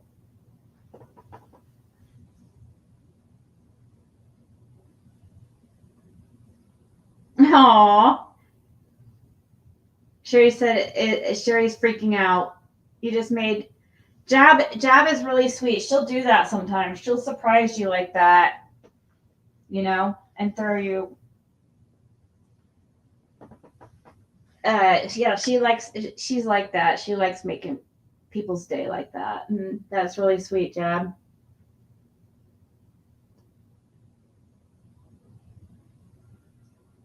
Cashapp and PayPal. Oh, if you have PayPal, then your tech challenge. Well, just make sure. So, have you ever sent an invoice through PayPal or Cashapp's not usually a good one to use for buyers.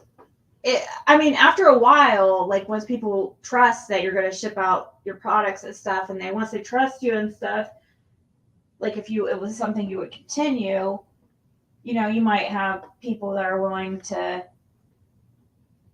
send through Cashapp or Facebook and stuff like that. But usually I don't like to, me myself, I mean, you make your own rules about how you want to do your sale, but you know, I'm not gonna, I'm not, basically, I'm just gonna be in charge of my sale and you be in charge of your sale. We're two separate sales on the same screen, you know what I mean? And you make your own rules, whatever. You know, we don't have to have the same shipping costs and stuff like that. You don't have to do things like the same exact way because my shipping costs are low because of I have lots of experience with shipping products, and so I know you probably don't know certain tricks to lower shipping and stuff like that. As far as like there's regional shipping, it's a lot to learn. I've actually did a like kind of a class in a Facebook group one time about shipping. I'm very, very like have a lot of experience in shipping products. Thousands and thousands. Yeah, Sherry, look into how you're going to invoice people. PayPal. If you have a PayPal account, just look up how to invoice people through PayPal, okay? Because anybody can pay a PayPal invoice, even if they don't have PayPal. Really, there shouldn't be any excuse why somebody can't pay PayPal invoice. But occasionally, there will be somebody that for whatever reason they can't pay a PayPal invoice, or they can't figure out how to pay it without a PayPal account and stuff. And so, you know, it is good to have like a couple different ways people can pay. It's good not to just have one option, just in case. But I just always tell buyers that, my speaker just fell. I just always, to make buyers comfortable, I just always like invoice through PayPal as my default, you know, and I don't suggest or pressure them into Cashapp or anything like that. And a lot of sellers do because there's no charge. Like if you send me, like if you invoice somebody through PayPal, the seller is who pays the fee. And there's a fee associated with it. Any service that adds, or any service that there is any like protection, like insurance, they charge the seller. So Venmo and PayPal, you don't get the whole amount. So sometimes sellers will try to convince buyers to send money, friends and family through PayPal, which doesn't have any insurance to it. So basically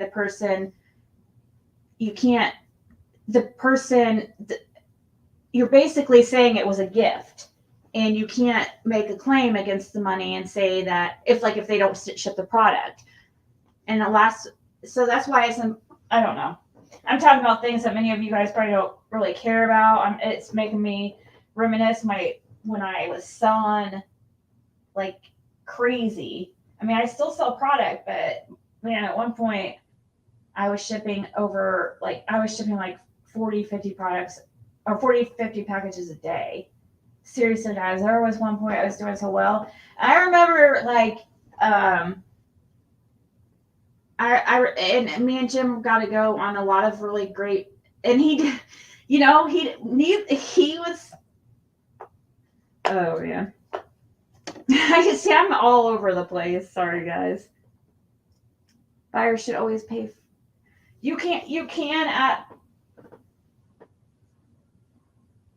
Yeah, a lot of sellers will try to get buyers to pay through Cashapp or Facebook or whatever, because it does not charge a fee. So if the total's $90, the seller gets $90. However, if the total is $90 through like PayPal, the sellers might only get like $86 or $85. Maybe it's like 5%. So if it was $90, well, let's say it was $100, 5% is $5. So you'd get 95, which it adds up if you have a huge amount, right? So if you have a thousand in sales, it adds up. And so sometimes, yeah. But the thing is, like, if you don't know the seller, they technically could take your money and not ship the product, and there's nothing you can do about it. Like if you pay through like Cashapp or friends and family, PayPal. That's why I always invoice through That's why I always like I always get like kind of worried about a transaction if somebody's really pushing me like into like overly trying to push me into to paying a certain way that doesn't have interest.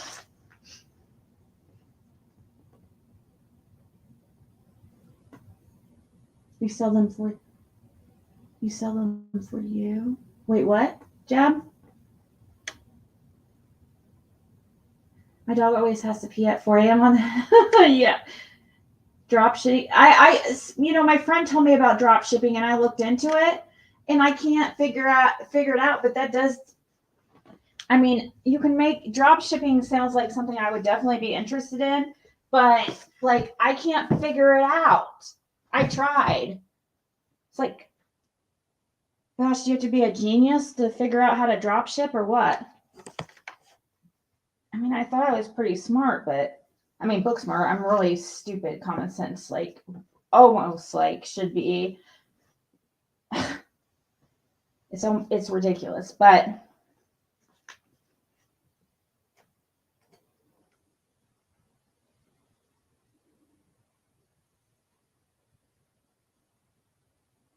$2K in fees in 1 month. Oh, for PayPal or oh yeah, is Molly still live?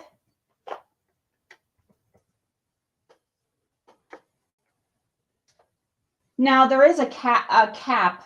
Like PayPal does have a cap. So like if let's say you have like a transaction that's like a couple $1,000s or something, they get invoice where you've invoiced somebody for a couple $1,000s through PayPal.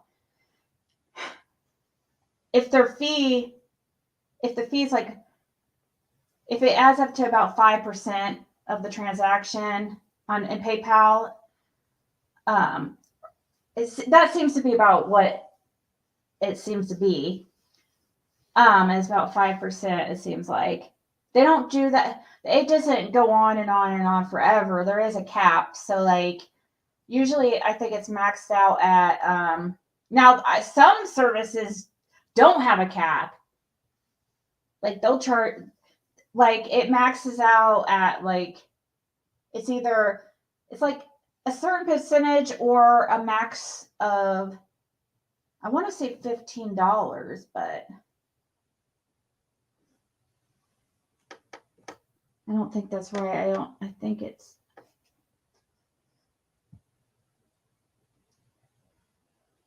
wait, what? Oh, was it really? Oh, she was? Well, if she was disgusting, if she did anything stupid online, it's going to be everywhere. I'm sure somebody got it, freaking copied it, but now I'm curious of what happened.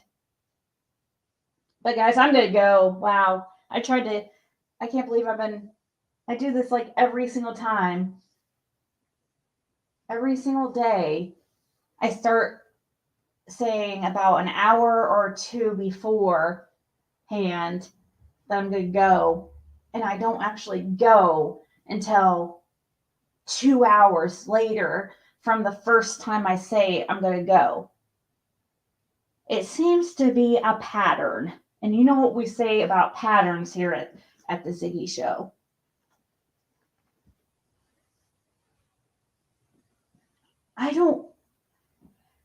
like those kind of patterns. Makes me uncomfortable. All right, guys, I'm going to go. But I am curious because now you got me curious about Molly's live and I have to go find it. So I will talk to you guys tomorrow, okay? Ta-ta. Thank you for hanging out. And thank you guys so much for all the super chats. And, you know, you're all so awesome. And thank you guys for helping out Sherry too. Jab, you know, and the other, I think there was a couple others. You guys are so awesome. So I will talk to you guys later. They won't let you mod unless you join their